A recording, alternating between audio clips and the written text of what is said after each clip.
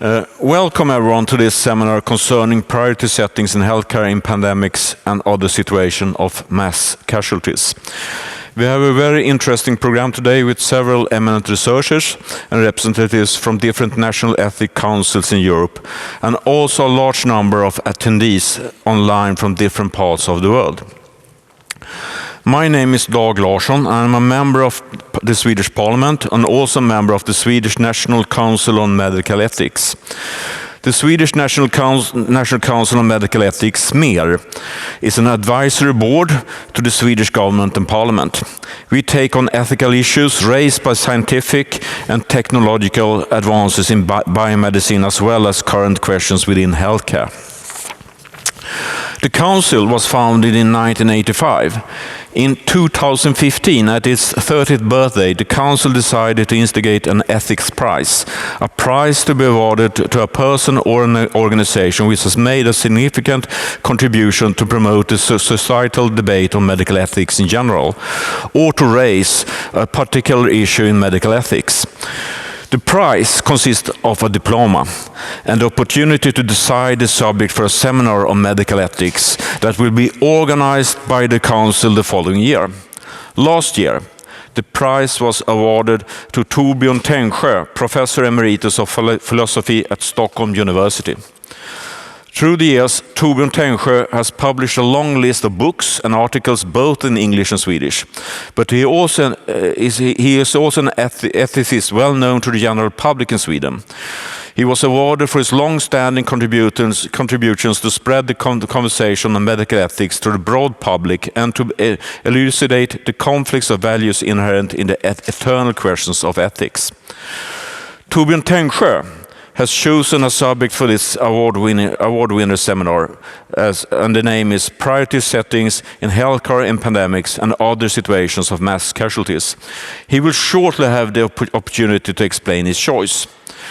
The subject of today's seminar has of course been on the Council's agenda for some time. At the start of the pandemic, concerns were expressed that Swedish hospitals wouldn't have enough capacity to treat all who would become ill, especially those in need of intensive care. So right at the beginning of the pandemic, the Swedish National Council on Medical Ethics started discussions concerning priority settings in intensive care under extraordinary conditions. In this process, we also gave comments on a draft of recommendations on priority settings during the extreme conditions by the National Board of Health and Welfare in Sweden.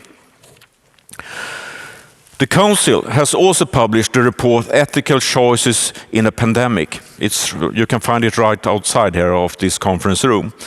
It's an overview of the core ethical values, problems and challenges that arise in a pandemic.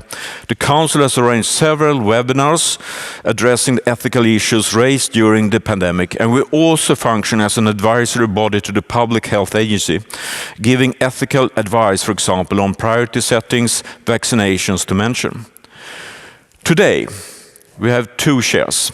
Gustav Arrhenius, who is director of the Institute for Future Studies and professor of practical philosophy.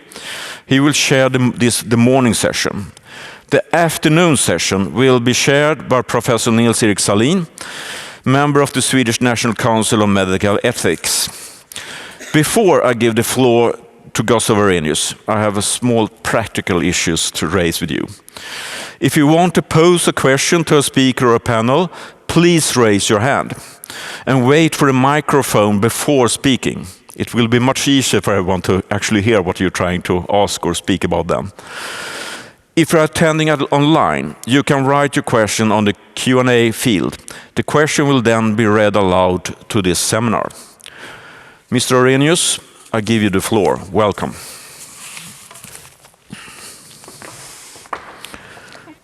Welcome everybody. My little role here is to keep order, and we are already late, so I'm going to change the time order, but I'm not going to say much now.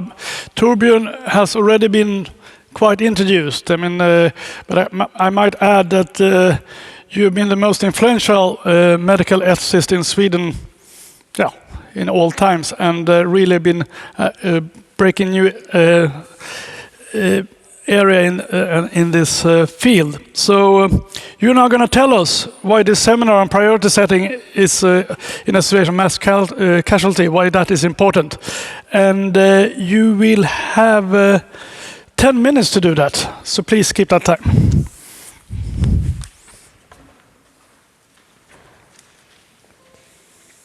Thank you. The speaker is on. You hear me? Thank you, Gustav. Thank you, members of the Swedish National Council on Medical Ethics. Dear distinguished speakers, dear all guests gathered for this seminar in real life, but also mainly electronically at a distance. I want first of all to express my gratitude for having been given the prize. I must confess, however, that even if I am delighted, I do not take the prize too personally. I realize that what has been prized is a style of presenting, in a critical and systematic manner, bioethical questions to a broad audience, rather than the content of my messages sent out over the last 30-odd years. At the very beginning in 1989, when I started doing this in public, I was met with fierce resistance. It was not so much that people disagreed with what I had to say, which I would have welcomed, but rather that they didn't want to hear anything about the sensitive topics I discussed. The leader of a political party wanted me sacked from my position as associate professor of practical philosophy at Stockholm University. I felt a bit alone. However, I did not take the resistance too personally either. Again, what was then disliked was my style of doing bioethics in public, not my message in particular, nor let alone me as a person.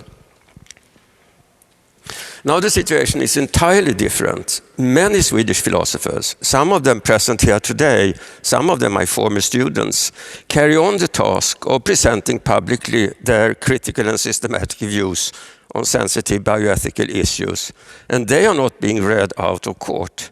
Quite to the contrary, they are being taken seriously. Since they are many, they also disagree publicly. This means a huge gain for the subject matter bioethics, but also and mainly for the public at large, who can reach a deeper understanding of the problems facing us. The public is invited to engage with us in the discussions, and this is possible since one of the hallmarks of the kind of bioethical discourse I speak of is that it is mundane and easy to grasp for anyone. This prize has allowed me, as you were told, effortlessly to arrange with this seminar. I mean, this is terrific, this is cool. A big thank goes to Mikael Löwrup and the other organizers of the seminar. I know you're used to this, arranging seminars in this way. To me, it's the first time in my life. It is superfluous to argue that the topic, priority setting in situations of mass casualty, is a timely one. So rather than doing so, I will indicate a few issues I hope the seminar will shed some light on. First of all, we have the general and abstract problem of priority setting in situations of scarcity. What do ethical theories tell us? I have argued that there is more convergence in real-life settings than one would perhaps have expected. Different theories, at least all reasonable ones, reach an overlapping consensus. Am I right about this? I'm curious to know. Let us look closer at some examples. What if two patients compete for the only available life-saving equipment, say a ventilator? To whom should the ventilator go? According to Swedish legislation, as I understand it, if they have both a vital need of the ventilator, we should flip a coin. According to a report mentioned just by the chairman here, from the National Board of Health and Welfare, roughly speaking, the ventilator should be given to the one who will, if taken care of, survives for the longest time. This means all other things equal to the younger one. Which way can be supported by the strongest reasons? I tend to believe all reasonable theories point in the same direction to the younger patient. Will this moral conjecture stand up to critical examination during this day. What about healthcare personnel?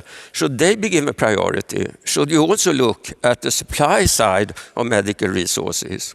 No, according to the Swedish Parliament. The National Board of Health and Welfare is silent on this issue. My conjecture, all reasonable theories converge on an affirmative answer to the question. Let's see if that stands up to reason. Vaccination strategies. Should we try to defeat the virus or attempt at harm reduction, globally and nationally? It seems that the standard answer now is harm reduction among one's own population. The vaccine should go first to those who are most at risk. What does that mean? It is often interpreted as the person for whom, if infected, the probability of death is highest. But should we not also look at the probability of being infected, and also perhaps at the degree to which it is possible to avoid being infected, which is easier for a retired person like me, for example, than it is for a taxi driver? And what are we to say about the lifetime saved if instant death is avoided? Should an old, fragile person count as heavily as a young person? In the context of vaccination, we meet with a special problem of children, much discussed in these days. Even small children are vaccinated in some nations, such as the US. I saw that France is also going down that road. Small children are not vaccinated in other nations, such as Sweden. Why not? It has to be in the strict medical interest of the child to receive the vaccine, it is claimed, when they are denied vaccination. A narrow cost-benefit analysis is not in their favor, it is claimed. But what about the group? What about the need to keep the schools going? What about the interest of children not being feared by their teachers and the elderly, us grandparents, for example? Are these legitimate public health concerns? Or should we look exclusively to the individual medical needs in abstraction from social context? My conjecture, all reasonable theories will converge on the broad interpretation of what is in the interest of the children, allowing me to having contact with my grandchildren. Sweden has opted for a comparatively lenient general approach to the pandemic. The idea has been to count in the moral calculus not only the number of deaths among the elderly, but also the quality of life of the young population. Is this a reasonable public health strategy? This is, I admit, a thorny issue. Finally, when the pandemic strikes again, as it does right now, more focus is on coercive measures. Where should we draw the line between legitimate and illegitimate coercion in public health?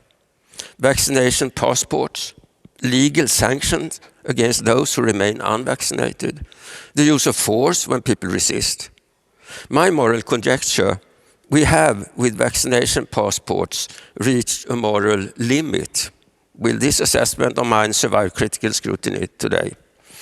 Dear all, these are a few only examples of questions on which I hope you will help to shed light during this day. Again, thank you for the prize. Thank you for the possibility of arranging this seminar.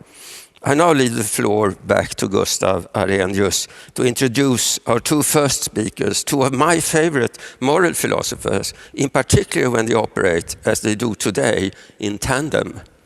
Katarzyna de Lazari Radek and Peter Singer. Forgive me, Katja, for the przepraszam for your poor pronunciation of your name. Okay.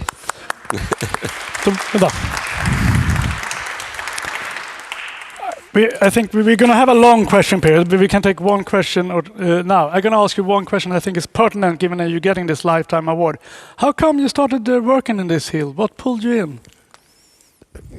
It was just something that happened because technicalities with our schedule. We had a person doing bioethics, medical ethics, Lars O. Eriksson of Stockholm University, and he didn't want to keep going with it. So Harald Ofsa said, you must take this course. And then I had to start learning about the topic, of course. And then Peter's writing and influence, and Peter and Helga Kuser and other people became enormously important to me in my apprentice period. And then you got stuck there, and then you Then I broke got out. stuck there. It has also to do, of course, with the fact that I'm married to a nurse. Ah. So we together have been discussing these matters. But it was nothing personal that happened in your life, a No. family member? Nothing of the kind. Not. Okay, thank you very much.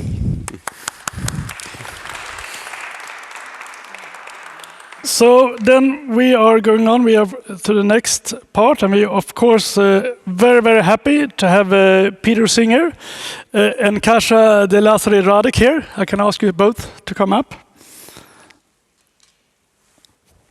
And Peter Singer, I think, have a claim to be the most influential living moral philosopher in the world now. He's from Australia. Currently, he's a professor of bioethics at Princeton University, and of course has specialized in applied ethics. He wrote a very influential book called Animal Liberation back in 1975, which I think set off a lot of the animal rights movement, have an enormous influence, I think. And of course, and you famously then argued for veganism. And then also a paper early on that had a big impact, Famine, Affluence and Morality in Philosophy and Public Affairs in 1972, which is about our obligation to donate to the global poor. More recent books include The Most Good You Can Do, How Effective Altruism is Changing Ideas About Living Ethically, which came out from Yale University Press 2015. And then Kasia de Lazari Radek is a professor at the Institute of Philosophy at the University of Lodz. Have written books about in moral philosophy, the point of view of the universe, civic and contemporary ethics with Peter, Oxford University Press, and Utilitarianism, a very short introduction, I can recommend it. It's so short that I was able to read it, actually, so it's not bad. Oxford University Press 2017. But also you have done a lot of research on rationing in medicine, and which is very more pertinent to today's subject. And you're going to give this talk directly together, so I leave it to you to decide who says what. You're very welcome. Thank you. Okay, so I will start first by thanking the organizers and Tansio for inviting us. It's a great pleasure. For me, it's the first time in Sweden. Great to meet new people, old friends, be here and discuss most important matters of life and death. Peter is good at that, so so I think we'll have a good time together. We often say that some things can't be dreamt even by philosophers. And here we are with COVID and new situations, deaths, terror in some places, lack of medicine, lack of doctors and nurses. We are scared for ourselves and for our family and friends. And suddenly, philosophy is no more just a theoretical thing, but very practical. It's good. I mean, then we maybe feel even more needy, but on the other hand, it says something about the world. So our paper is an answer, a kind of answer to Tansio's 10th chapter of his book. Let me read it. I will read half of it and then Peter will take over. It must be rare for a work of philosophy to be put through stringent testing in the way that Torbjörn Tansio's setting healthcare priorities was tested by the pandemic that hit us within a few months of the book's publication. One of our aims in the paper is to examine the positions Tansio takes in the light of the pandemic and the decisions that had to be made for setting healthcare priorities at a time when setting healthcare priorities was in the national and global media spotlight to an unprecedented degree.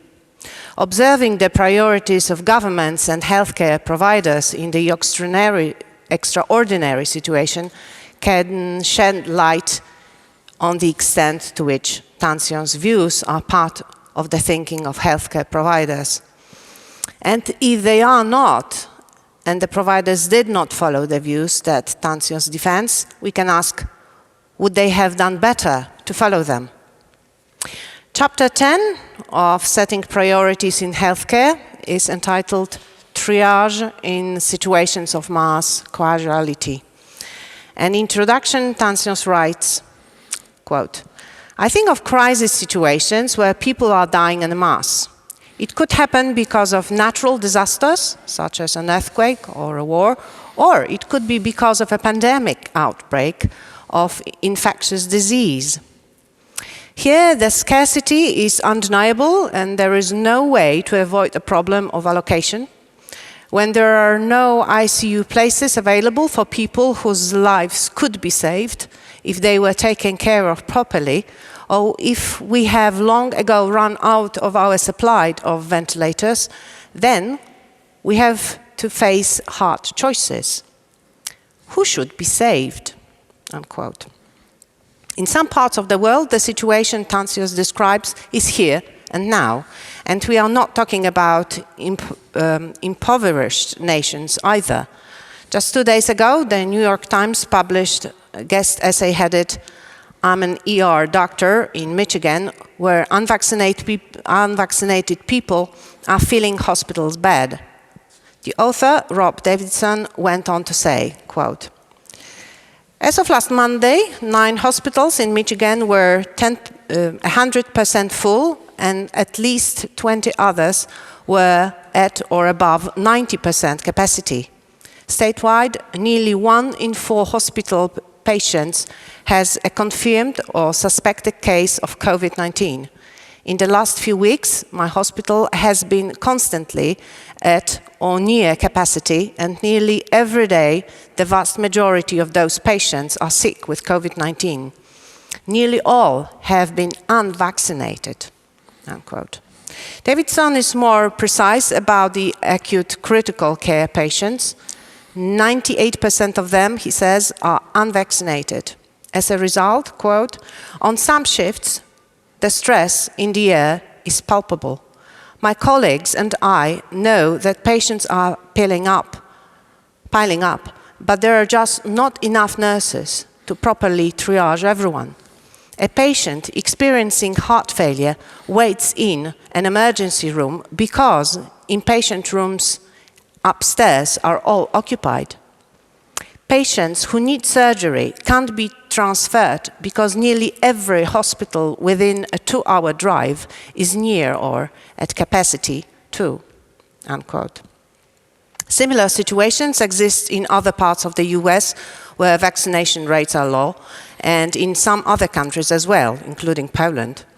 One can and should deplore the fact that insufficient resources were invested in hospital capacity to prepare for the situations that Tansio had envisaged. And of course, Tansio was not alone. Public health experts like Mr. Michael Grieger had been warning us for a decade of the likelihood of a pandemic caused by a virus transmitted to us from the animals we raise and kill for food. Now that we are in the situation, however, without having heeded these warnings or prepared adequate for what we foretold, what should we do? We shall put aside for the moment the specific question Davidson raises about those who are unvaccinated and instead begin with the more general question. Who should we attempt to save when we cannot attempt to save all? Tansio begins his discussion by assuming that in crisis situations, saving infected physicians and paramedics in preference to others will increase the resources available to benefit others, and so in these circumstances, this is what ought to be done. We agree. He then considers the hard choice of how to allocate ICU beds when there are not enough available for all the people whose life might be saved by them. In his discussion of how utilitarianism approaches the situation, he notes that it holds that, quote, we should allocate medical resources to the patient who can make the best use of them, unquote, and adds that one popular way of assessing this is to use the resources so as to maximize the number of quality-adjusted life years, or QLAY, that can be gained from them. This would, other things being equal, mean that younger patients would have preference over older patients, as they can be expected to live longer and thus gain more of those years. We agree with this general view, and in what follows we'll address some objections to it. But QALYs, as they are presently used in assessing the benefits of particular forms of healthcare, focus only on the life of the patient. They do not take into account the benefits that the treatment may have on others, including the patient's family, if any, or on the broader society. Tansio accepts that the fact that a patient has young children is a reason for giving them priority over an otherwise similar patient without children. He also asks if we should consider the impact a particular patient may have on society. As we have already noted, he accepts this idea for healthcare personnel in a pandemic, but thinks that to assess broader social benefits is simply too difficult. Staff admitting people to an ICU in an emergency can look at the patient's age and perhaps some other relevant medical factors, and whether the patient is a parent, but they will not be able to assess social importance and should not be asked to do so. That seems right, for the difficulty lies not only in assessing an individual patient against agreed upon criteria, but in setting the criteria for what it is to have a positive impact on society. Something on which we are likely to get disagreement that goes as deep as the values on which such a judgment must rest. Nevertheless, in extreme cases, the situation will be clear enough. For example, if the local maximum security prison calls up and asks if the already full ICU can find room for a recently convicted serial killer, we think the answer should be no, and we believe most people would support the decision. Conversely, in a crisis, we may give priority not only to healthcare workers, but to other essential workers, for example, those who are keeping the electricity network running, or the water safe, and the sewage flowing. What should we do when the ICU does not have the capacity to take all the patients whose chances of survival would be improved by admittance? Tansio notes that Robert Vich, in discussing the utilitarian approach to such situations, argues that while utilitarian thinking may be acceptable in the United Kingdom, it would not be in France and the United States. There, if the allocation of scarce resources is to gain public support, it would need to incorporate some principle of equity. Tansio indicates that he has some doubts about this claim. He writes, quote, "My experience is that most people become utilitarians when they consider a situation of mass casualty," unquote. Thus, the experience of the coronavirus pandemic confirm or falsify Tansio's observation. We cannot claim to have made a systematic global survey of what happened in the pandemic, but we can make a start by considering what happened in some European countries. So here we go. In March 2020, northern Italy was the epicenter of the developing global pandemic, we all remember. There were not enough intensive care beds or ventilators for all the patients who needed them. In these circumstances, the Italian Society of Anesthesia, Analgesia, Resuscitation and Intensive Care set up a working group that came up with a radical solution. The traditional first come, first served rule for admittance to the ICU should be replaced with a system of triage designed quite explicitly to maximize the benefits that could be obtained with the limited healthcare resources available. The working group recommended admitting to the ICU those who have the greatest chance of survival and are likely to have the most years of life ahead of them. Not only age, but also the broader health status of the prospective patient is relevant. Patients who are elderly, frail, or have other health problems in addition to the virus may occupy an ICU bed for a much longer time than younger and healthier patients. Even if the more vulnerable patients survive, the time they spend on the ventilator may come at the cost of the death of 2, 3, or even more patients who would have been in and out of the ICU during that time. Not only did the working group recommend utilitarian criteria for admitting patients to the ICU when not all can be admitted, it also recommended moving out of the ICU patients who are not responding well in order to make room for others for whom there is hope of a better response. Of course, this recommendation was to be applied only in a time of extreme shortage of resources, and the working group instead insisted that when patients are moved out of the ICU, this must not mean that they are simply abandoned. They must be given palliative care to reduce their suffering. In the same month, March 2020, the Spanish Society of Intensive Medicine, Critical and Coronary Units published a document that is strikingly similar to that of their Italian colleagues. This statement also permitted departing from the usual rules of first come, first served.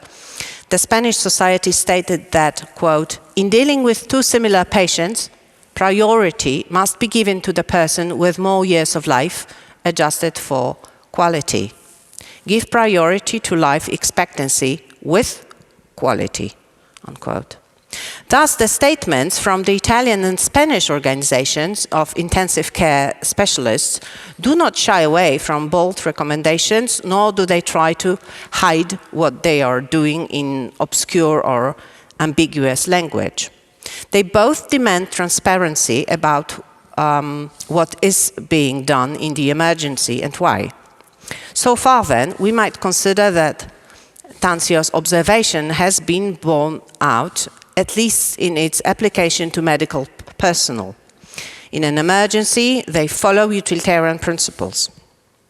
But the sequel to these initial statements suggests something different. In Italy, the Order of Physicians issued a statement opposing that of the working group of intensive care specialists, stating that, quote, our guide before any document that subordinates ethics to rationing principles and that should in any case be discussed collegially by the profession remains the Code of Medical Ethics. And the code is clear. For us, all patients are equal and should be treated without discrimination, unquote. Later in October, the Italian National Committee for Bioethics issued a statement that refers to the fundamental principle of Italian Constitution as including a right to protection of health, the principle of equality and the duty of solidarity, as well as, quote, the universalistic and egalitarian criterion on which the National Health Service is based, unquote. And then states that the committee, quote, recognizes the clinical criterion as the most appropriate point of reference, unquote, and consider ethically unacceptable any other selection criteria. The committee then lists these unacceptable criteria. The list includes age, sex, social role, ethnicity, disability, cost, and responsibility for behaviors that induced the pathology. So, for example, people are unvaccinated now, right? The committee does not say that it accepts the validity of triage, but it must be based the premise of preparedness. That is, advanced planning on the management of emergency situations, and then on the two key concepts of clinical appropriateness and the actual situation. The committee's premise of preparedness is, we noted earlier, good advice for the future. But as it was not headed prior to the outbreak of the COVID-19 pandemic, it could not have been of any assistance when it was released in the midst of the pandemic. The committee's explication of its two key concepts emphasizes the importance, in its view, of avoiding discrimination against people on the basis of previously established categories. Presumably, it has in mind such categories as age or life expectancy. Thus, the only form of triage it accepts as valid, it seems, is triage on the basis of clinical judgment about the usefulness or futility of the treatment. In this case, the ICU bed for the individual patient.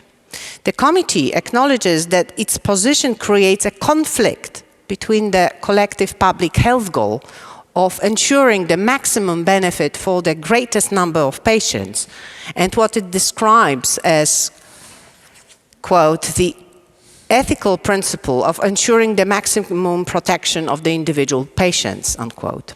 This is, it says, quote, a difficult dilemma to resolve when it comes to make concrete choices, unquote, and notes that there is a vast literature on the topic, but it leaves the dilemma unresolved.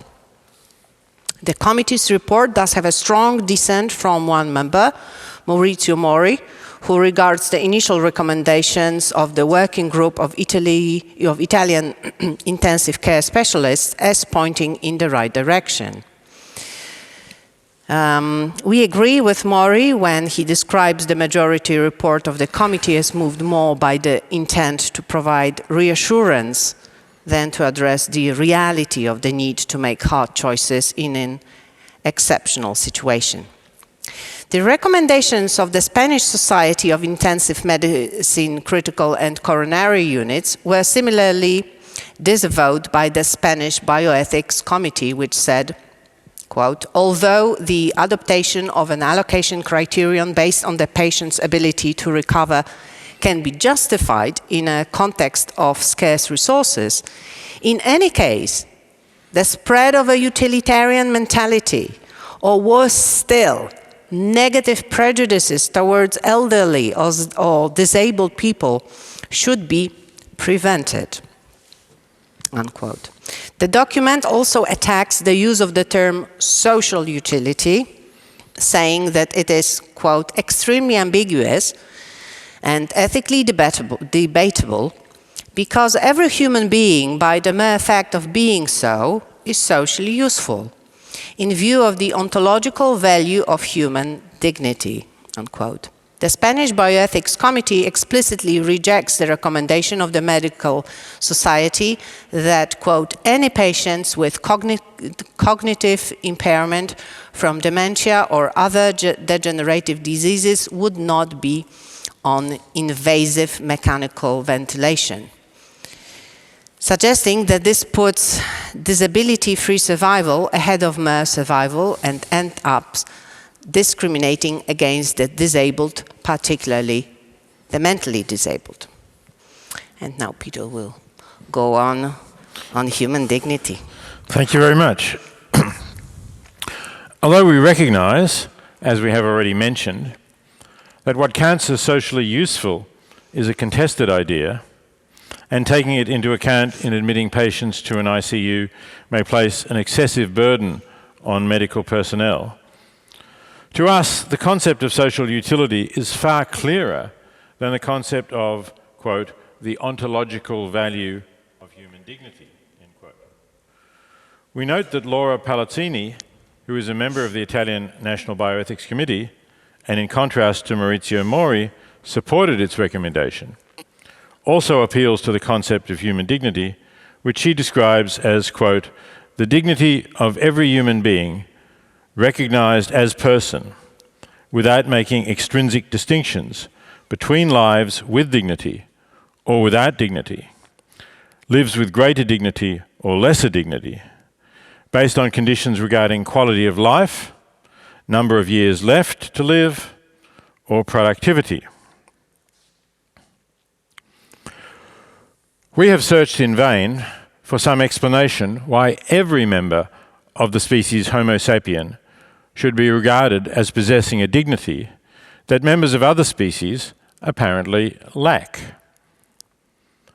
To be more specific, why should an anencephalic human infant born without a cerebral cortex and therefore permanently lacking conscious experiences have greater dignity than Alex, an African grey parrot who could express his own preferences, answer questions showing that he possessed the concepts of shape and colour, and even, when looking in a mirror, ask, "What colour?" and learn the word grey after being told it only 6 times? We believe that there is no satisfactory answer to this question. Palazzini talks of, quote, every human being recognized as person, end quote. But should we recognize every human being as a person? In the 17th century, John Locke defined a person as, quote, a thinking, intelligent being that has reason and reflection and can consider itself as itself, the same thinking thing in different times and places. As we've just seen, not all members of the species Homo sapiens are capable of this, whereas some non-human animals are. Anencephalic infants are not, in practice, relevant to the allocation of ICU beds in a pandemic. Let us instead consider a severely demented adult, equally unable to function at a comparable level to Alex. The most important difference between the severely demented adult and an anencephalic infant is that the adult was capable of having preferences about whether to live or die in conceivable future circumstances, and the infant was not. But this cannot justify a blanket refusal to allow medical specialists to give priority to those with good life prospects rather than those with dementia, including those who would not have wished to go on living in such circumstances. Clearly, on this issue, much depends on the degree of cognitive impairment, but many people do not wish to live in a state of severe dementia. To avoid this fate, when dementia is first diagnosed, they take steps to end their lives while they still can, even though this means foregoing some period of life when they are not severely demented and are still enjoying spending time with their families. An example of this is Gillian Bennett, the wife of the philosopher Jonathan Bennett, who some of you here will have read, who wrote about this eloquently in a document you can find online called Death at Noon.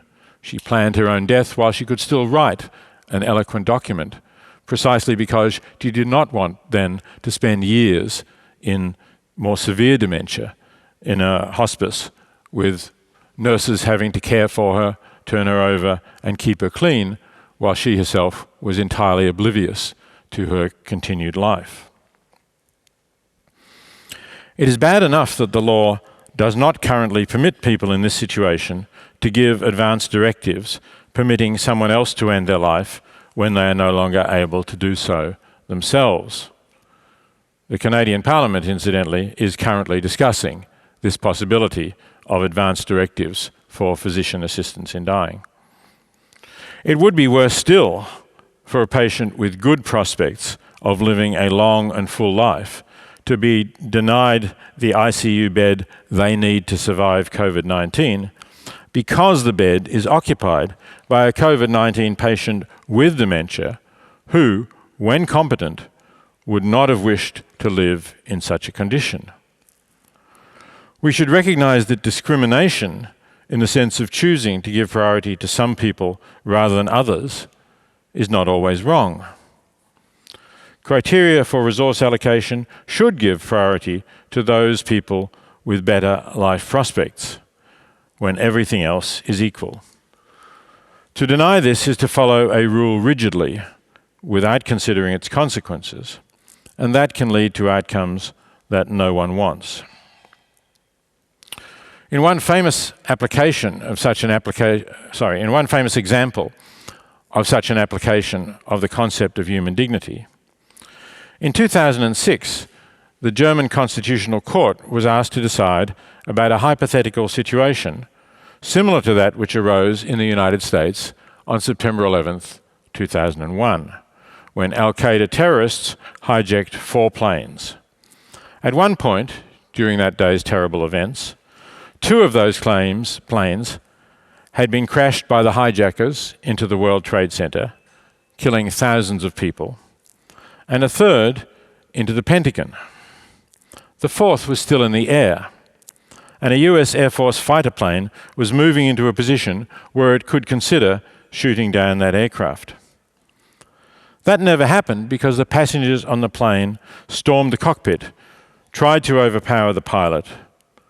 The pilot put the plane into a dive, and everyone on board was killed when the plane crashed into a field. But nobody outside the plane was killed. Now the German Constitutional Court was asked to decide whether in circumstances like that, it would be all right for the German Air Force to shoot down the plane. The court ruled that to shoot down the plane would be a violation of the dignity of innocent people, the passengers on board the plane, and therefore a violation of the first article of the German Basic Law, which states that human dignity is inviolable. The fact that a group of German judges interpreted the concept of human dignity in that way is, in our view, evidence of the fact that the concept is so vague that it gives no guidance at all. Imagine that this incident is occurring during the World Cup, and the plane is heading for a football stadium jammed with 80,000 fans, many of whom will die if a plane full of jet fuel crashes into it. Remember too that the passengers on the plane certainly have only minutes to live, given that everybody is going to die when the plane crashes. Would it not be right to save the lives of thousands of people in the football stadium at the cost of shortening the lives of the passengers who will otherwise live only for a few terrified minutes? Does not the dignity of the football fans count too? Is the fact that there are so many more of them at risk than the passengers completely irrelevant to determining what is the right thing to do?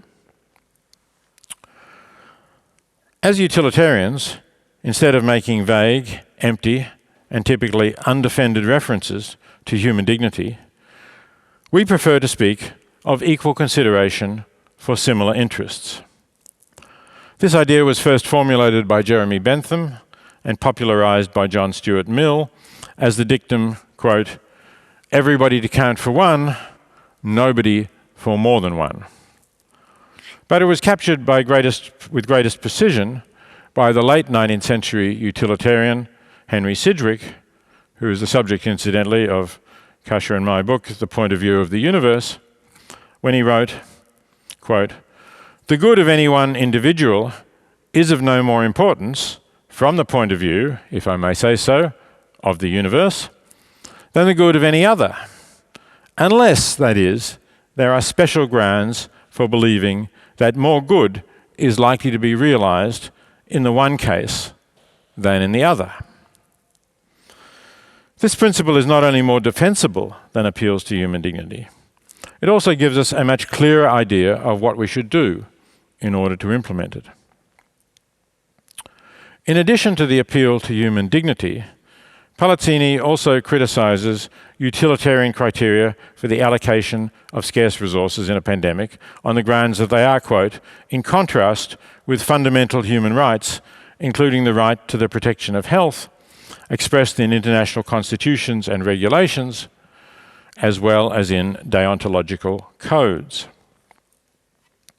And incidentally, I'm aware that Dr. Palazzini will be speaking later this afternoon, and I will be interested if she wishes to respond to what the criticisms that we're making. Utilitarians support the idea that everyone's health should be protected to the maximum extent compatible with using our resources as effectively as possible to increase well-being for all sentient beings. But again, the idea of a right to the protection of health is vague, and in situations in which it is not possible to protect everyone's health, it gives us little guidance. In our view, such a right should be construed as directing authorities to use the available resources to produce the greatest health benefits. A recent study by Richard Wood et al. Shows that using triage is an effective way of doing just that. Wood and his colleagues drew on data from more than 9,000 admissions to UK intensive care units and used computer simulation to compare the effect of triage on the basis of age, admitting younger patients and rejecting those above an age cutoff with the traditional, so compared that using that criteria of age with the traditional first come, first served, thank you, rule.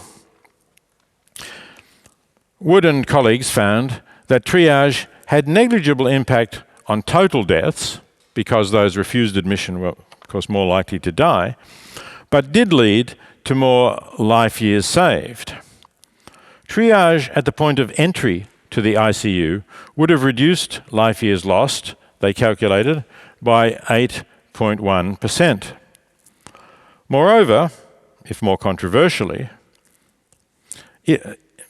if admitted patients were promptly discharged if they subsequently failed to meet the criteria, in other words, if the treatment was not effective or if their prognosis deteriorated while they were in the ICU, if they were then promptly discharged and there were new patients waiting for admission who did meet the criteria and could not otherwise, without the patients in the ICU being discharged, could not otherwise be guaranteed admission to the ICU, then the reduction in life years lost rose to nearly 12%. Thus, if there is a right to the protection of health during a pandemic, then even a crude form of age-related triage may do more to guarantee that right than avoiding triage. We hasten to add that we're not in favour of a pure age-related form of triage, although age may usefully be one factor to consider, along with other clinical indications of the likelihood of a good outcome.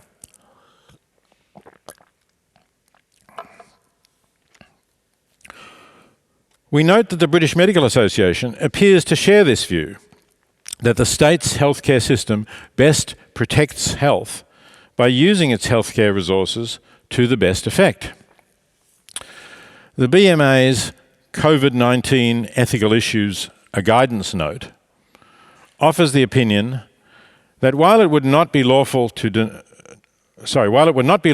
deny a healthy 75-year-old access to treatment on the basis of age, quote, older patients with severe respiratory failure secondary to COVID-19 may have a very high chance of dying despite intensive care and consequently have a lower priority for admission to intensive care. The guidance note then says that in the view of the authors, in the circumstances of a serious pandemic, it would be lawful to use capacity to benefit quickly as a criterion for admission, quote, because it would amount to a proportionate means of achieving a legitimate aim under Section 19 of the Equalities Act, namely, fulfilling the requirement to use limited National Health Service resources to their best effect. The BMA's guidance note also addresses the issue of removing patients from an ICU when that will reduce their prospects of survival, but makes a bigger difference to the survival prospects of patients who would otherwise not be admitted to an ICU at all. The note asserts that, quote, there is no ethically significant difference between decisions to withhold life-sustaining treatment or to withdraw it, other clinically relevant factors being equal, although health professionals may find decisions to withdraw treatment more challenging. The authors go on to suggest that, quote, in a setting of overwhelming demand, unquote, it may be necessary to consider the idea of a time-limited trial of therapy, so that if a patient is not responding to the therapy within a specified period, treatment, quote, should be withdrawn and the same facility offered to another patient reasonably believed to have the capacity to benefit quickly. We agree with these recommendations, and they could be taken as confirmation of Veitch's suggestion, which Tancio quoted, that utilitarian thinking is more readily accepted in the UK than in some other countries. We note, however, that this is at the level of We note, however, that this recommendation, the BMA guidance note, in other words, is a recommendation of a medical association. And at this level, the thinking in Italy and Spain was also along broadly utilitarian lines. And it was only at the level of a national bioethics committee that there was strong opposition to utilitarian thinking. There was no such national statement in the UK, to our knowledge. In Germany, one source says, quote, for reasons of justice, all patients who require intensive care treatment should be considered equally in the prioritisation, end quote, and adds that it, quote, may touch legal limits, end quote, to withdraw intensive care measures on the grounds that another patient would benefit more from such care. The same document adds, however, that, quote, as there are currently no specific legal regulations in Germany, the decision makers bear the responsibility for these decisions. I'm sure the decision makers would welcome that, but it doesn't give them very much guidance on what to do. Given the strength of utilitarian thinking among Swedish philosophers with whom we are familiar, we were surprised to discover that Sweden seems to be among the countries where utilitarian thinking regarding the allocation of scarce resources is explicitly rejected at the national level. The Swedish Council on Medical Ethics, our hosts here, in the report already mentioned, Ethical Choices in a Pandemic, notes that in 1997, the Riksdag set out the ethical platform for priority setting by the national health system, and as the platform of the Public Health Agency of Sweden, that, quote, takes as its starting point the principle of human dignity and the principle of need and solidarity, which take precedence over the principle of cost effectiveness. The document links human dignity with the idea that people are, quote, of equal worth with the same entitlement to have their rights upheld, adding, quote, end quote, adding that human dignity is, quote, not bound up with the circumstances of the individual, but is afforded to every person, irrespective of their performance, characteristics, or their social or economic status in society. We've already noted the problems with such invocations of human dignity. It seems then that Tancio's observation, quoted earlier, that most people become utilitarians when they consider a situation of mass casualty, has not been widely shown to be true of the COVID-19 pandemic. We've already indicated that Veitch may be correct to say that it is nearer to the truth in the United Kingdom than in most other countries. But it's also possible that the pandemic, bad as it has been, and still is not quite the crisis situation that Tancio had in mind. It could have been much worse.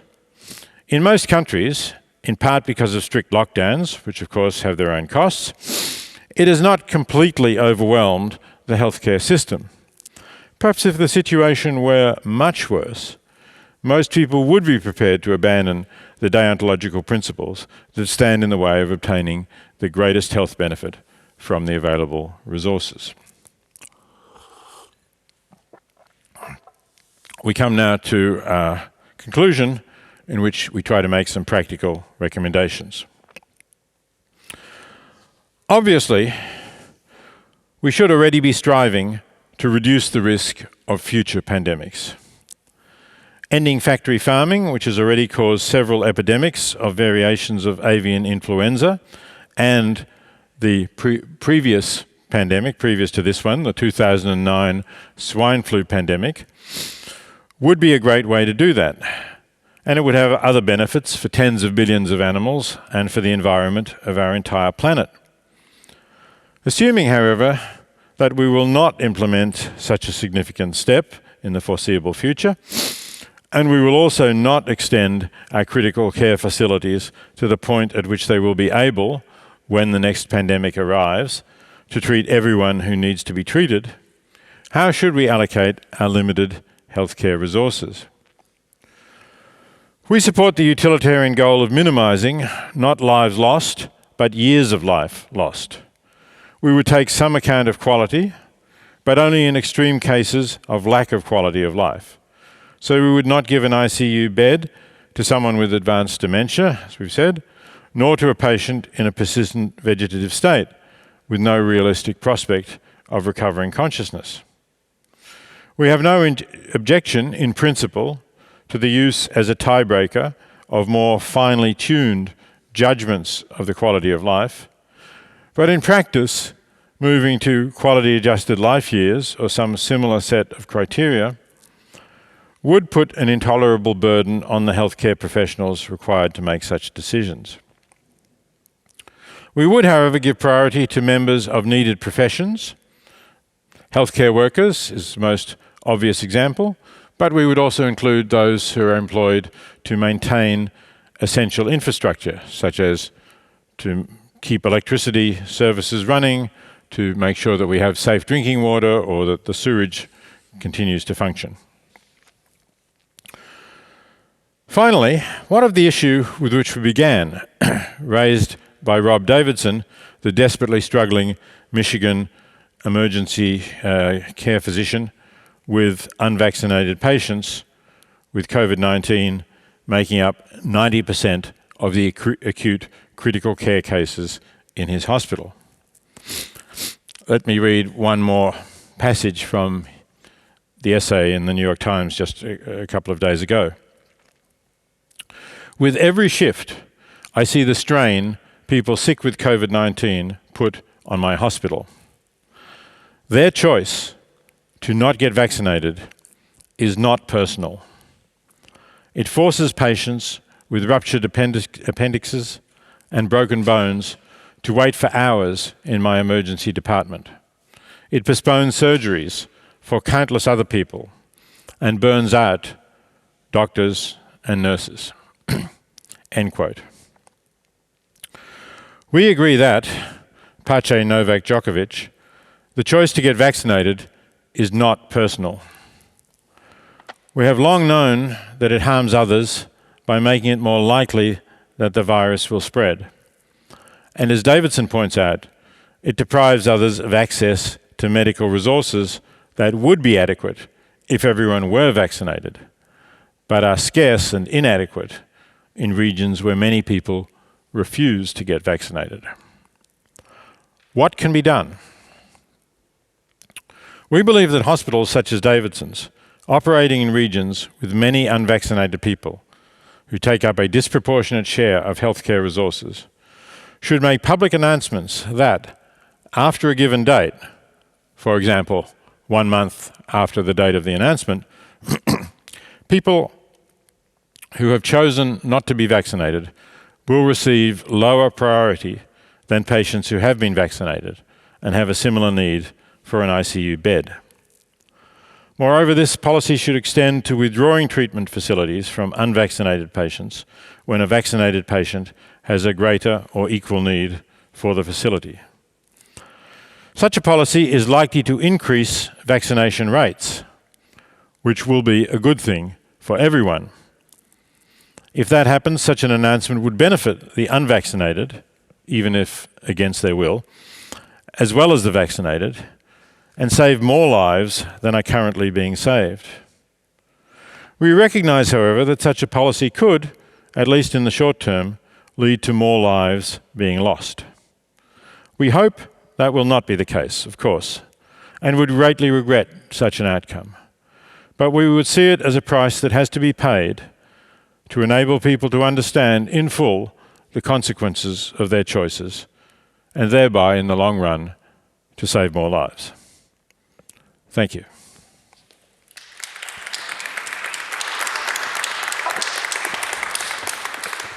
Thank you very much. I can take one quick question before you leave, and then we're going to continue with a comment from Torbjörn Tännsjö. But Kasia, I just wonder, what happened in the end in Italy? Which policy did they follow? The more kind of utilitarian, or the more strict, or the very strict anti-utilitarian one? How did it cash out in theory and practice? So in practice, sorry. In practice, these are only guidelines. Yes, that's the thing all over the world and in Europe as well. So it has no practical outcome because doctors in separate hospitals need to make decisions on their own. Right, so there's no law behind that, which is a problem in itself, of course. Is there anyone studying what kind of guidelines or that these doctors usually follow, or it varies from clinic to clinic or area to area? I think it varies, and it varies with the practical situation. Yes, I mean, fortunately, with lockdowns and some medications and vaccinations all over Europe, the situation is much better now. I can say that in Poland, for example, there are no guidelines at all. So doctors need to follow their own intuition about that. And since they often worry about legal problems, then they do not want to make hard decisions, and they don't do that. So it simply depends on how many beds you still have at different hospitals. Oh, that's very, very interesting. Peter, a quick question. The German Constitutional Court, in their deliberation, they didn't give any weight to the dignity of the people that would be killed if you didn't shoot down a plane, charging against a football field or something like that? No, they did not. They were interpreting Article 1 of the German Constitution, which simply says human dignity is inviolable. As mentioned, Würde ist unantastbar. And I think they just regarded that as a deontological statement and saw their job as applying that. But also this other people's dignity is inviolable too. So I think perhaps there was an action omissions distinction going on in their minds. Yeah. You have to actually shoot the plane down deliberately, and it's an foreseen but unintended side effect. Maybe it's the doctrine of double effect. Maybe it's acts and omissions. I'm not quite sure, but that seemed to be their focus. Okay. But it's an interesting case, yes, of cultural and philosophical differences between Germans and British, for example. Yes, so Kantian thinking at the constitutional level. No, indeed, very interesting. Yeah. So I'm going to ask Torbjörn to come up. You can go back, but I will call you back then later on for the discussion. If needed, okay. Thank you very much. It's going to be needed, I'm sure. So Torbjörn. There. You have now actually 15 minutes, if you so like, for comments. You don't need to take 15 minutes, but you can. But then, and after that, I'm going to ask Kasia and Peter to come up, and then we're going to discuss and have it works out. A common friend of us, a deceased philosopher, also from Australia, Jack Smart, once called me a hard-nosed utilitarian. But I think you have outsmarted me in this talk. Yes, outsmarted me. So I won't really be polemical against things you said, but I want to make some observations about this notion of dignity and its place in this discussion. I mean, rhetorically speaking, it's extremely important. I mean, you always refer to dignity when you want to support some decision that, well, to a utilitarian at least, sounds ridiculous or wrong. But I think, generally speaking, it's not needed, this notion at all. And at least it plays two very different roles in modern thinking. And I wouldn't say that you conflated them, but you touched upon both of them. And one is this idea that it's the ontological constraint, that it's absolutely prohibited to kill an innocent human being. Why? Because of its dignity, it said. So it's when you deal with intentional killing, and that's the airplane example, and so. I mean, you could say that it is prohibited to kill an innocent human being without having recourse to this notion, this difficult notion of dignity, and we would still have a robust theory that you could confront and discuss whether it's reasonable or not. So that's one use of it, but that has very little, I think, to do with priority setting in situational mass casualty and then triage when you accept the patient, because I mean no one has suggested that you should kill some of them intentionally to get rid of them. That would provoke an outcry, I think, and it would be completely unnecessary. It would be difficult even for a utilitarian to defend such a position. So what it is that takes place here is that we sort between some people that should be saved and others that should not be saved. And we give this, we utilitarians say that we should go for as much life quality and years as possible. And what is the other idea then that is often defended with recourse to this notion of human dignity?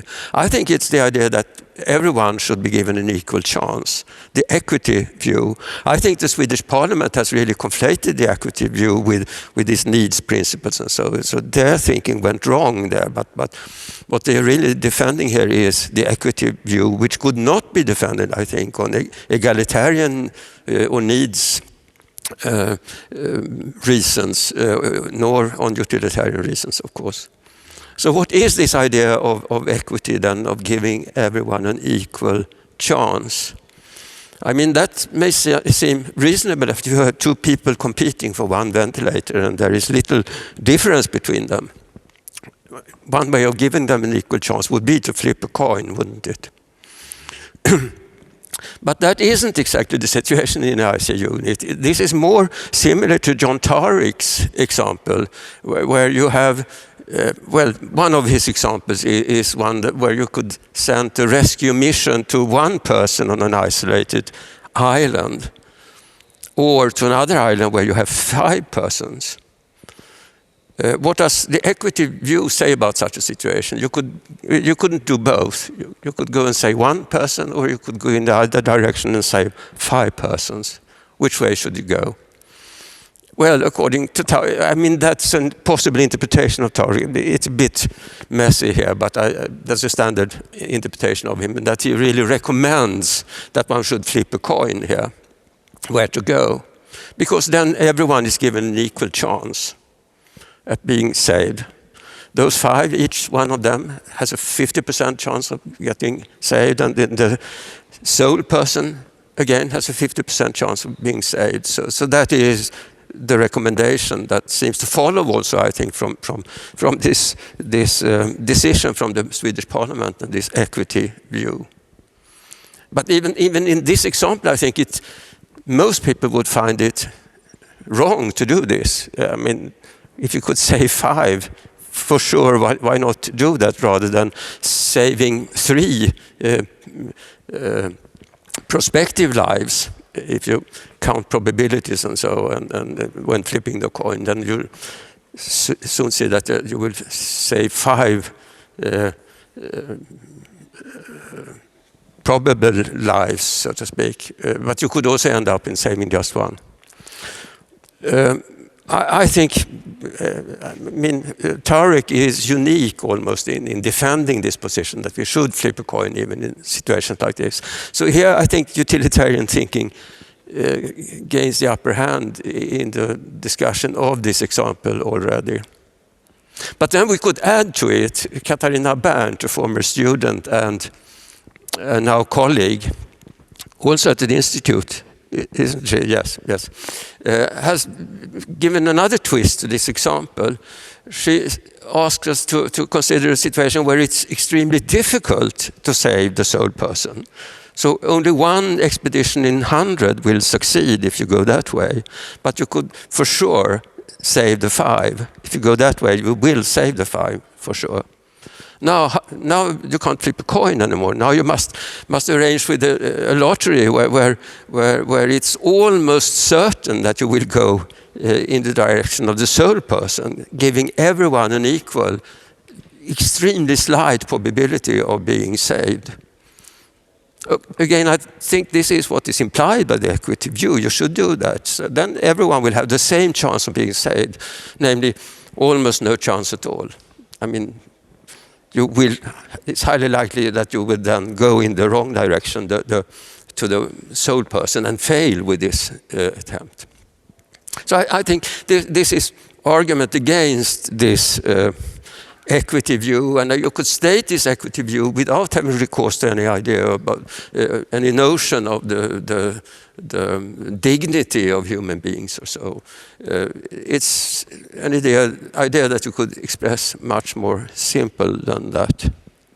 And again, I mean, I'm sorry to say, this is just another utilitarian conclusion of the discussion so far. But I hope there will be more resistance, fierce resistance to this kind of reasoning when more speakers enter this platform. Okay, that was quite short, wasn't it? We have plenty of time for discussion and questions. So I'm going to ask Kasia and Peter to come up. Torbjörn, you can stand here. You should be in the middle since we are celebrating you. That's very good. So let me ask you a question then, a very straightforward question. What do you think in this setting, or priority setting, is the most troublesome implication of utilitarianism? Because now you're just given the easy cases where it clearly kind of talks towards utilitarianism, but I mean, there are some tricky cases too. I think really the main problem is not with utilitarianism and its implications. It's to find out which these implications are. And seemingly utilitarian implications, such as your suggestions about vaccination and not only passports, but at the hospital, using them to deny people access to a hospital. That sounds like a nice utilitarian idea, but that's dependent, of course, on difficult empirical questions. It could also cause a riot and disaster of all sorts. I mean, there is a tension here, how much pressure you could put on people before they start to rebel rather than to conform to sound reasoning. So I mean, it's that kind of problems, I think. Okay, so what do you think about problems like this? Let's say we have a virus, and actually for young people it just gives, it gives a disease and you will be bad, but there will be a lot of people who's going to get this and be maybe really sick for 2 weeks. Yeah. But then in a few cases it actually will kill elderly people. But if you look at the utilitarian calculus, the small benefits of so many younger and healthy people will actually outweigh those few very old people that will die. That could be what is about to happen now. Yes, so that's why I'm asking the question. New mutation. We don't know, but perhaps it is much more infectious and much more innocuous when it strikes young children, younger population, but kills people like me and Peter. Well, I was thinking about a little bit further up. Oh, don't be polite. Don't try to be polite. You have to sacrifice at least one of us. Okay, well, I'll sacrifice one of you. Okay. Well, of course. Wouldn't we? I mean, we agree to such a policy, letting the virus loose. So I think it does depend on the situation and whether it is possible to contain it. And I think you really, you raised the question of lockdowns, which, as you say, is a very thorny issue. But I think it needs to be considered on a country-to-country basis. Australia had very strict lockdowns because we actually had a chance of eliminating the virus. Mm-hmm. And after the very strict lockdowns, first very strict round of lockdowns, we did eliminate the virus. We therefore had no lockdowns and we had a normal life back again for several months. Unfortunately, because there were many people, many Australians, including overseas, who wanted to come back to Australia. And although we set up a compulsory 2-week quarantine in a government-supervised hotel in order to do that, somebody had to transport the possibly infectious newcomers to the quarantine, and one of those drivers got the virus, and then it got back into the community. So in the end, we're back to having the virus. But I think if you have a chance of actually eliminating the virus, even at significant cost, that was probably worth doing. But otherwise, if you don't have that chance, then maybe it isn't worth doing, and you have to accept the ways of reducing its, as you said, reducing harm rather than eliminating it. Now, the question that you raised about should you vaccinate young people, including children, even if it's not in their individual interest, because the virus is, relatively harmless in them, but it will prevent it getting into older people. So I'm prepared, maybe, as you said, like Jack Smart, I'm a hard enough-nosed utilitarian to say, I think that's a public health measure that you could require. We do, after all, or many countries do, require children to be vaccinated before they go to school, not about COVID, but about a whole host of other diseases. And I think that's a public health measure. That may be for their benefit. This one may not be, but it would certainly be for the benefit of their teachers. And after all, they do need to go to school, and you do need to have teachers, some of whom will be older. So I think you can justify that. But that's the easy case, I think. I think you're going over to the easy cases. Yes. Okay, sorry. I once argued that we should use the vaccinations to defeat the virus. I thought it was possible for a while, and then you should give priority to taxi drivers and so. But now, I think on your assumption here, we can't solve the problem with vaccination at all, because now we have viruses that goes under the vaccination radar, so to speak. So then the idea is to let it loose. So you have two choices. You have to do some kind of perhaps lockdown or whatever. Yeah. That will, it is. You will have this if you go that they will. A lot of young people, they will get it, but you just get a little bit of it. But it will kill some older people. But if you look at the kind of utilitarian idea of it, that would be the justified action, because the small benefits of all these young people would add up to more. And remember, it's a statistical matter. Not both of us are killed, just one of us. I could think of utilitarian reasons to save you both. But if we look at the matter a bit broader, I mean, we do need parents and grandparents, right? I mean, we are society as a whole.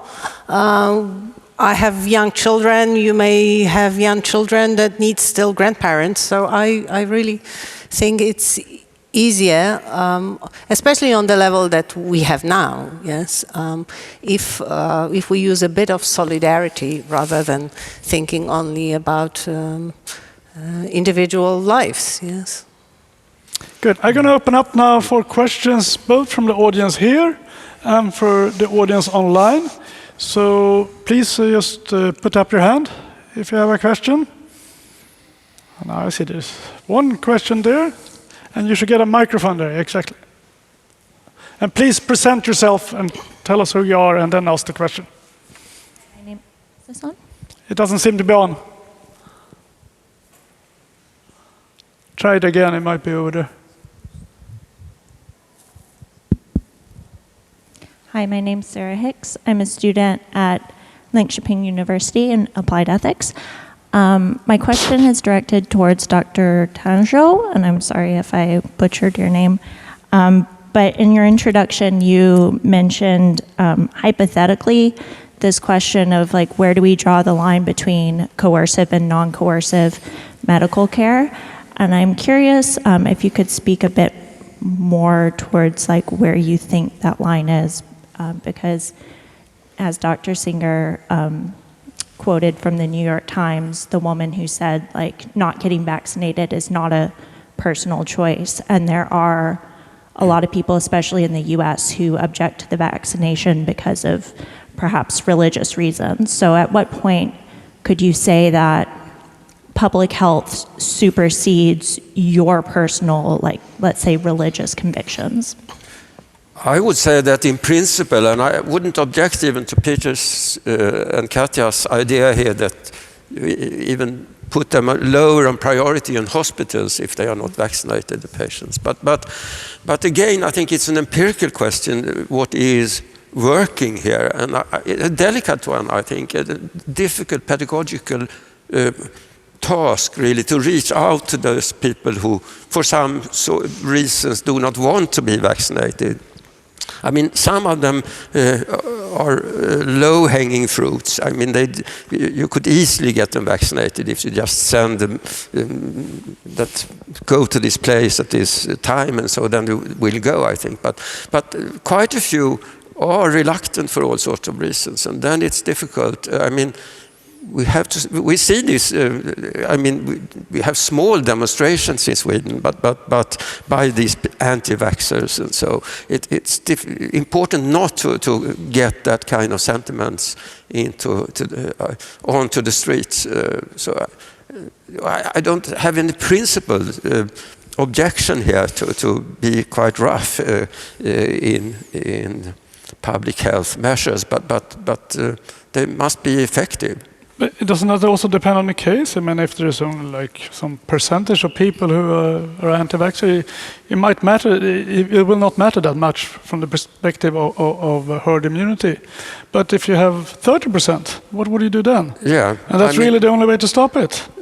Yeah, again, I have no principled objections to doing it, but it needs to be effective. It could easily misfire, I think, and be counterproductive, really, to be too harsh, rather than try. I mean, that has also been part of the Swedish lenient strategy to try to convince people, to argue with people, to treat our population as reasonable people. Some are probably not that reasonable, but then how do we target them in the most effective manner?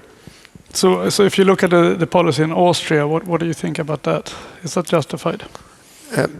Also, I think it depends on context. I mean, I know too little about Austria to really say about the effects there. But I doubt that it would work in Sweden. If you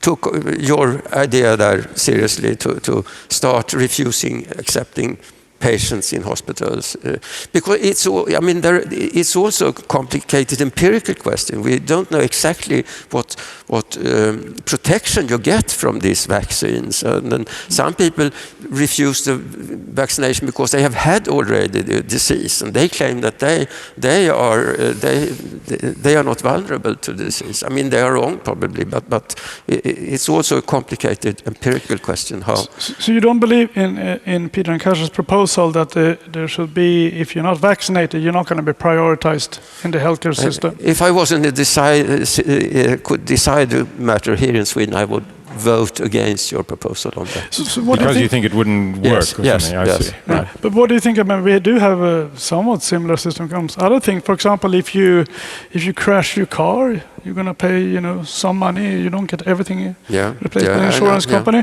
And if you crash your car because you've been drinking, I mean, you're going to have to pay everything. Yeah. But you're not opposed to that kind of regulations.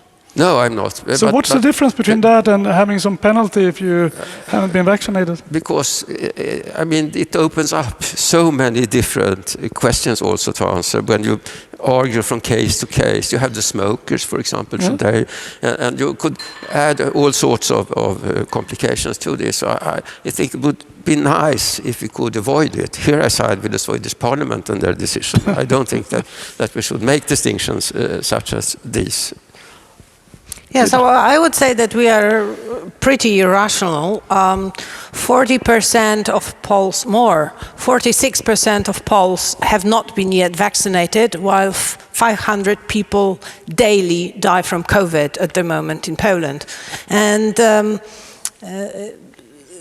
they made a poll, and it turns out that if you pay people 50 zlotys, which is the price of 2 cinema tickets, 20% of those people would want to go and get vaccination. come on, right? For 50 zlotys, yes, for 2 cinema tickets, they would be eager. That means simply that their reasons for not getting vaccinated are really silly, probably, yes. And if so, I agree that we should find the best ways and give them the tickets. Give them the tickets, give them the money for whatever they want to buy. Of course, our government doesn't want to do that. That's another matter. That's a political matter, yes, because it's a right-wing government which wants to protect people who are against vaccination. So there are all kinds of reasons that lead to real deaths. And I think that we should limit it sometimes even by force. And Kasia, I think that's a great point, and I'm surprised that those kind of policies are not discussed more, because we also know that when it comes to voting, making it obligatory and having some silly fine of 15 euro will make over 90% coming out voting. So there are still a lot of things in the arsenal. But as far as I know, I don't know any country that have actually offered an economic incentive to get vaccinated. Do you know about this being used? Some states of the United States have done so. Not at a national level, but individual states have chosen. And they've actually offered, I think, $100, so more than a couple of cinema tickets. And that has significantly increased the people getting vaccinated, but it doesn't mean that they're all getting vaccinated. So we had lotteries.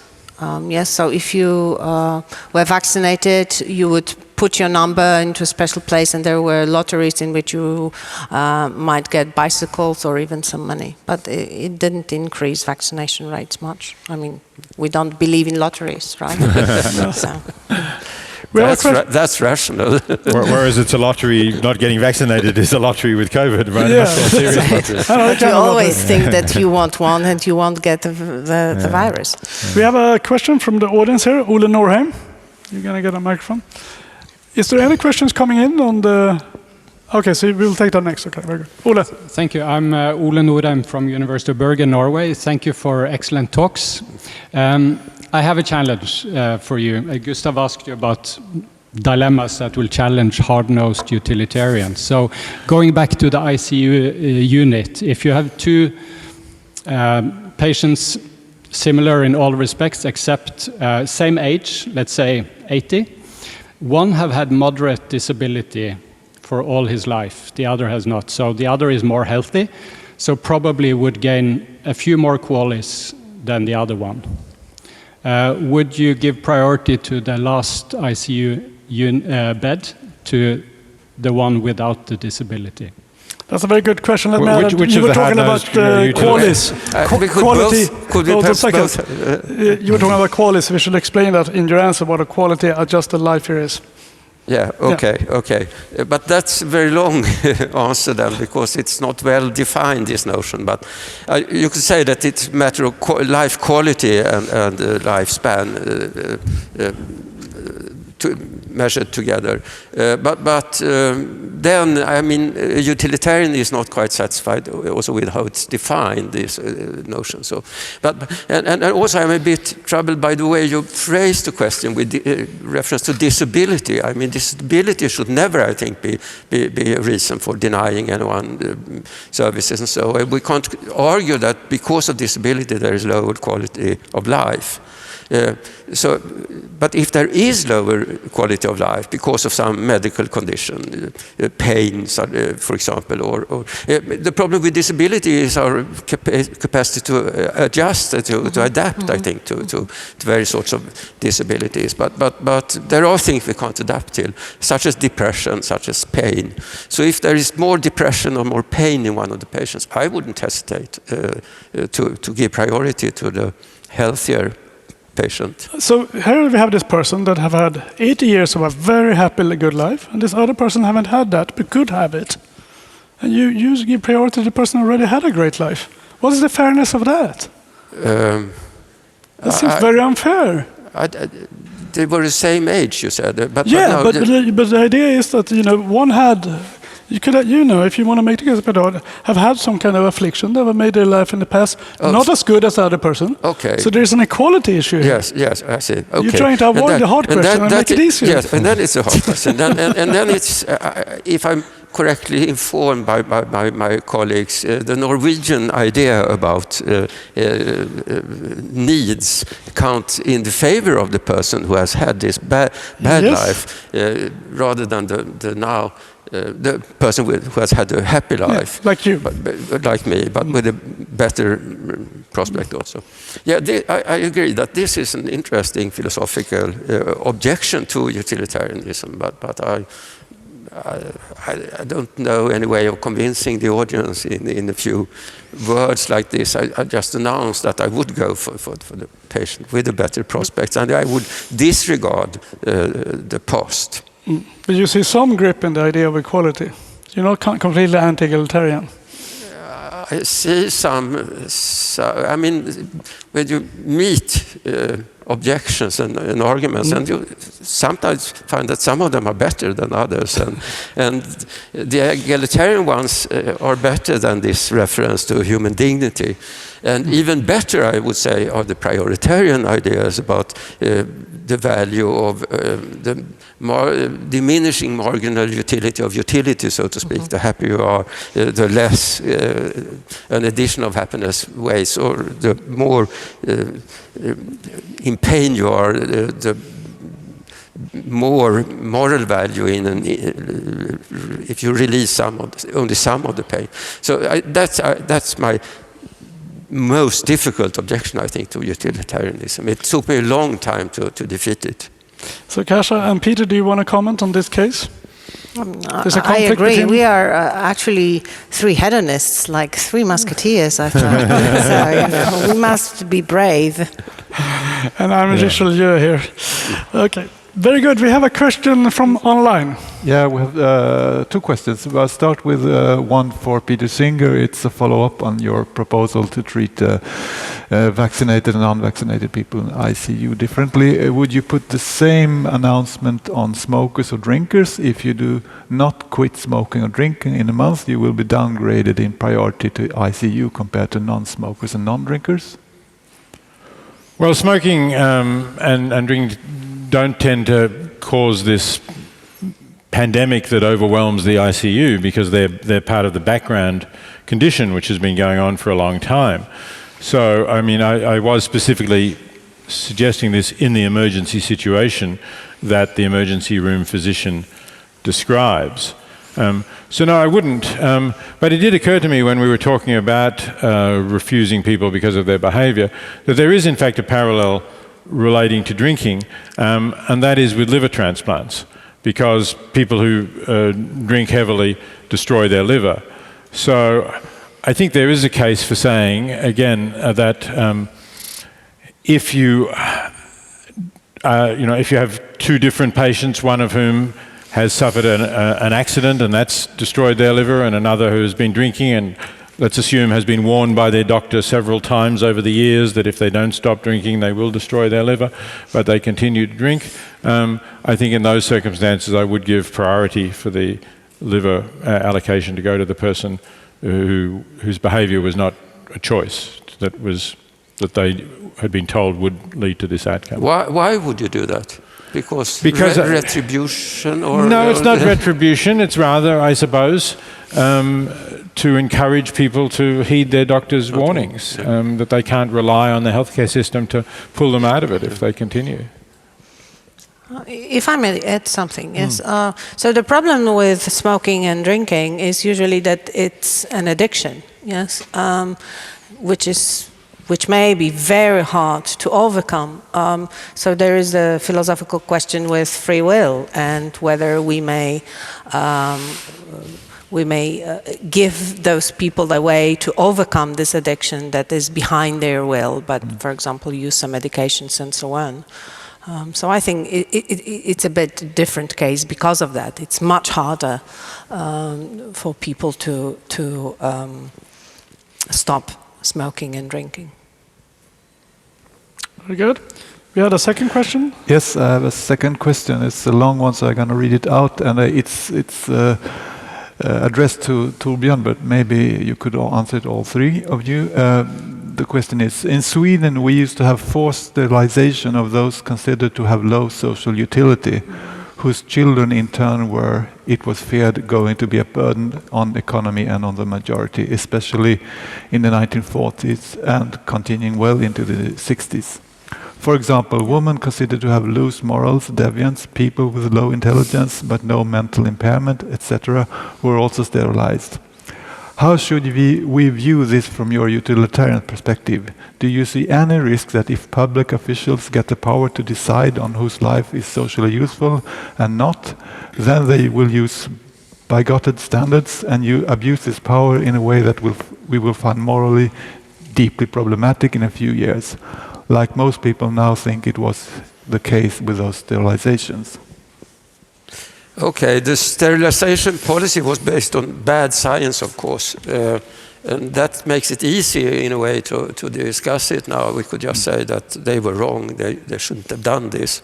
That's one comment you could make on this. It's also a matter of coercion here, which is interesting. I mean, when we discuss whether people should be coerced to receive the vaccine, I think no one has argued that physically we should put the jab in their arms and holding them back. So, but we didn't do that with sterilization either. People were kind of subsidized to go through it or threatened with sanctions if they didn't do it. So in a way it was voluntary. And it was wrong. So that's the easy way of answering it. Bad science, and for the same reasons I argue that you shouldn't try to assess the social importance of people when you admit them to the ICU unit, because there's no way of doing this. I would say, for example, that people in advertising are harmful to society, while others would say that they are important to society. And so we couldn't really make out that kind of assessments. But the interesting thing to think about with sterilization is, had there been a real threat to society if we hadn't eliminated certain characteristics in the gene pool and so. I mean, we now know that they were wrong also about genetics in those days. But what if they had been right? What if it had been pertinent really to the saving of civil society or so, to not to have certain genes spread in the gene pool in the population?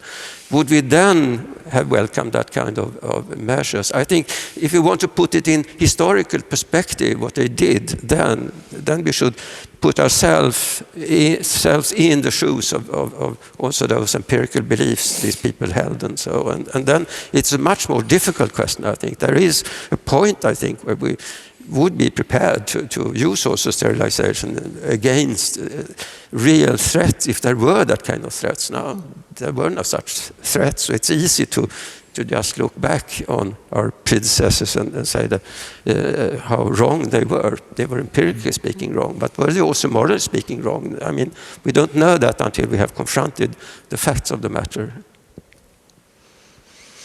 Peter? Yeah, I think I agree with Torbjörn, and if you want a scientific example, there is a case of a very rare gene which was traced in a Dutch family some years ago, in which the males engaged in violent assaults and crimes, somewhat inexplicably. This was not true of the females, but it was traced to a particular rare genetic abnormality.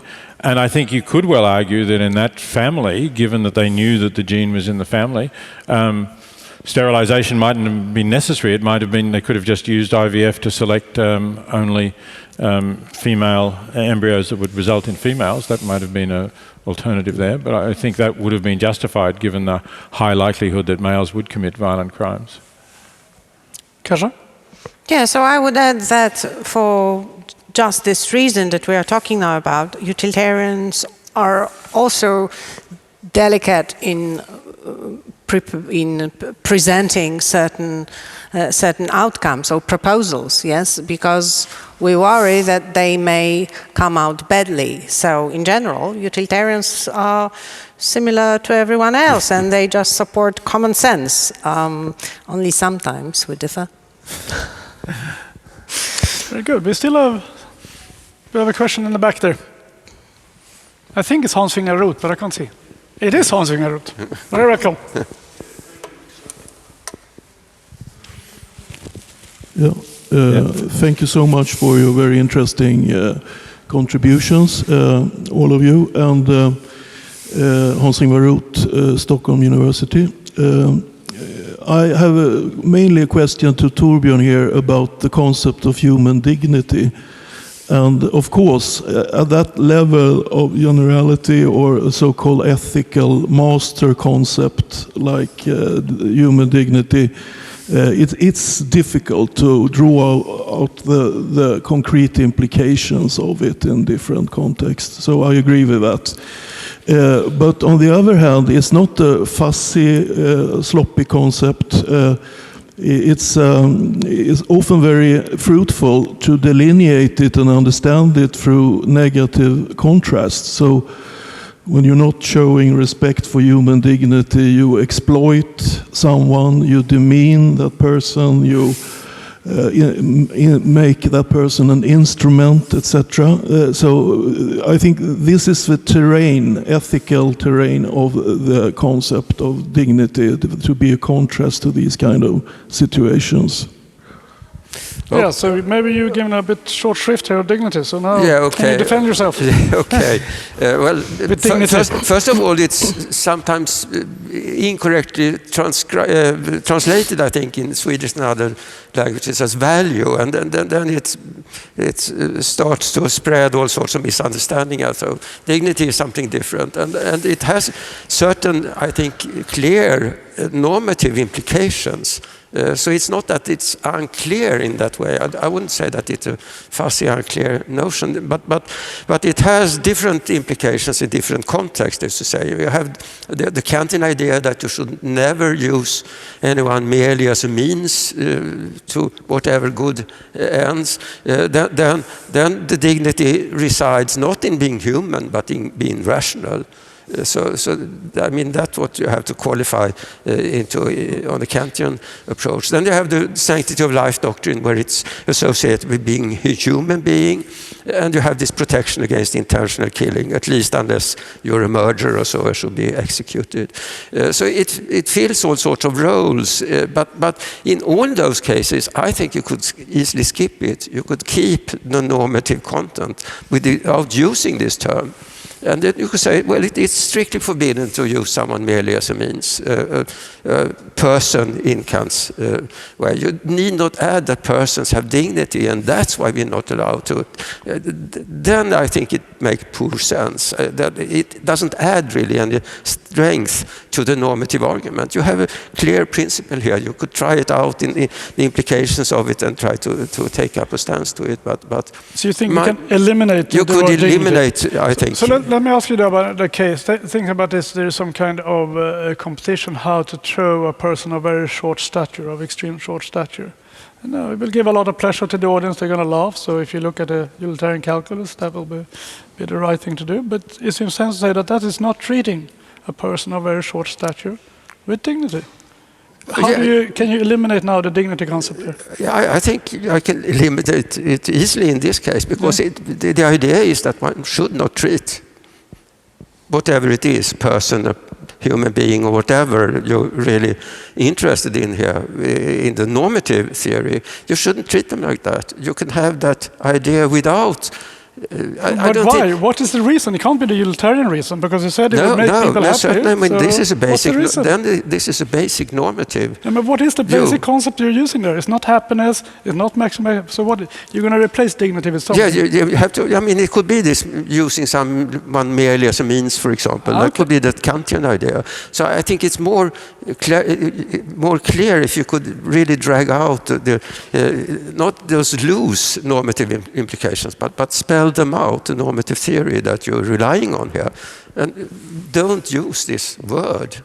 Can I just add? I mean, utilitarians don't want to use anybody, and that would say really any sentient being, merely as a means, right? Because to use them merely as a means suggests that their interests, their well-being, their happiness isn't taken into consideration.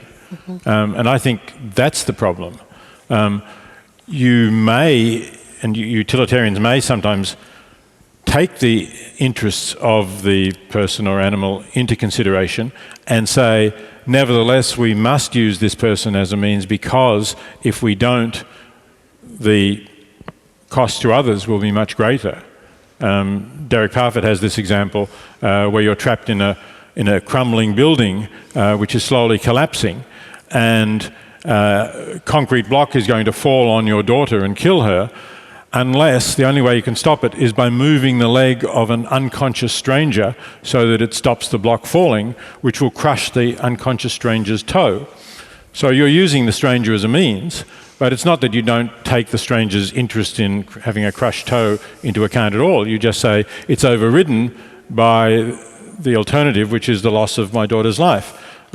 So you're justified. Now, a strict Kantian, I suppose, might say you're not justified because you're still using the person as a means. I don't know. I'm not going to interpret But no Kant. need for either for you or the Kantian really to have recourse to this dignity notion. No, we don't have to. You could No, say we don't have to. whatever you want to say without So using it. Time's is up. So to end this session with Okay. dignity, I think you all join me and thank all the three speakers for this lovely morning session.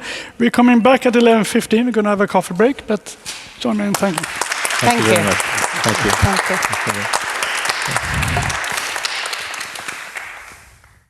So we are moving on, and we are now going to have Christian Munthe, professor of practical philosophy at the University of Gothenburg, but have also been in Stockholm once upon a time, and have published extensively in medical ethics. And he's going to talk about two additional operative principles for health resource allocation on the institutional and overarching political levels: primary prevention and sustainability. I think this is one of the longest titles I've seen, but it probably has a lot of content. Welcome.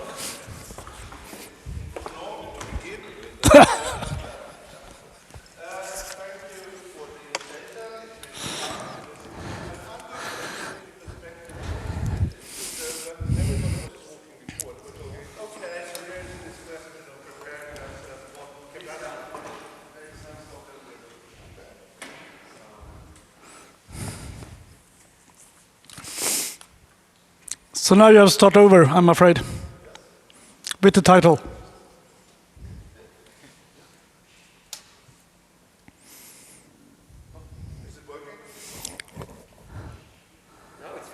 Now it's fine.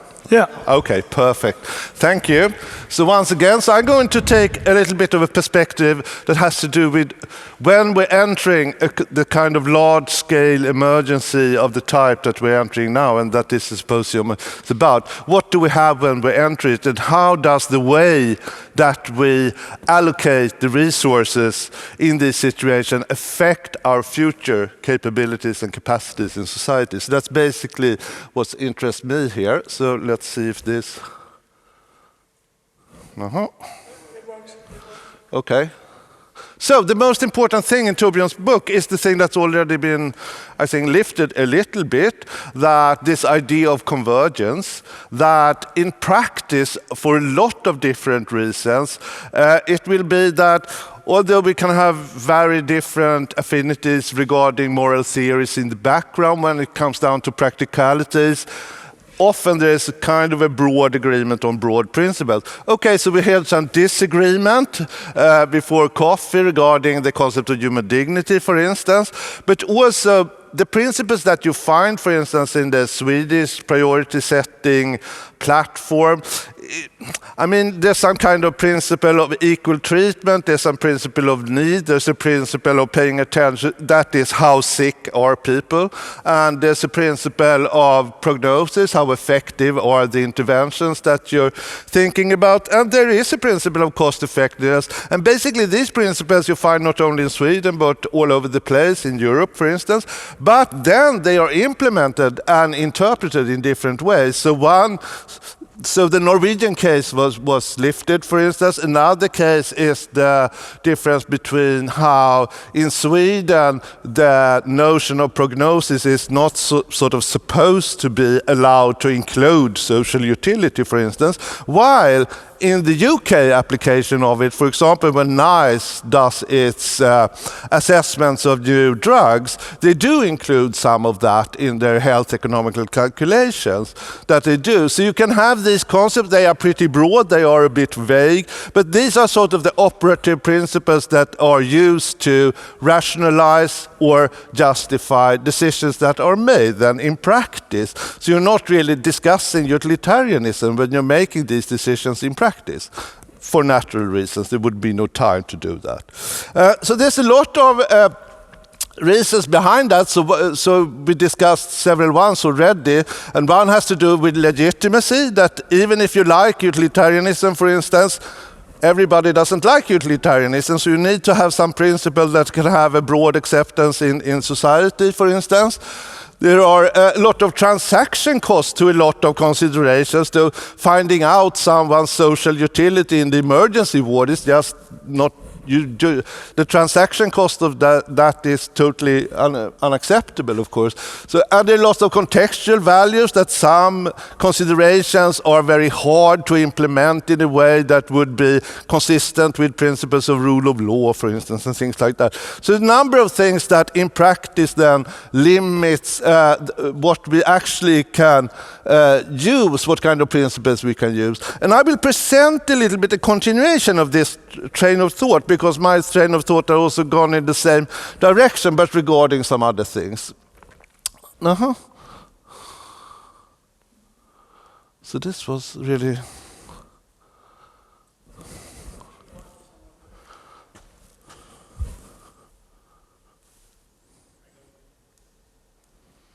Thank you.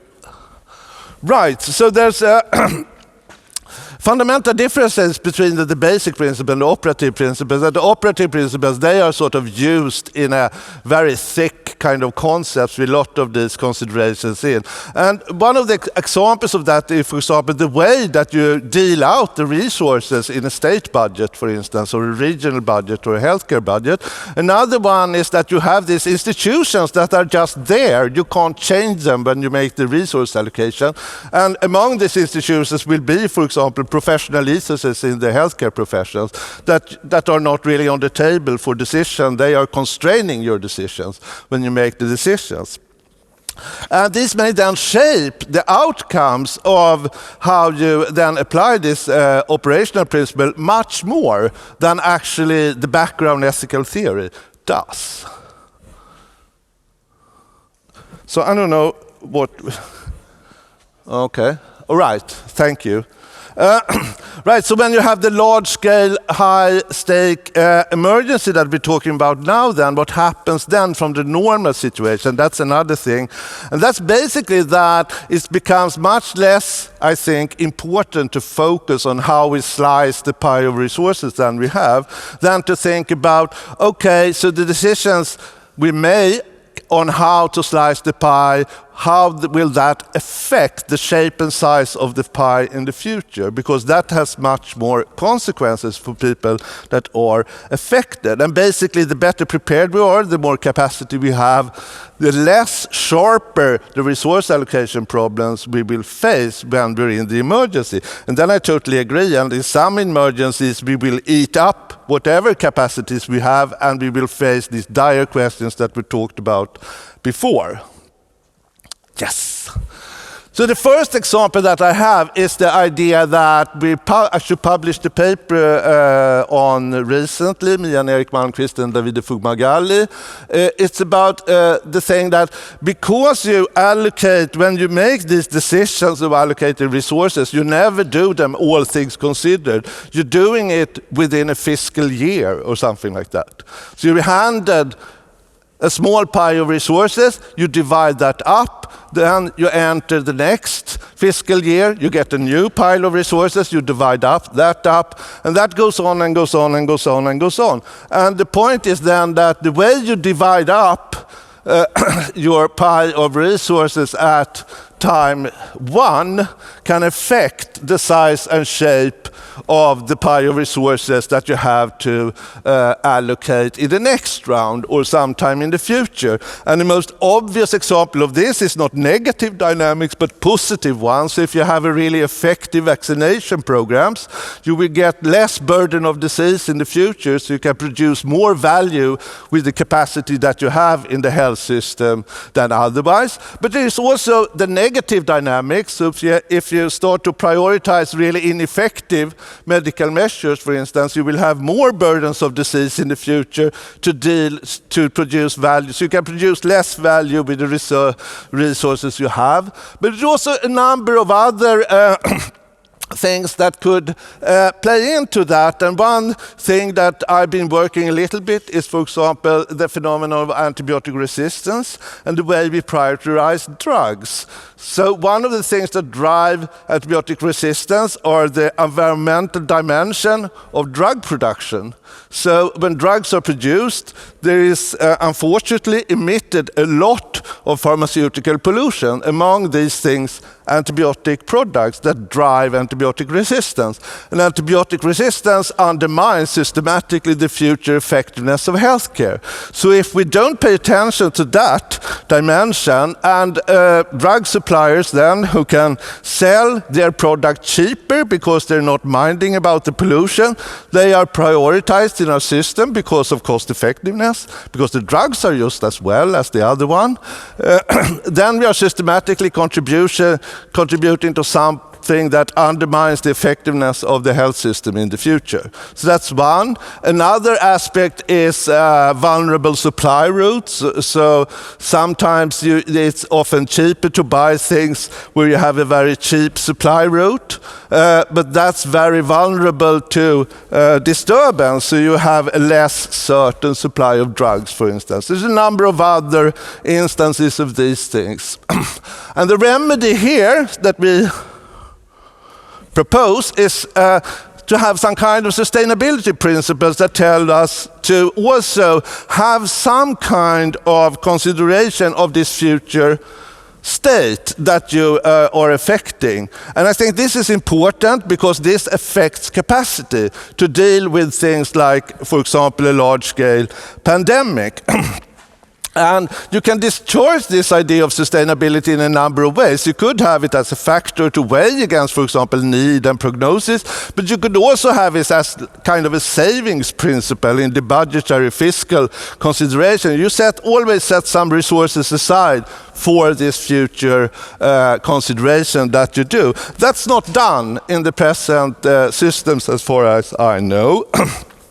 So that's one of the points that we have. So, yes. The other example is, I tried to find a word for it. This we have not published on, but I think it's a familiar idea. This is the way we organize the health system affects how vulnerable the system is to disturbances, basically. So the initial system's vulnerability is really important to consider when we, so we have a lot of institutional arrangements and organizational norms, I think, in a lot of countries that shape our health systems in various ways. Could be norms about, fiscal responsibility. Could be norms about how to organize employment. It could be norms about different kinds of things, but also norms that comes from within the system. For example, these health professional ethos norms. And these things can then make the system more vulnerable. So for example, if you have some kind of employment organization that's very cheap from an employer situation, but makes it the case that when we enter something like a pandemic, we have less access to competent staff. Then we have increased the system's vulnerability, for instance. And I think these kinds of things can then be much more important than these considerations about the need prognosis pattern in a particular round of resource allocation. Then. So the remedy here then is to have some kind of more consideration to primary prevention, especially on the social level then. And basically say that something like, if you have a way of allocating the resources that make the capacities that the capacity is decreased initial system vulnerability, that's worth an extra price to pay. So that's sort of a utility that's lost in the systems that we have now to a greater extent. It's not systematically counted. I mean, and that loss, I mean, so what you gain is not only that you gain what you can get from the capacity when you use it, it's also the value of being responsible and being prepared for these kinds of eventualities. So the negative side is that if you don't produce these capacities, then you're reckless in a way that's irresponsible. So that's another moral consideration that could enter here. So I think that this is a dimension of the resource allocation issues that is too easily lost when we consider the pandemic. We're too easily caught up in the ICU dilemma and the triage dilemma, and I think that these considerations are actually the more important resource allocation issues to consider. Thank you.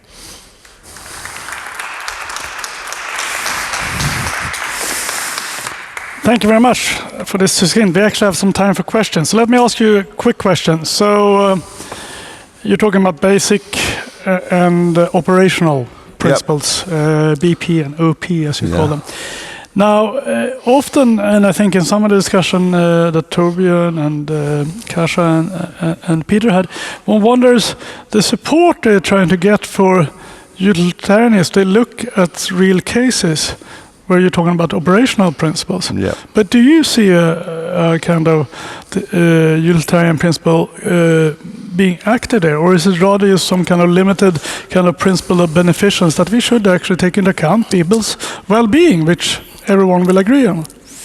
Yes, I think so. So I mean, you can't use utilitarianism in the ICU, of course. I mean, it's not a practical decision principle. Is that what you can do is that you argue what sort of decision principles that you. So decision principle has to be sort of straightforward, have to be broadly acceptable, and they have to be not take too much time to discharge, basically. So I think that then they can contain some elements of judging the consequences. So for example, in the ICU, you can when you take the clinical status of a patient, you of course also form an opinion. Okay, so what's the chance for this patient if you have the ventilator on, for instance, and you can compare that to other patients, and that's sort of part of the ordinary clinic, and that is some kind. I'm not saying it's a bit of consequentialism in there. I'm not even sure it's utilitarianism, but it doesn't really mean that you apply utilitarianism. I think it's the really valuable point in Torbjörn's book that you can have a lot of considerations converge, because a lot of the things that you find in the basic theories, you don't have time to do them. And there is no practical way of doing them as decision principles in a good way anyway. And there's this risk of abuse that came up with the sterilization policy question, for instance. So what role do you see any kind of utilitarian principle playing in medical ethics then? None at all. I mean, as a far-away background theory, but as Torbjörn mentioned, I mean, then you will have to accept huge portions of uncertainty about what is actually the best thing. And maybe you should also include the normative uncertainty on whether this kind of utilitarianism is the better rather than that kind, and things like that. So then I see a big disagreement here, because I think both Kasia, Torbjörn, and Peter, they think that the utilitarian principle is a very important basic principle that even at least we maybe can only apply it in the cold hour when we sit and think out, but you seem to be very skeptical.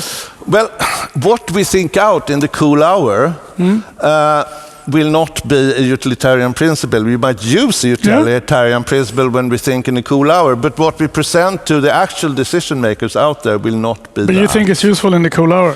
Yeah, sure. Have you used it in a cool hour to come up with these principles? Yes. Okay, and that's the only principle you used?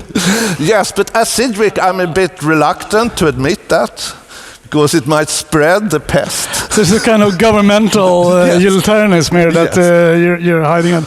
Well, because I mean, as Peter showed also, it seems at least in court cases the principle of dignity comes up directly, although as you put it's pretty vague. So there is seem to be used not only as a kind of a basic principle, but also as a decision procedure. I think the standing of the principle of human dignity in the European scene has to do with the standing it has in the law.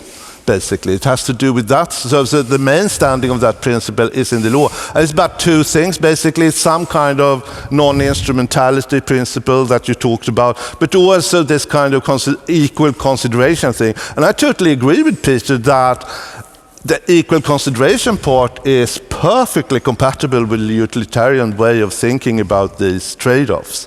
So as long as you take everyone's interest into account in the same way, basically. We have some time, actually, if there's any question out here in the audience. I might be violating the rules I've instructed to follow, but if there is a question. If not, then we thank you for this talk, and there will be more discussion. Yep, and thank you. Join me in time now.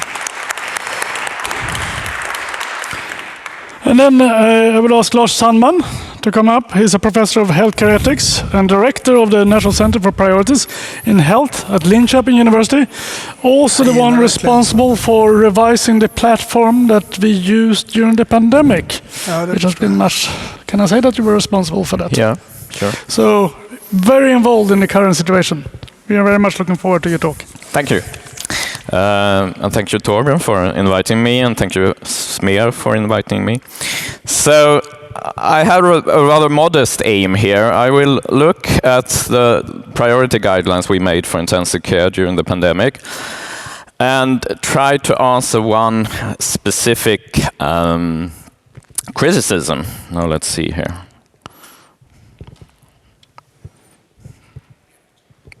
Downwards?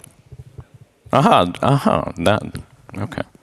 There we have it. So, as Gustav mentioned, in March 2020, I was responsible for developing the priority guidelines for distributing sort of the last bed in intensive care at the National Board of Health and Welfare.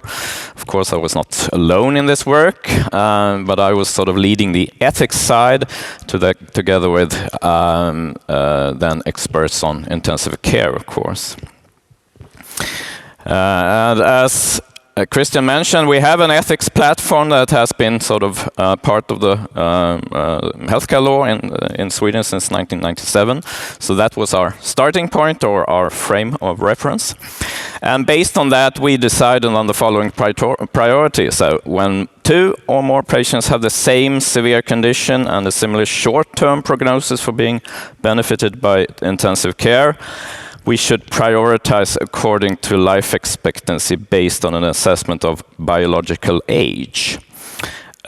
Or in other terms, prioritize the greatest patient benefit in terms of length gain. So just note a couple of issues here. So we refer to biological age, and why do we do that? Well, because that's a concept actually used in the Swedish legal documents. So in the human dignity principle, it's actually said that we are allowed to use biological age when it relates to patient benefit. So not very clearly defined, but still a concept used there.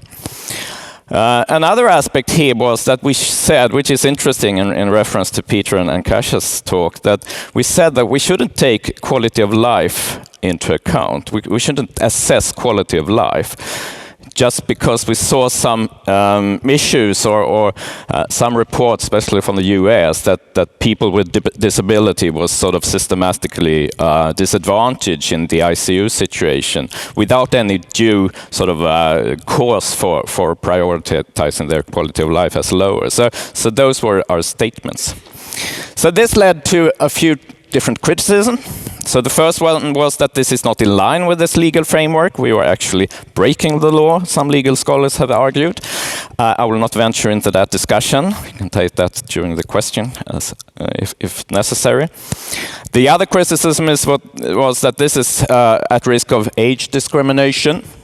I only touch upon that indirectly. So I will focus on the third criticism that was issued, that this is a turn towards a utility maximizing decision framework for priority setting, and then as I understand it, implying then that it's a move away from a sort of needs-based framework that we are applying and are, according to law, required to apply. So, these two questions and my conclusions before my argument. So, is it a turn towards a utility maximizing framework? Yes. And of course, I could end there. It can be, obviously. It can be. It would be supported by and we've heard this from all of you here. Is it a turn away from a needs-based framework? No, I would argue. I would argue, actually, on the contrary, it is required under a reasonable needs-based framework. So, let's start with an example. A suffers from a condition that will kill her in a month. She has a preference for living on. The healthcare can offer her treatment X or Y. X give her 3 months of survival, Y give her 5 years of survival. Which treatment should she be offered? And I think most of us could agree that she should be offered Y. And of course, that could be given an utilitarian rationale. It's the greatest patient benefit in this specific situation. But we could also claim, in line with a needs-based approach, to say that, well, A is worse off than she could be. She has a need.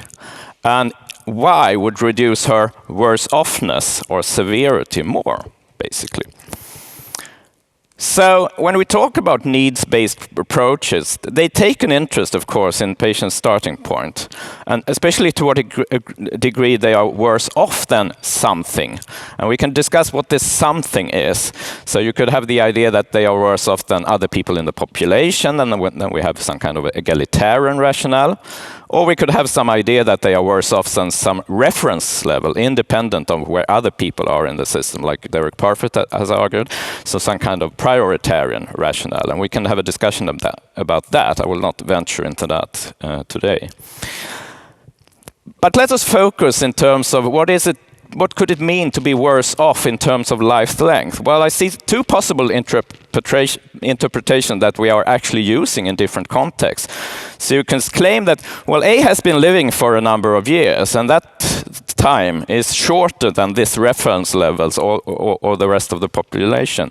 And of course, the greater discrepancy, the worse the condition. So this would be, in a sense, highly age dependent. We can call this the Norwegian interpretation. The other interpretation is that, well, A has a very short time to death. And of course, the shorter, the worse the condition. This is less age dependent, and we can call it the Swedish interpretation. So let's have another example, example 2. B and C both suffer from a condition that will kill them in a month, both have a preference for living on, and are equally bad off. So here is another type of situation. So this is the ICU situation. You only have one treatment. This will bring B an extra 2 years and C an extra 20 years. And if we look at these needs-based approaches, and regardless of in what way we actually assess being worse off, we should, of course, prioritize C to treatment Z, because that would reduce severity more. I mean, there is something bad with being worse off, and if we can reduce the worse offness or the severity, that is better. So we would reduce the gap in life length the most, or we would increase the time to death the most, of course. So on both these interpretations, that would be supported by a needs-based approach. So now I've obviously made an assumption you might not agree with, and that is that more life years for C is better than fewer life years for B, so that you can and should quantify life length gains, and you can make these interpersonal comparisons. And you might instead, of course, side with the British philosopher John Harris, who in the mid-80s wrote a book, but also a famous article where he criticized the QALY. And he argued that there are this equity idea that I think both Torbjörn and perhaps Peter and Kasia touched upon, that equal value of lives. So with then the implication that if we have 5 people competing about this resource, we have A who would gain 2 weeks, B 3 years, C 10 years, D 1 month, E 30 years. We should not, and have no ethically justified reason, choose E before A. you could, of course, agree with that. We should perhaps use a lottery or whatever way we then distribute these scarce resources. But this seems to have an implication for the needs assessment. So if you have no reason to claim that it's worse to die in a week or to gain another week, why should you claim that it's worse to die in a week than in a month, than in a year, than in 10 years? Or if you do the same calculation sort of for the other approach to worse offness. So it seems to imply that everyone with a risk of dying a premature death, wanting to live on, have an equal need of potential treatment, or an equal claim to that treatment. And to me, that means that need as a sort of criteria for distributing scarce resources simply evaporates. I mean, if everyone has the same need, it's sort of not useful as a concept for distribution. And then we would, of course, be left with quality of life criteria, and John Harris says that we shouldn't take that into account either, so yeah, not much left there. So basically what I'm arguing here is that with a needs-based approach to healthcare distribution, worse off is a central concept. And regardless of the exact rationale we use for this, or the exact way to interpret this in terms of life length, we have a reason to reduce the severity or worse offness as much as possible. And hence, in these kind of situation, where we have one last bed, one last ventilator or respirator, and several equally worse off patients, we have reason to prioritize the patients where the severity is reduced the most. Or in other words, our guidelines were in line, and I would say required, by a needs-based approach to actually focus on the patient that where we would achieve the greatest patient's benefit. So maybe this is a way of actually showing what Torbjörn has argued, that we are converging, different theories are actually converging on the same ideas or reasonable idea in this situation. Thank you.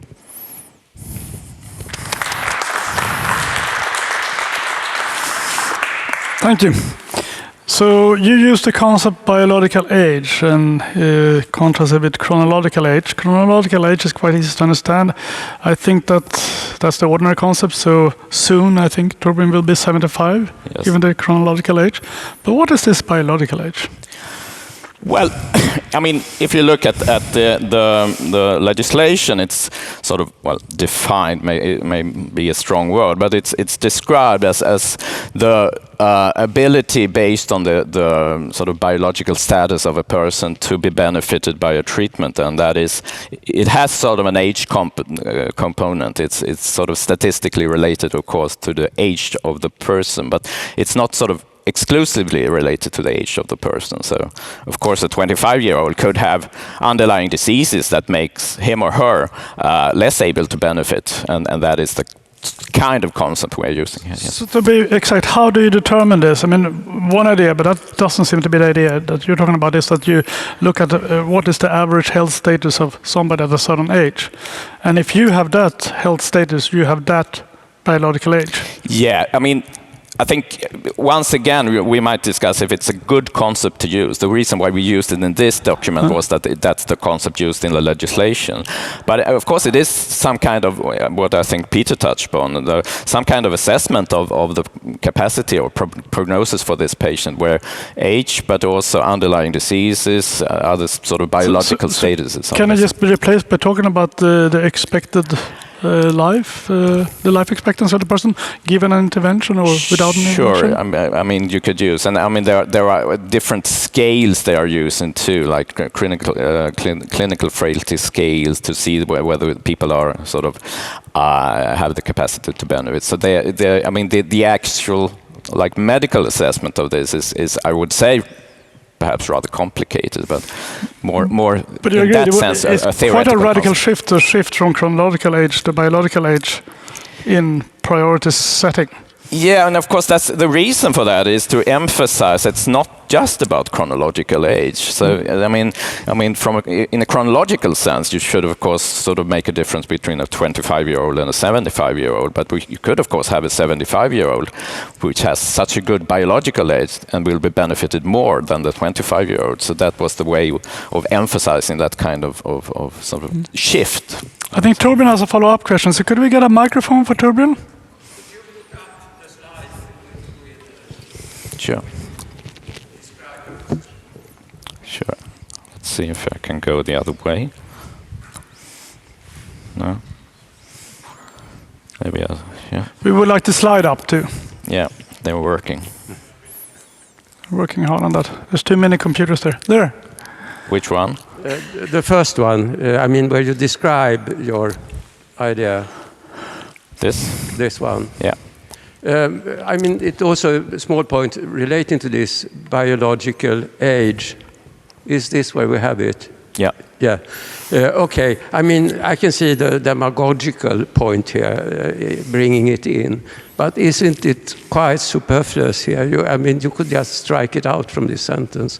Life expectancy based on an assessment of in terms of priority the greatest patient benefit in terms of life length. Again, you can just strike it out and you have the same content. Yeah. And you need not answer Gustav's question. Exactly. So if you define define biological age in terms of expectancy, then this becomes superfluous here. But if you don't, that's why I asked the question.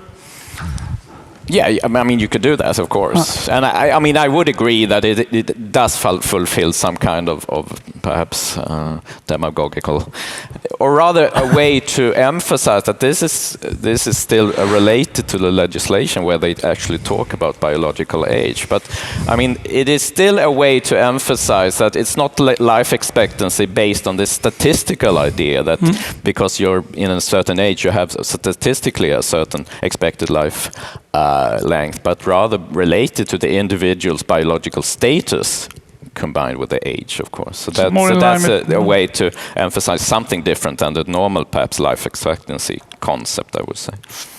Yeah. Any more questions? I just wanted to add that it was a terrific talk. I agree with everything else you said.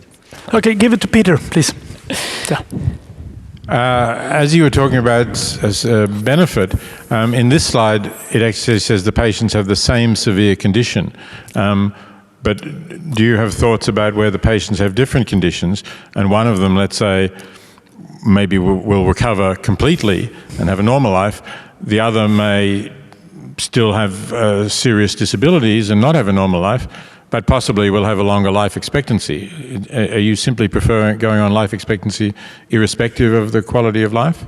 Yeah, we did that in this case not because it's unimportant and not because the Swedish platform sort of forbids us. The Swedish platform, I would say, is requires us to do the both, to take into account both life length and quality of life, but rather because in this situation to assess the sort of long-term quality of life of a person in the ICU would seem to be sort of practically impossible. And we had that dialogue with the intensive care people, and they said, we can't do that. And since there were some reports from other contexts that we might do like subjective evaluations based on prejudices about people's sort of future quality of life, we avoided it. But in principle, of course, that would be an important aspect here. So, and that weighing is, of course, sort of tricky, as you all mentioned. Yeah. Good. Olle, bring the microphone. Thank you. Thank you. Very, very interesting talk. I have a comment on the concept of need. Yeah. So this was very popular in the 90s, and there was a very nice article by Tony Collier and Adam Wagstaff from '93, where they define, or they propose two possible interpretations of the concept of need in the health context. So one would be kind of the individual burden of disease. So a patient with schizophrenia, if you look over the lifetime, might have a higher burden than a patient with chronic depression. And then the second interpretation is the capacity to benefit. So you could probably help the person with depression more given the technologies of medicines we have compared to the schizophrenic patient. And they argued that both interpretations are plausible and it's an ambiguous concept, so they kind of left it. In my reading of your talk, you kind of choose one of them and say that it's the capacity to benefit, that's what's defined need, and you kind of leave the other interpretation. Would you agree? No, not really, actually. I mean, in my view, the need is a combination of those. So both you have sort of the burden of disease or the severity of the condition, so to speak, but you also, in the needs concept, have the capacity to benefit. So it's a combination of those. Now I focused on the severity side, so to speak, and implied the capacity to benefit, I would say. But I would say both of them. And interestingly enough, if you look at the Swedish legal document, that is also the take in the legal document, saying that need is a combination of the severity, but also you have to take into account the capacity to benefit. So of course you could describe in this. Let's see here. No, wrong. Oh, I'm just pushing the wrong buttons here. So of course you could say in this situation that A is worse off than she could be, and she also has a greater need for Y than X, for example. And in the same way in the other example, to say that C has a greater need for the treatment, since they have the same severity, but C has a greater capacity to benefit. So that would be my perspective, I think, on this. Yeah. Are you satisfied with that answer? Well, not really, because if you change that example, so you had two patients, they would have the same, making them similar, they would have the same needs, the kind of the individual burden, but they had different capacity to benefit. And then if you slightly change and say that the one patient has schizophrenia and the other depression, they would have different needs. Yeah. So then you would need to combine both concerns. Yeah, but I thought I was saying that. Like in this situation, they have the same starting point, so to speak. They have the same, here in this case, they have the same severity of the condition, so the burden of disease is the same. And we might, of course, discuss how do we define that. But since they have different capacity to benefit, I would say that C has a greater need than B in this case. But you could also, of course, say that if they have different starting points and they have different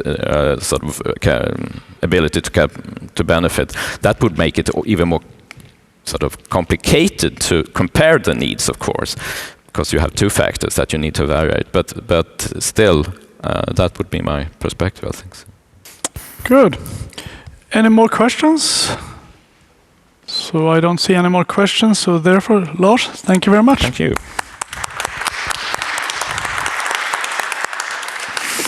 And then I ask Niklas Hjut to come up.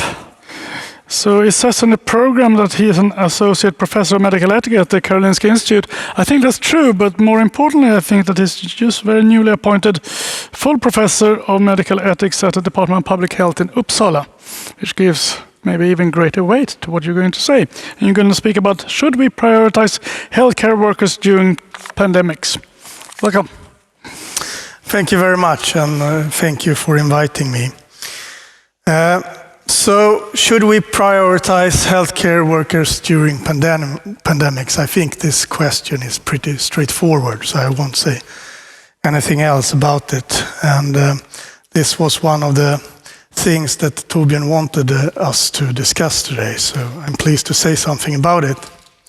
And I will start out by saying that my initial answer to this question when I start to dig into it was yes, certainly, that must be the case, almost regardless of what point of moral departure you have.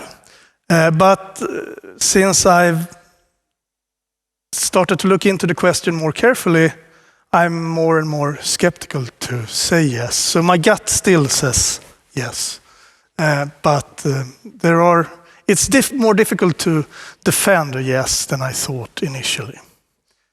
So.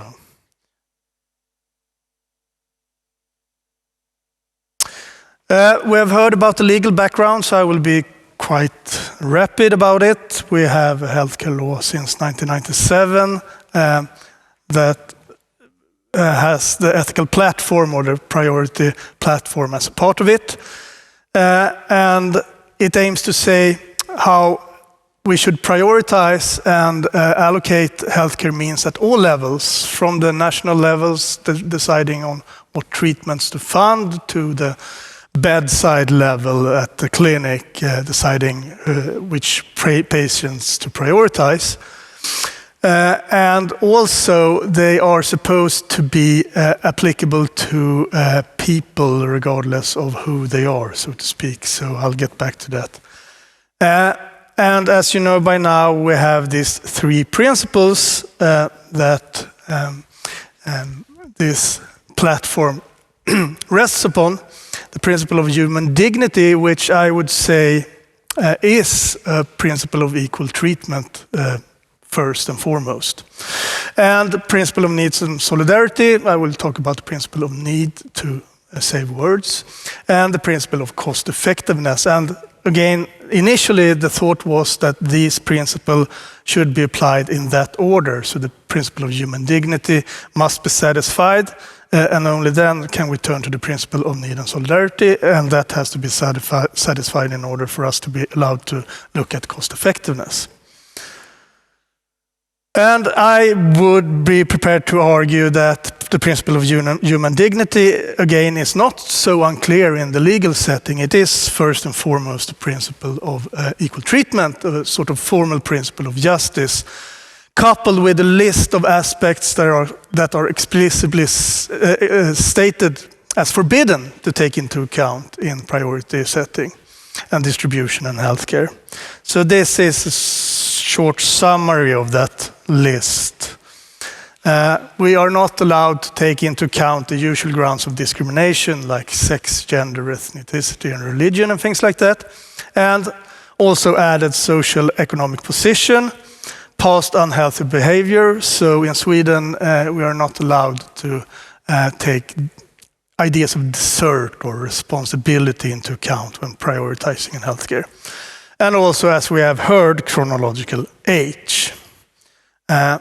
So that is what the principle of human dignity says. I would say it's rather precise and not vague at all in this context. And if you look at this principle, then it would seem that we are not allowed from the start to prioritize healthcare personnel, because then you're prioritizing on the basis of social position, which is then out of the question to start with. And we are not allowed to, even if we think that healthcare workers are praiseworthy and should be prioritized on that ground, we are not allowed to do that, since, again, responsibility is out of the question. And I will get back to the possible exception to this, because there are grounds in perhaps some instances to prioritize healthcare personnel without being in violation of the platform. But we can of course still ask the moral question: is the platform defensible? Is it plausible? Should we stick to it or should we change it? Should healthcare workers be prioritized, at least in situations of crisis like the pandemic? And just to remind you, the need solidarity principle: the greater the healthcare need, the greater the claim to healthcare resources. And the cost effectiveness principle, that healthcare interventions should have a reasonable balance between cost and effect in terms of improved health and increased quality of life. This is what the platform says. So should healthcare workers be prioritized? And this was much debated already in the beginning of the pandemics, both in academic fora and in the public, at least here in Sweden. And to myself again, and to many others, the self-evident answer seems to be yes, they certainly should. And again, I had that sentiment as well. But there were different reasons provided for doing so, and I will give you a short map of the sort of arguments that were used. But first, we should make this question more precise, because it can be understood in different ways. First, what is the object of distribution? Is it a preventive measure or a curative measure, or is it something else? Is it vaccination, or is it something you deliver at the ICU in order to deal with symptoms? Because I will try to convince you that some of the grounds for prioritizing healthcare workers supports the former, but not the latter. And second, under what circumstances should healthcare workers be prioritized? Is it always, or is it just in pandemics and certain situation of crisis? Because I will also try to show you that some of the grounds for prioritizing healthcare workers will support the latter, but not the former. So, we have three kinds of arguments or considerations in favor of prioritizing healthcare workers. We have instrumental considerations of usefulness or utility, sort of utilitarian or consequentialist kind. And then we have two kind of justice-based reasons, like considerations of need or equity and considerations of reciprocity. And I will, of course, then go through these one by one. So if we start with considerations of usefulness, we have heard this argument already several times today, that if properly trained healthcare workers are prioritized, they are more likely to stay at work, they're not discouraged from going to work, and they get back faster to work, and they are essential to reduce the overall health impact of the pandemic, since healthcare workers are rare, limited resource. So if we prioritize healthcare workers in the end, we will get a net gain of health and saved life years in total. That's the pro-argument in the sort of utilitarian or consequentialist pro-argument in favor of prioritizing healthcare workers. And it seems sound, but now I've been at the medical university for a while, so I asked for empirical evidence, and I have searched high and low, and I have found no evidence whatsoever for the empirical assumption. It may be true, but there's no empirical support for it. At least I have found none. And I have asked my medical friends at Karolinska, and they have found nothing either. So there are some evidence for the claim that healthcare workers are more affected than many other occupations by COVID-19, but there is no evidence for the claim that there is a causal link between prioritizing healthcare workers and gaining health or life years. And we can get back to this in our discussions, of course.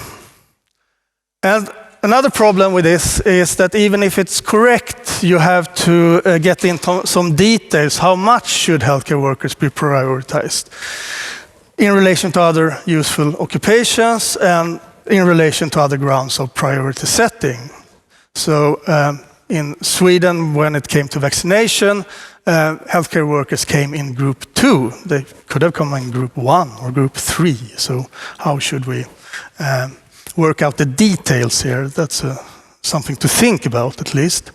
So if we take the first, how should safety personnel be prioritized if we use usefulness as the criterion in relation to, we heard about infrastructure, those managing electricity and transports and food and medicine, etc., or police or public officials formulating and communicating pandemic rules, etc., etc. So if we are to have usefulness as a criterion for priority setting, then we can't just apply that to healthcare workers, right? We have to apply it across the line. And how should usefulness be balanced against other factors like need and effect of treatment for the patient in question? And I think that just bringing in more factors will make priority setting messier and more difficult to apply in a consistent and just way. What healthcare workers should be prioritized? A common suggestion in the public debate was that those who are working with COVID-19 patients specifically should be those who are prioritized. But that's not at all aligned with this rationale. It should be all those and only those who are useful in proportion to their usefulness, right? And then you can't have these simple rules like all those and only those who work with COVID-19 patients. And we, of course, have the moral question left. Should useful persons be prioritized? That's against the principle of human dignity as understood in Sweden. And often those unfortunate enough to be non-useful are often those who are in more need of healthcare. It's sort of applying a logic that is somewhat alien to the healthcare way of looking at things. If the most promising basis for prioritizing healthcare workers is, I think, considerations of need, which is totally aligned with the ethical platform in Sweden. And then the line of reasoning would be something like this. Patients should be prioritized on the basis of need. The greater need, the higher priority. The magnitude of need is determined, at least partly, by the severity of the condition, as Lars convincingly argued. And when it comes to preventive measures, such as vaccines, severity is plausibly determined by risk for disease. We are not treating a disease that's present. We're trying to prevent could be future disease, right? So risk in turn is determined by the size of the probability of having the disease and the size of the negative outcome. And while there is no ground for claiming that healthcare workers or healthcare personnel would get more severely ill if affected with COVID-19 than the average citizen, again, there is actually some empirical support for claiming that healthcare workers have a high probability of contracting COVID-19. So there's a need-based claim to prioritize healthcare personnel, at least to some extent, when it comes to vaccination. But this principle does not say how the probability factor of risk and the negative effect factor of risk should be weighed against each other. And compared to healthcare workers, older people would score higher on the negative effect factor and lower on the probability factor, and of course, conversely, when it comes to healthcare workers. So we have to address this still unclear question in the future. And lastly, considerations of reciprocity, of course, have intuitive appeal. They are assigned by society to take risks to reduce harm for others, and therefore they could be claimed to have a special claim to be protected against these very risks. This is sort of the reciprocity idea, right? But there are different moral underpinnings for this idea. One is the contractualist idea that society or the state asks healthcare workers to take risks, risk of being infected, more specifically in this case. And a fair service in return is that society provides extra protection for these very risks. Another moral basis, well, I can skip that. Another moral basis is the desert-based, backward-looking idea that healthcare personnel should get something extra in return for the sacrifices made in the line of duty. So they have sort of earned being prioritized because of their efforts in the past. But again, this is an idea that is certainly not in line with the Swedish ethical platform. It's in direct contradiction to the Swedish platform to take desert or responsibility into account. And it is especially questioned that it's an appropriate principle of allocation in healthcare, responsibility or desert. And if we are to invite considerations of desert or responsibility in priority setting questions in healthcare, we cannot just, of course, apply it to healthcare workers. We have to apply it to everyone. And then we get all these questions with down prioritizing smokers and so on and so forth that we touched upon already. So to sum up, should healthcare workers be prioritized in pandemics? And I'm sad and disheartened to say that I discovered that the basis for saying yes is surprisingly weak. And because claims of usefulness need to be elaborated and supported, and claims of desert, for instance, are, I would say, morally dubious, especially in the healthcare context. And from the point of view of the Swedish ethical platform, the most promising line of reasoning is with reference to the principle of need. But then it only works for preventive measures like vaccinations, and probably not to a very large extent. So I hope I will be disproven. Thank you.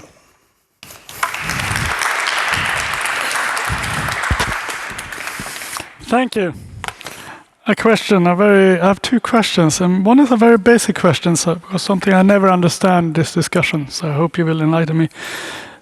Why is vaccination of healthcare workers not considered just as workers' protection, just like the protective gear they get? We don't have a discussion that the protective gear they use when they walk into a COVID patient, that should be, that is violating equal treatment. We can't give them that. We have to think about needs and things like that. Why is vaccine not considered the same way? Well, it could be considered in that way. So then it doesn't violate the equal treatment principle? Well, this treatment, equal treatment principle is supposed to apply in healthcare. And if you have this safety argument, I would also say that it should apply not only to healthcare, it should apply to all those where vaccination is and safety is. Yes, worker protection things. Yes. So is that discussed in the debate that actually we don't need to worry about this? It's not in conflict with the platform or equal treatment, because it's just about worker protection, and that overrules that. Okay, if you think that works. No, I wonder, you are the expert, so you should tell me. Yeah, well, there's nothing stated about that in the platform. That's the short answer. But does the platform override the laws we have about the protection of workers in the workplace and the duties that employers have to protect their workers? Then you have to ask a legal expert. That's it. But it's interesting because it seems to me, I don't see a discussion of protective gear and vaccines. No.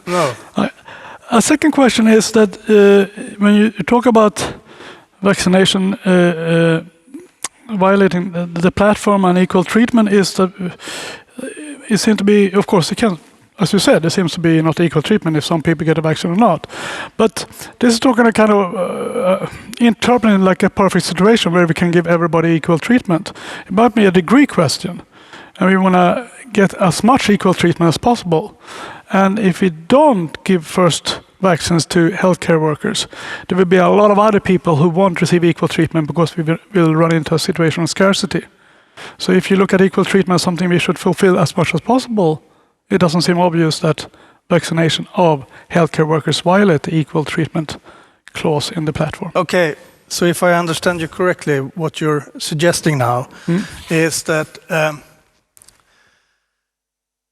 you're presupposing that the usefulness argument is correct, that you would get more healthcare. Oh yeah, I presume. Yeah. So that's the empirical part. If that's correct, I think you can make a case in the way you're suggesting for prioritizing healthcare workers. My only worry, so to speak, or concern here is that there's really no evidence for that claim. The empirical claim, the factual claim that prioritizing healthcare workers really, in the end, will lead to more health or life years in patients. Yeah, no, maybe your argument was a bit more complicated. I'm much more simplistic. I'm just thinking we have an acute situation. If a lot of healthcare workers get sick, we have a shortage of nurses, a shortage of doctors. If they're sick, they're not going to be there working. I have several friends, they were away from work for several weeks as doctors and nurses. And that caused a shortage, which we can avoid if they're vaccinated. Yeah.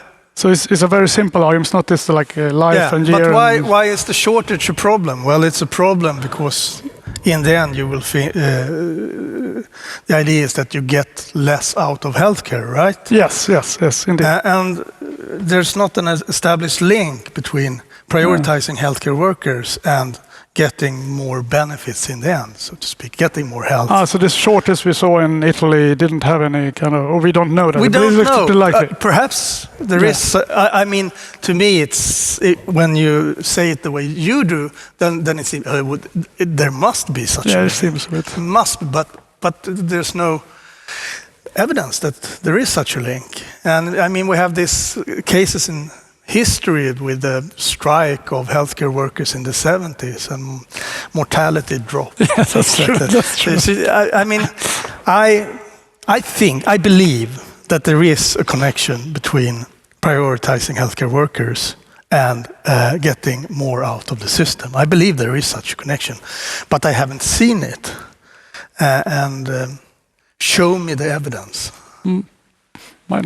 So we now can open up for questions from the audience, and I thought that Lars Sandman maybe would like to say something about this first question I had about if there's a clash between the platform and the labor laws or about the employers' duty to protect their workers. So Lars, would you like to say something about that?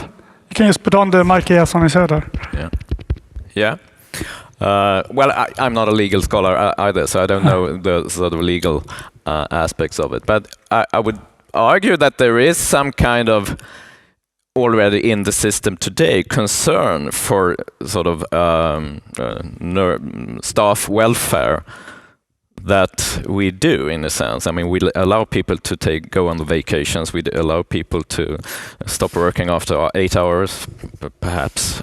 Give them protective gear. We give them protective gear. So we have some kind of sustainability. So related to Christian's talk, some kind of idea of sustainability, and we allow that kind of, because that's of course a priority setting issue too.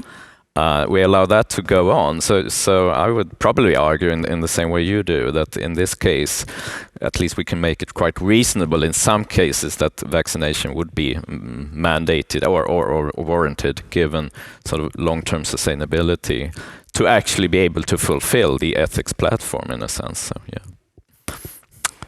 More questions? We have a question from online.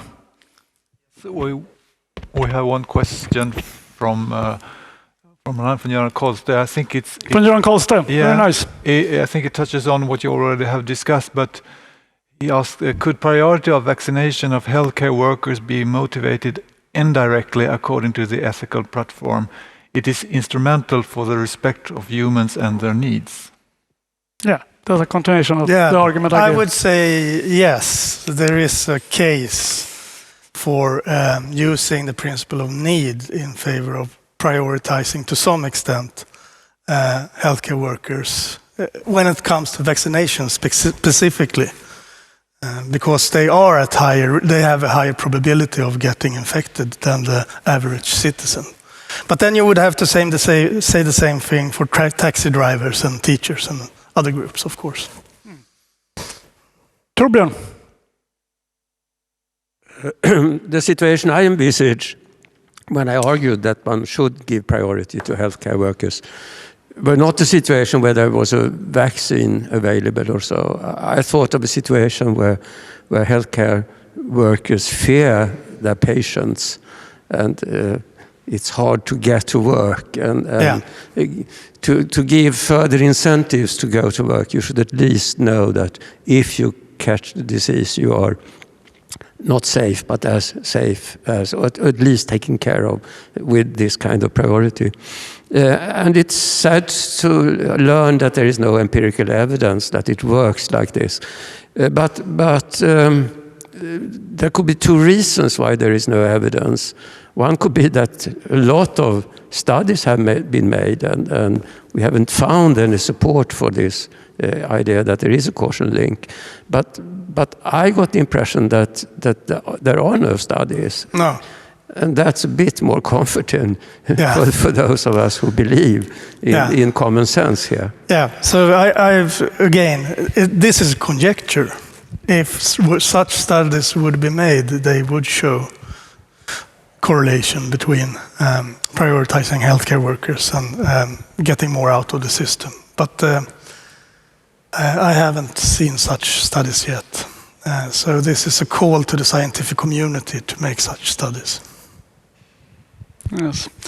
Sometimes absence of a study is not showing the opposite. So. No.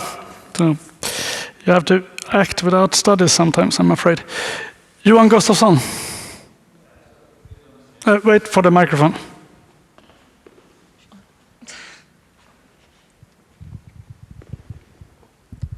Yes, a bit on the same topic. So even if there's no evidence against or for the empirical premise, can't it be a plausible premise anyway? So can't we rely on an empirical premise even if you have no evidence for it? Yeah, it sounds plausible. I cannot not believe in it, so to speak. But do you think public policy should only be based on if you have a kind of randomized trial or something like that? I think I would like to see some evidence before I try to learn to suspend my judgment before there's some sort of. I'm afraid a politician can't suspend their judgment. No. And I don't think you do it in your own life. You don't have a randomized study for everything you decide. No, of course. Yeah. It's when in seminars like this. Were you satisfied, Johan? No. You can sort of see why it would be true, and you can sort of imagine a plausible mechanism why this would be true. So and we can have support for a lot of that. Sure, I just presented a story here that sounds plausible. So I agree, it sounds plausible, but no, not to me. Okay, there is still time for one more question. There's a lady there. Hi, thank you. I'm a student at Linköping University, and to me personally, it seems the most compelling argument in favor of prioritizing healthcare workers is that they are actually always in touch with the most vulnerable people. So, for example, in Germany, we had a lot of cases where healthcare workers brought COVID into a nursing home or an old people's home, and I think that is a strong argument. So I was wondering what the interests of the rest of society are in prioritizing healthcare workers. The interest of society, so to speak. Other patients, there is an interest in. We have to distinguish between different questions, right? So one question is, should we, for instance, prioritize healthcare personnel in ICU? And regarding that question, the protection of other patients or other persons is not relevant. But when it comes to vaccination, there's a case for prioritizing healthcare personnel for the sake of others, right? I agree. So this kind of, that would be, I would say that that's a utilitarian or consequentialist way of looking at it. And the ethical platform as it stands then rejects this line of reasoning. So then I think we would have to change healthcare law in Sweden. And perhaps we should. Oh, there was a question. We have time for a last question. Go for it. Where's the microphone? There.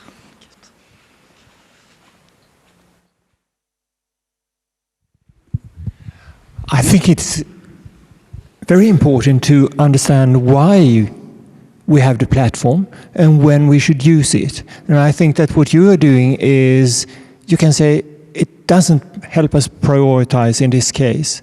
But there are other, as Gustav indicated, laws and regulations that pops in. Yeah. The platform was never designed to prioritize between research projects when the National Academy of Science decides or something like that. And it's not designed to prioritize Christmas presents. So we shouldn't attack something for what it isn't, but sort of be fair to the... I think that you are... Niklas, you understand what I'm saying? I think you are slightly unfair to the platform because it was never designed maybe to do this. Or was it... So it's the question. Again, no one would be more pleased than me to be proven wrong. If there is some legal support somewhere to prioritize healthcare personnel, then I would be happy. So if you're saying that there is such legal room, then I applaud it. On that point, unfortunately, we're running out of time, so join me in thanking the speaker.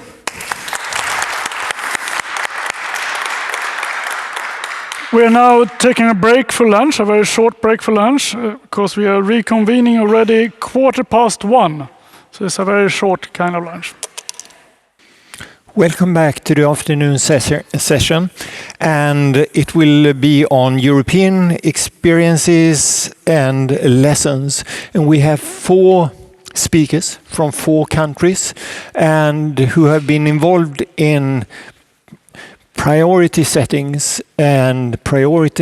when it comes to the pandemic, etc. My name is Nils Erik Salin. I'm a member of the National Council on Medical Ethics, and I will be today's timekeeper. A first speaker is from Italy, from Rome, and it's Laura Palazzini, and she's professor of bioethics, law, and biolaw at Rome University. And she is also vice chairman of the Italian Medical Ethics Committee. But above all, she is a member of the European Group of Ethics, where she has been very influential. And I can't see Laura on my screen, so she will appear after the presentation, which is recorded and will be, you will broadcast it now. So.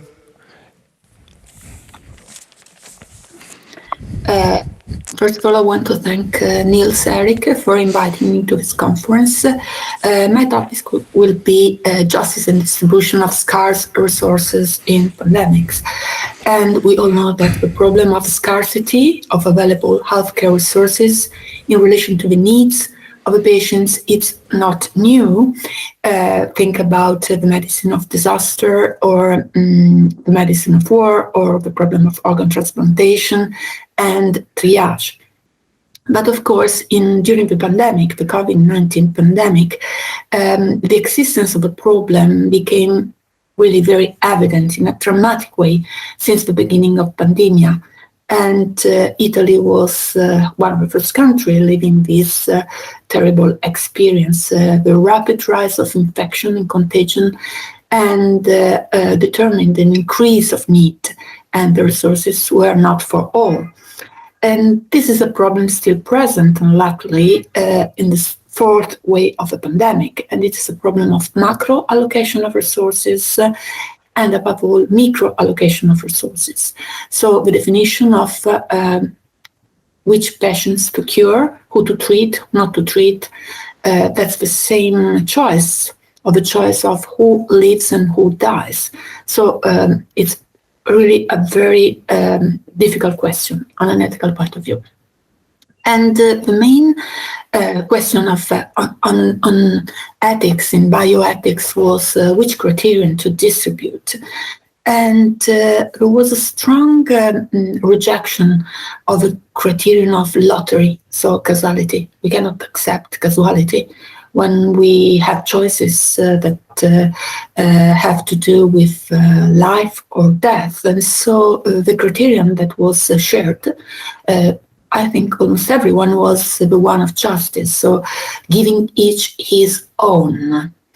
But the real problem that we live in a pluralistic society, so we have a very different way of conceiving justice. So generally, there are three main orientations on the topics. The first one is the liberal libertarian theory, that in an individualistic framework interprets justice as assigning to every free individual resources according to merit, capability, free initiative, and contribution to society. In the framework of the theory of the minimum state, maximum market, society is considered not obliged to compensate for the differences or repair damage, since there's no direct duty to help the weak, because the results of a natural and social lottery is considered a matter of to be lucky or unlucky, but it's not a matter of justice or injustice. And so the libertarians put the self-determination at the center. So in this sense, we have a lot of implication on the question of selection of patients, because according to the libertarians, the criterion which we need to use is at the center is the ability to pay, the social worth of the patients, the contribution of the patients to society according to the merits. We may summarize the richest first.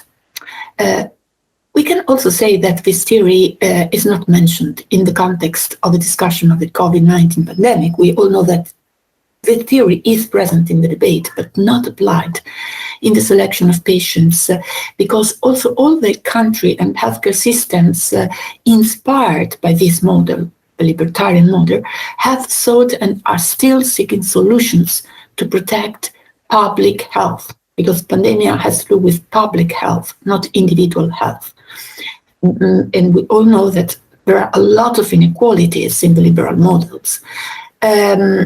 According to this, this position has not been really represented in the discussion. Then we have another orientation, it's the utilitarian theory, saying that, affirming that justice means avoiding of sufferings, increase of the quality of life for the greatest number of people. So based on social convenience, efficiency, productivity, qualis means we need to protect the quality of just life years. It means the number of years to live and the quality of life, reducing costs.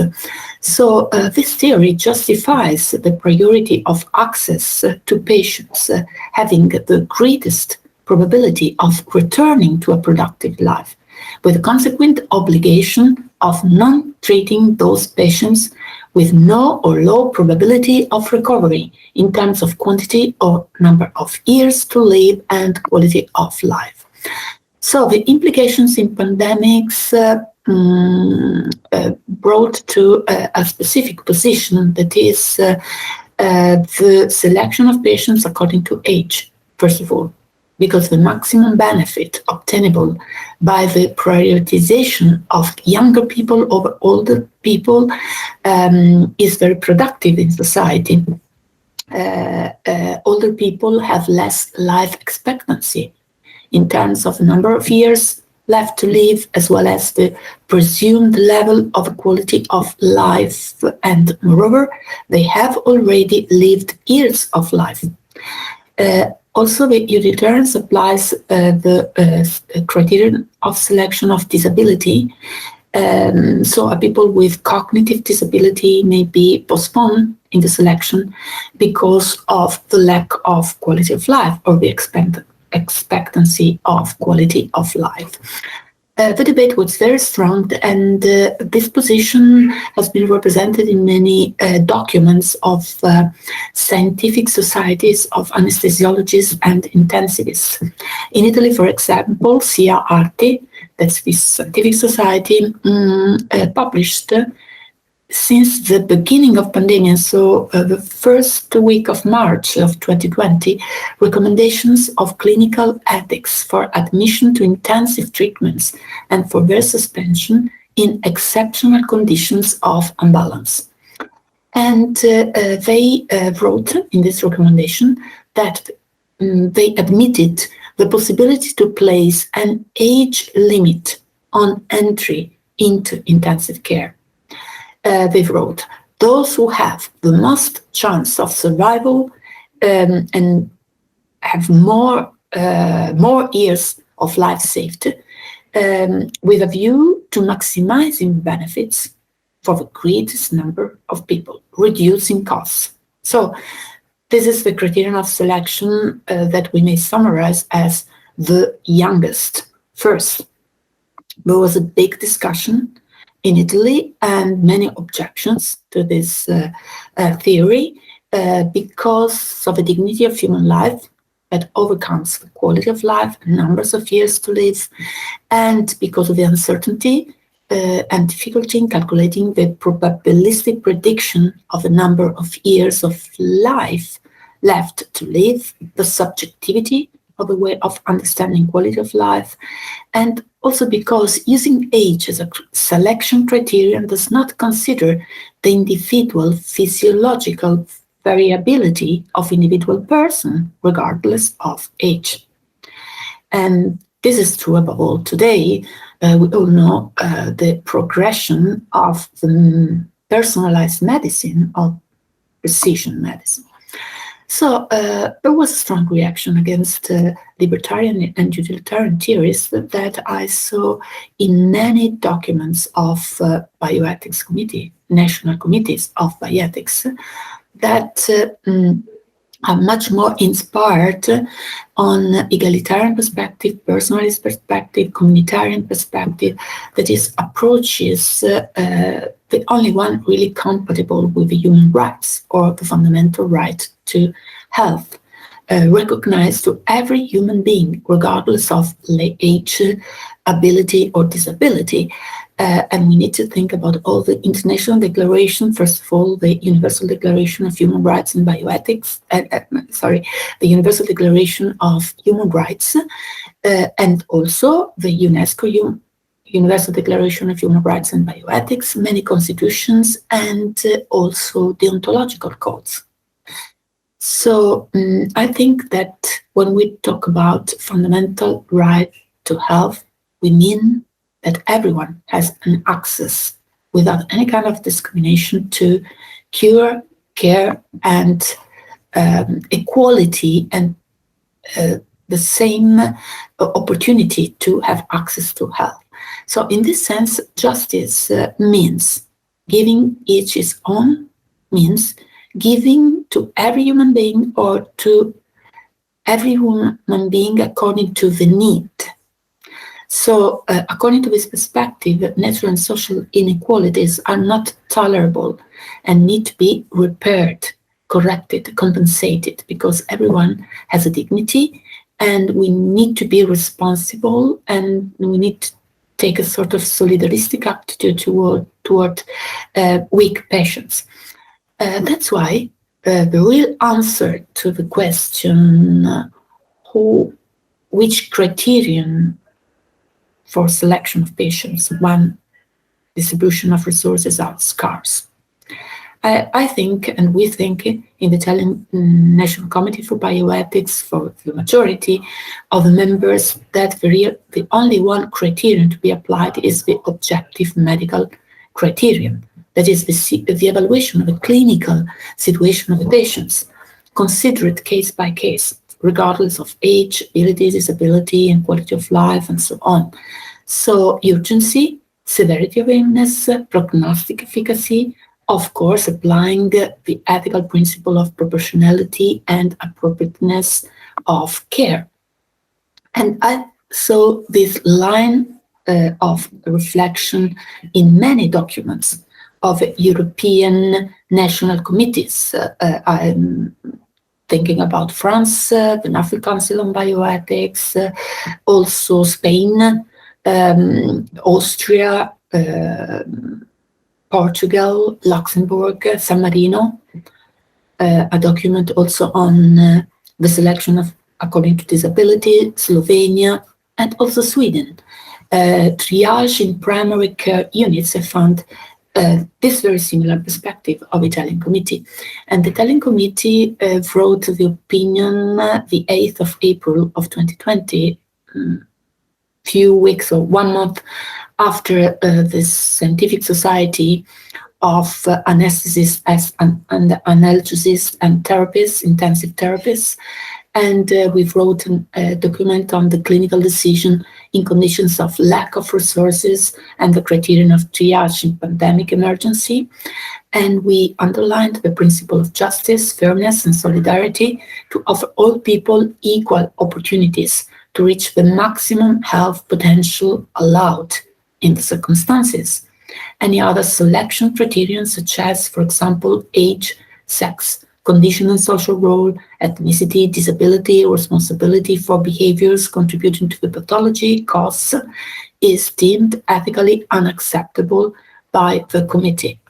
And that was the position of the Italian Committee for Bioethics. We had only one dissenting opinion, recalling the utilitarian perspective and say that age is an extra clinical criterion that need to be applied in circumstances as the one of COVID-19 and circumstances of emergency, of scarce resources. The position of the application of a clinical egalitarian criterion was also underlined by DHBio, the Committee of Bioethics of the Council of Europe, in the statement in the context of the COVID-19 crisis, and also in the statement on COVID-19 ethical considerations from a global perspective of IBC, the International Bioethics Committee of UNESCO, together with COMEST, the World Commission of Ethics in Science and New Technologies. And that's why, concluding, what are the lessons learned, or we cannot talk, unluckily, with the past, but the lessons to learn in pandemia. And we all know that inequalities already exist, but the challenges raised by COVID-19 pandemia tend to worsen them.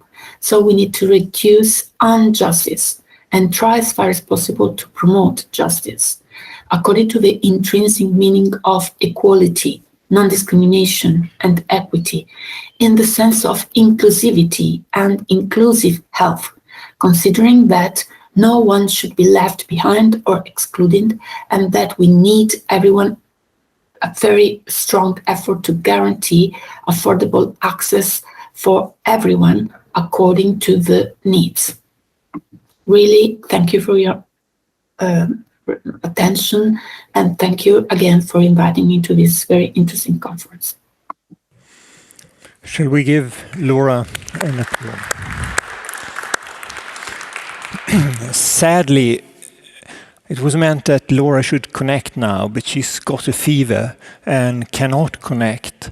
And this is, I think, more sad because she has no chance whatsoever to respond to Peter Singer's criticism of her paper this morning. And I think I might know a little bit what she would have said, but I will not try to pretend to be Laura in this case. So I think there is no need to ask questions, but no one will answer them. But we can return maybe to the questions later this afternoon in the panel discussion and see what happens then. So shall we move on to our next speaker, who has appeared on my screen and on the big screen.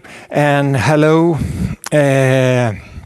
I say to, I forgot your name suddenly. Give me a second. To Alena Byx, and you are Professor of Medical Ethics and Technologies at the Technical University of Munich, and you chair the German Council on Medical Ethics. And you are going to give us a German perspective and talk about justice and solidarity in a time of pandemics.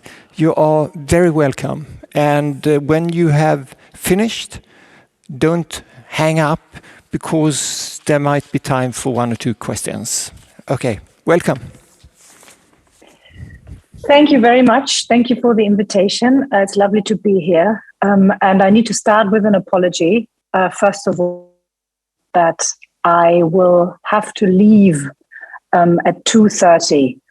The German Ethics Council has been tasked by the government, our very new government, as some of you might know, to address the question of a general vaccine mandate, and that has changed my weeks quite dramatically and the weeks of my colleagues. And so I must ask for your forgiveness. I regret this very much because I also wasn't able to be part of the meeting this morning.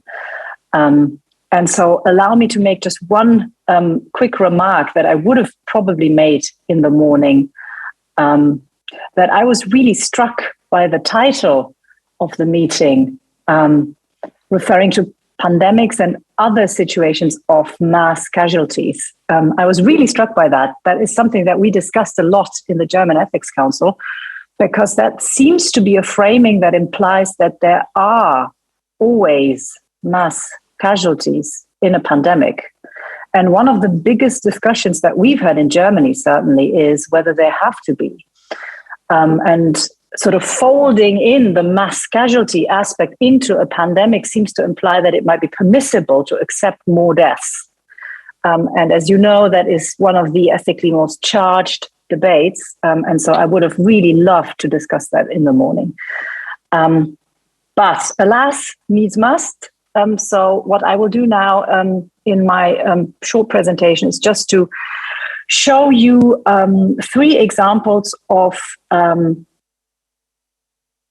analyzing the ethics behind certain decisions that had to be made in the pandemic situation in Germany, and the advice that we issued to German government and German policymakers.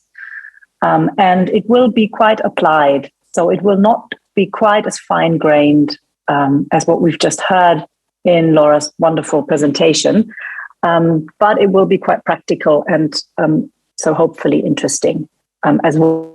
I have not put my affiliation as the chair of the Ethics Council very prominently on my slide because I can be a little more open when I speak as a scientist, if you will.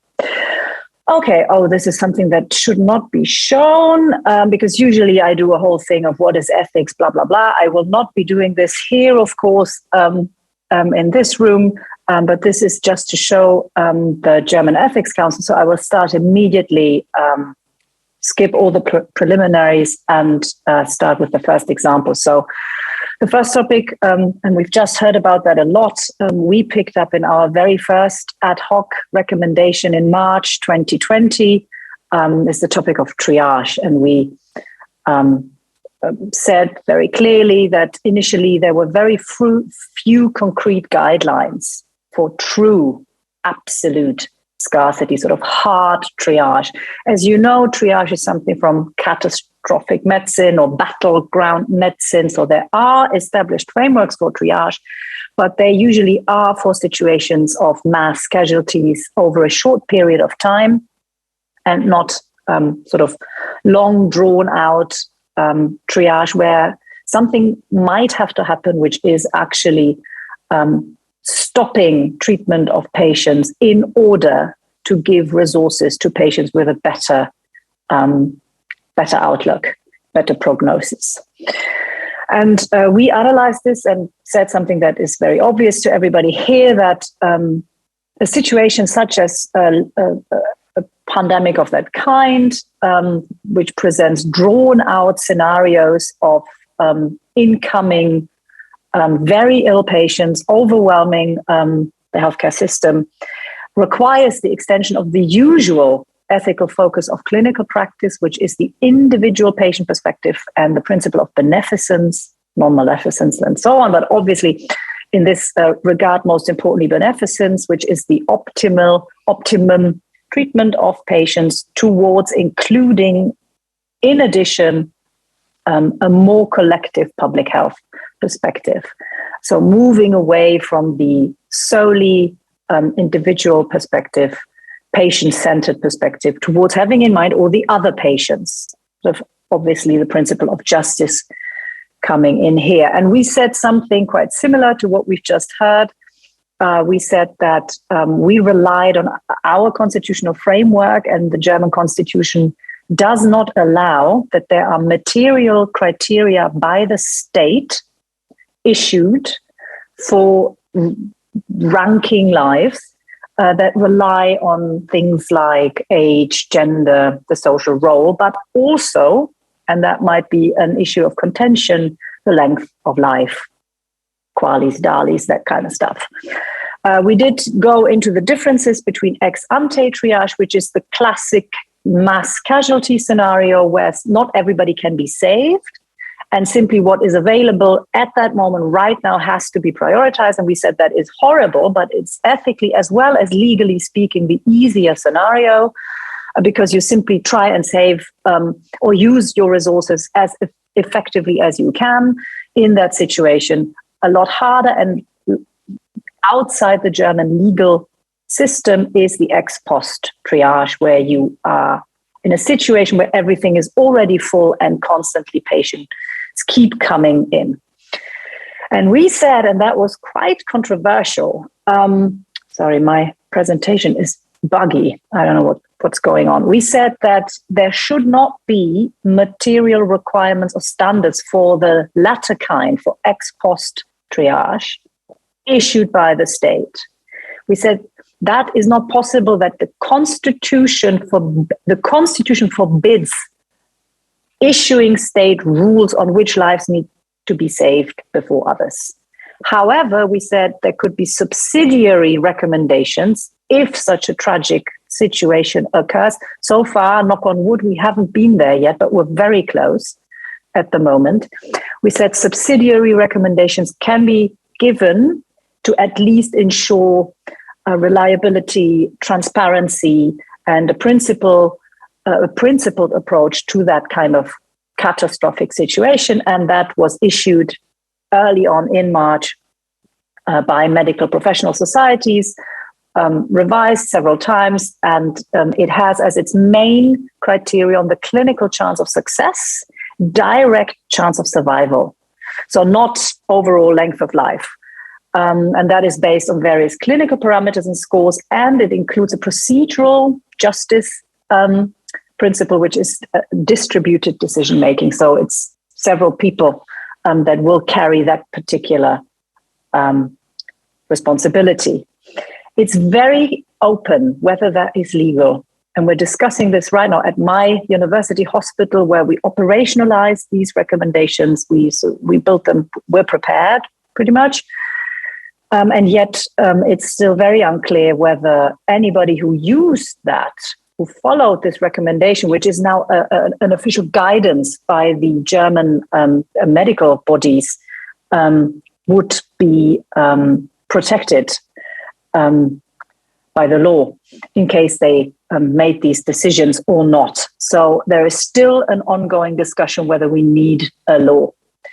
And that would clash with what we have said about the constitutional framework. So very much open. Second topic, lockdown versus opening up society, also something everybody's familiar with, something that is still very relevant. And the main ethical conflict here, we said, was, of course, the protection of life and health of many people, but in particular, the protection of a functioning healthcare system. Because if that is overwhelmed, everybody in a society is affected. That is, constitutionally speaking, the main reason to restrict liberties and to protect against that. However, we were very early on already focusing on the implications of that, the collateral effects of measures against the pandemic for individuals and society, psychological, social, economic, and so on and so on. So we were, in our country at least, probably the first ones to say there is not a clear answer, an easy answer that is not contentious, but this is something that has to be constantly balanced and is a deep ethical conflict. And we said at the time, and we would say this again and have said this, that strong restrictions were justified, currently are justified, again, our healthcare system is in danger of becoming overwhelmed, but that it doesn't mean, and here's a German quote, forgive me for not translating this, that the protection of life cannot be supreme. Other rights and liberties have to be weighed against this right, and a certain risk has to be accepted by everybody, and Germany is currently struggling to define that level of risk, and I'd be very interested to hear what you think, because we know that is something that societies seem to be doing in a very different fashion. We're very much not in a situation of sort of a certain general risk to life that is similar to anything that we usually accept.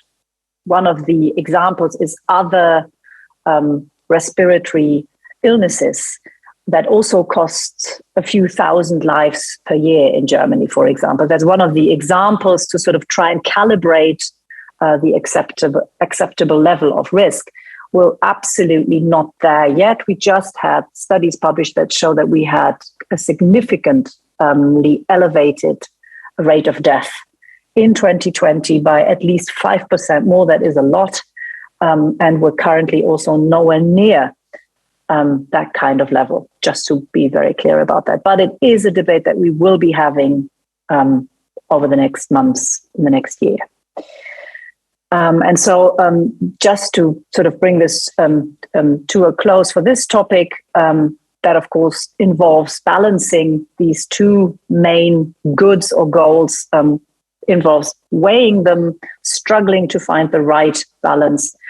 And we suggested that principles such as solidarity play a role, that the most vulnerable might require most protection, that measures at the same time have to be proportionate, that there's always a duty of providing reasons for restrictions.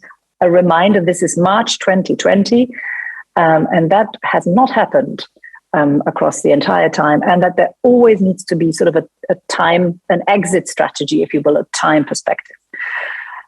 And this is something that a lot of people don't like when I say that, that overall, therefore, this struggle that we've had in Germany, the back and forth, the how much can we open up, and how can we keep restrictions as small as possible. So we were not a country that did no COVID.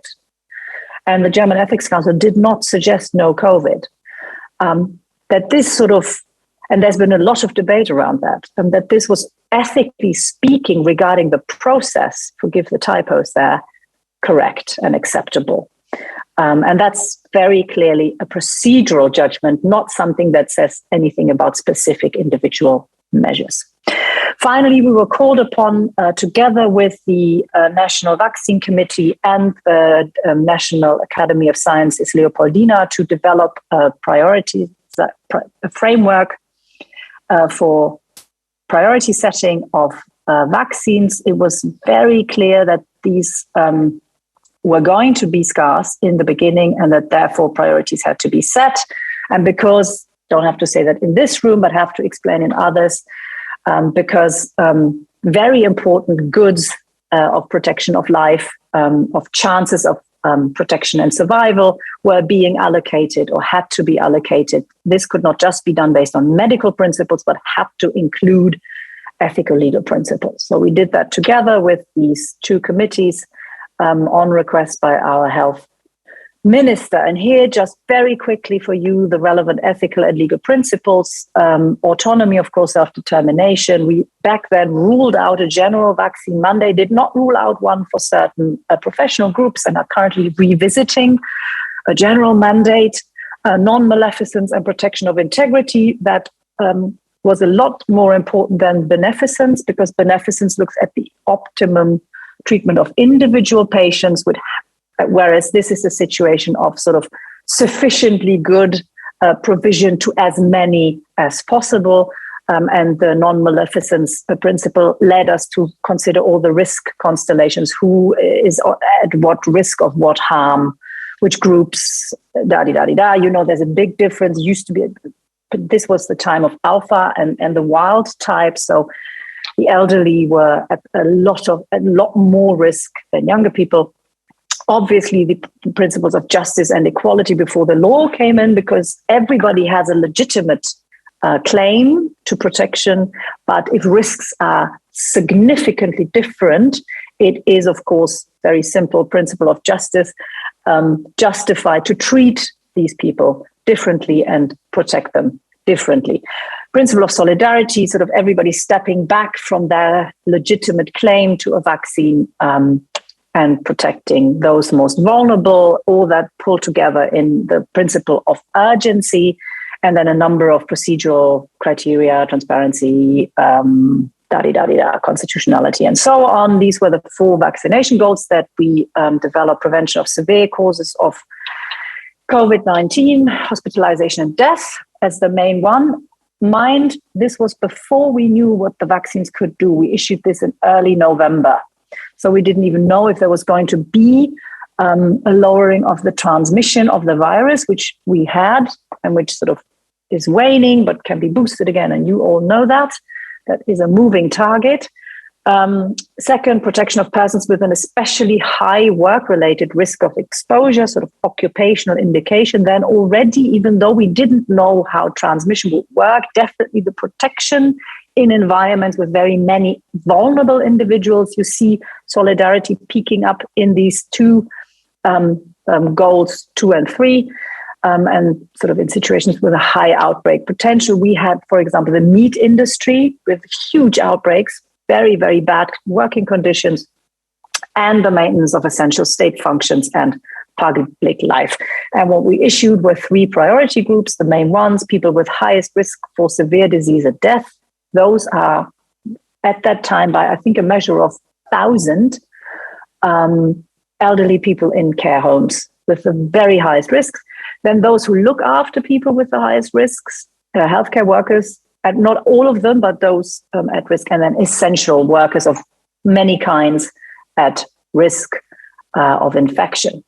And the Standing Vaccine Committee then took this sort of broad framework and used all the evidence available to get a more fine-grained priority list. And I can say with a certain amount of sort of modest satisfaction that this was one of the rare situations where an ethical framework developed coincided with the main goals that at that time were necessary for curbing the pandemic, which was at that time to prevent deaths and severe causes of illness, which happened.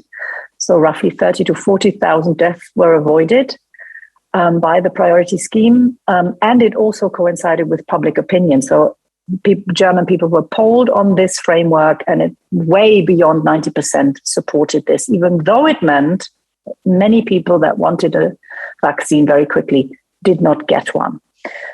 So for an ethicist, this was one of these examples that maybe where things didn't go completely badly. And this is just how the process then finished. It was sort of made into the recommendation, the legal provision that was changed a couple of times, but overall, this framework underlined the way it was done in Germany. Their living documents, again, they were revised, and then the priority setting stopped in June when there was enough for everybody. Just sort of some general conclusions that the ethical analysis and debate, hopefully, and particularly if it is done in an interdisciplinary way, pulling in the evidence that's necessary, all the expertises that you need in a situation like that, can provide more transparency for justification and for decision making, and hopefully not just improve public trust, but also policy decisions, hugely relevant in a crisis. Of course, we have an enormous theory-practice divide. Sort of non-ideal theory is not relevant in a situation like that, or only very, very, it is relevant to sort of clear arguments, but then we definitely are in non-ideal situations. And this is something that I keep saying, that ethics can help make things more just. But for real world settings, in particular in tragic situations, so back to the triage situation, it will never yield good or fully just results. It can only sort of do a little bit to make it as good as possible, which can be very frustrating for both theorists and those in practice, but it is still the best option. Responsibility obviously remains with policymakers and decision makers, very important. And as you all know, the immediate challenge is always how to get it implemented and how can ethical guidance be granular enough that it really can guide practice. It's a steep learning curve. There's a necessity for continuous adjustment, revision, and improvement. So lots to do. Thank you for your attention. Thank you very much. Excellent. Thank you, Elena. We have some time for questions. And if you want to pose a question, raise your hand and speak into the microphone or write something in the Q&A and say who you are.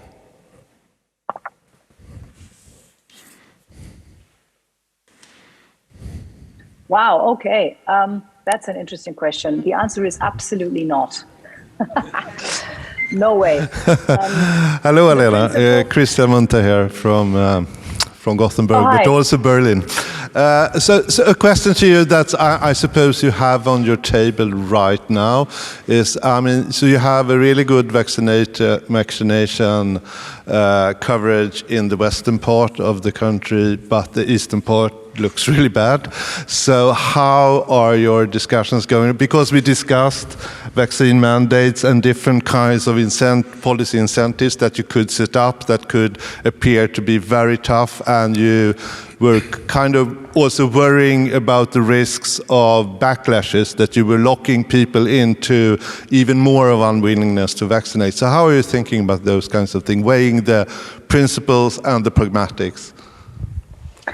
Excellent, very difficult question. No easy answer, obviously.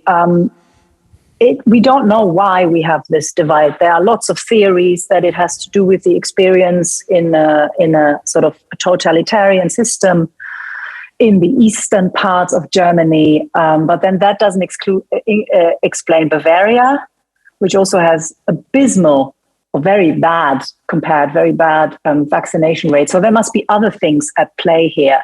One thing that can be said, which makes the discussion about general mandates so frustrating, is that a lot went wrong. Our vaccination campaign wasn't as good as it should have been. There are other examples. We all know Portugal, Denmark, so on. Italy, certainly France, have done things better, and it has unfortunately not been done very well by different layers of German politics, which includes the federal government, but also the Länder, the federal states. So the communication wasn't good, and sort of the infrastructure was lacking. So lots and lots of things. So that's just various explanations. We're currently, I can't say too much about it, but we're currently, of course, discussing exactly what you say. Could mandates reach successfully people that have not been reached yet, or actually sort of force them, if you will, to get the vaccine? That depends on how you design them and how you enforce them. And everybody is in agreement that if you have a vaccine mandate, you must enforce it properly. Otherwise, it doesn't make any sense. Otherwise, it's sort of a toothless instrument that splits your society to some degree and doesn't really yield any results. So if you do it properly. Some say it might have the effect that even people who, and that is, there are historical examples of that it sort of puts a certain peace into these debates, because people can then still disagree and have various different reasons, but for everybody there's the same rule. The way we now have it is you look at your neighbor and you think, why does this idiot not get the vaccine, right? Once you have a rule, you don't have to look at your neighbor, because they are sort of either in agreement or disagreement with the rule, and the rule's the same for everybody, and then they get sort of, they get punished by somebody else and not by your moral judgment. So we have a lot of moralizing going on in debates, and some expect that it might calm down debates if you have a general rule for everybody. And some also say it might be sort of like an excuse for people to get vaccinated who are in situations that are very much against vaccines, sort of gives them a reason, an excuse why they get vaccinated. And again, there are historical precedents for that. But there are also historical precedents that this might radicalize certain groups, and we are certainly seeing that in Germany. It's a very volatile situation, and that it might sort of drive them very deeply into a certain form of illegality. So we're currently weighing this up. I have no fast answer. I'm interested myself to see what will happen. Could I respond to this excellent question in the Q&A about the Menschenwürde, the dignity?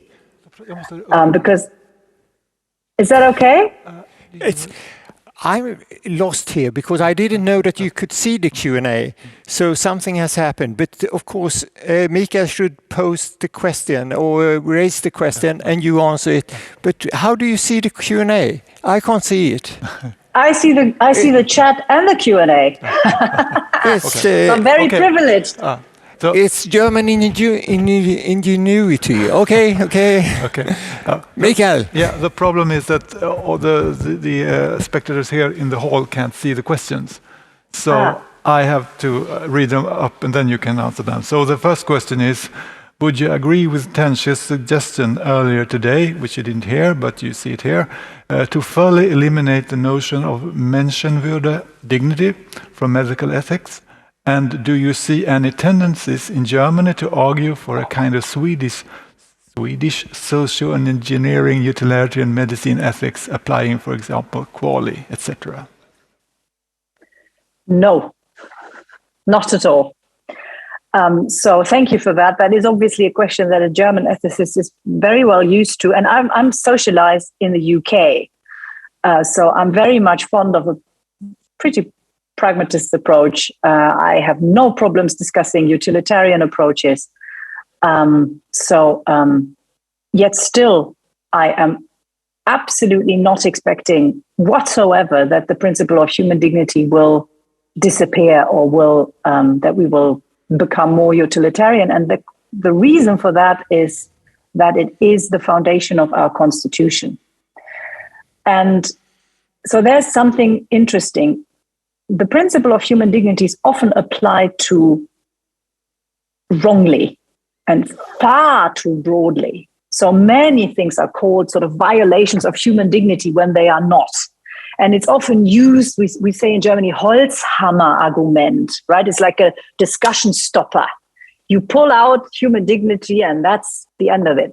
And that has stopped in Germany. So if you're familiar with German discussions on bioethics about, 10, 20, 15, or maybe even 25 years ago on stem cell research, embryo research, that kind of stuff, it used to be that way. It used to be, this is a violation of human dignity, and then the discussion was at its end. And that has definitely stopped.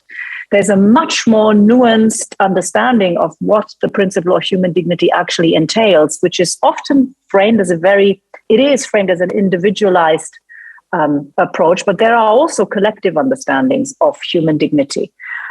So the discussion has improved a lot, and references to human dignity are used a lot more sparingly, also in the German Ethics Council. That, again, used to be very different just 20 years ago. But it is definitely still underlying our constitutional framework, and therefore it will not disappear from medical ethics anytime soon. Alena, we have a couple more questions here, and not that much time, but can you answer them, give a short answer? But I want to ask the world's last two utilitarians here, Peter Singer and Torbjörn Tännsjö.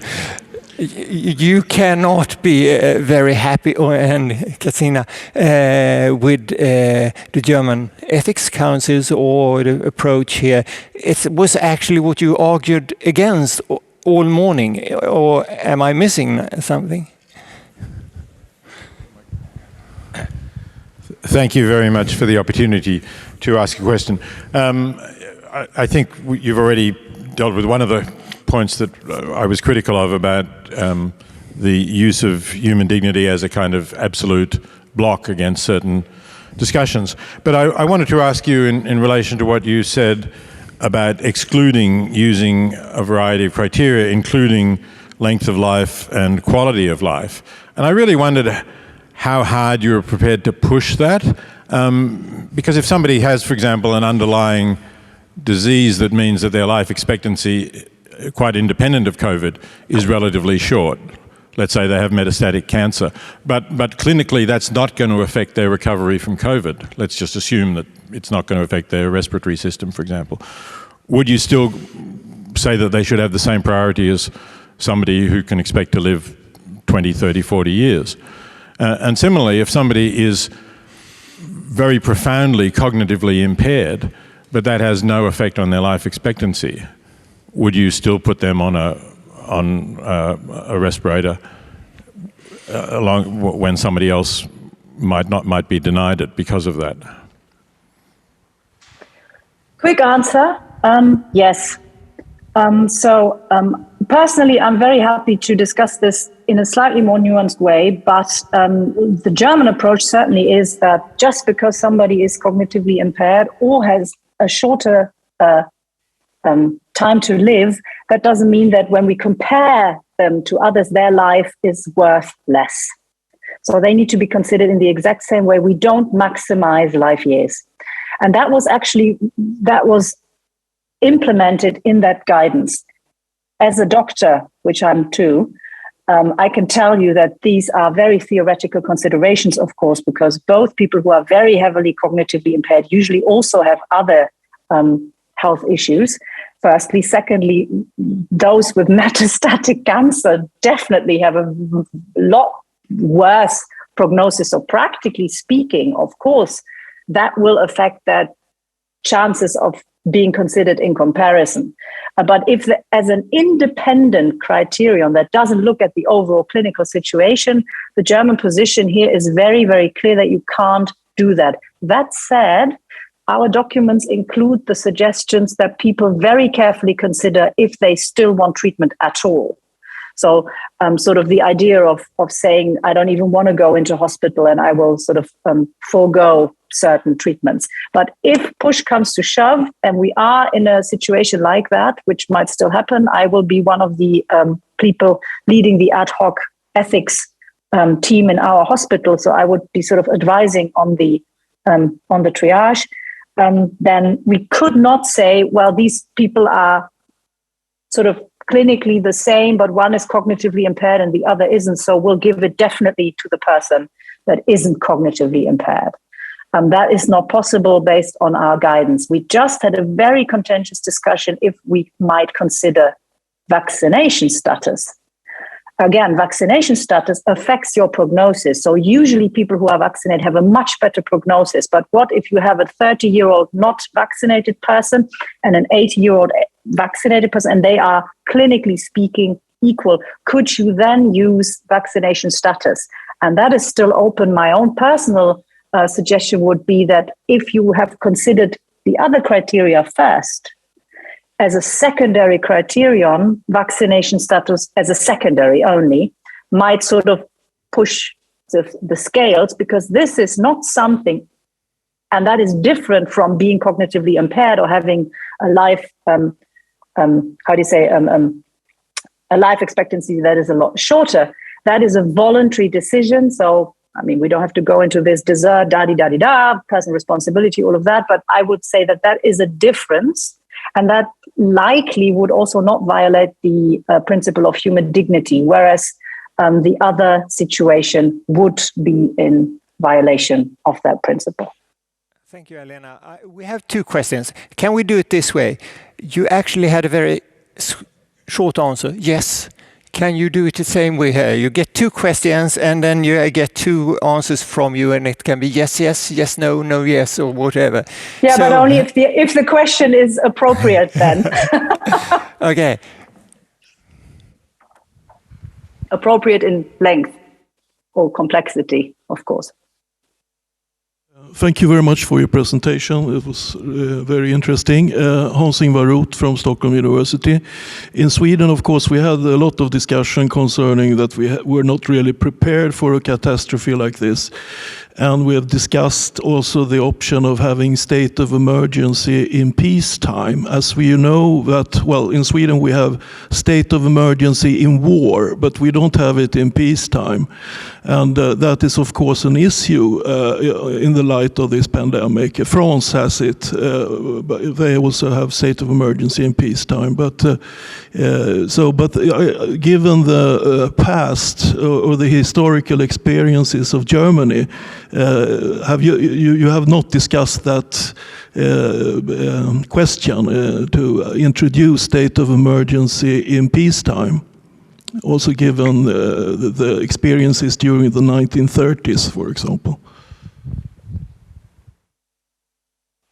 Should I answer directly? I think we do it that way. That's the best way. Very quick answer.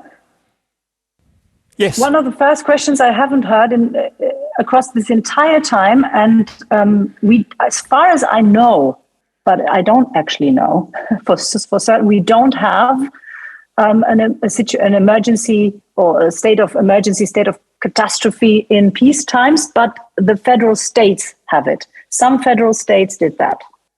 So we do have it in some federal states. I don't know if we have it for Germany. That was never discussed. I have never seen any public or even internal debate on that. Thank you very much for that question, because I'll find out. That's really interesting. I don't know.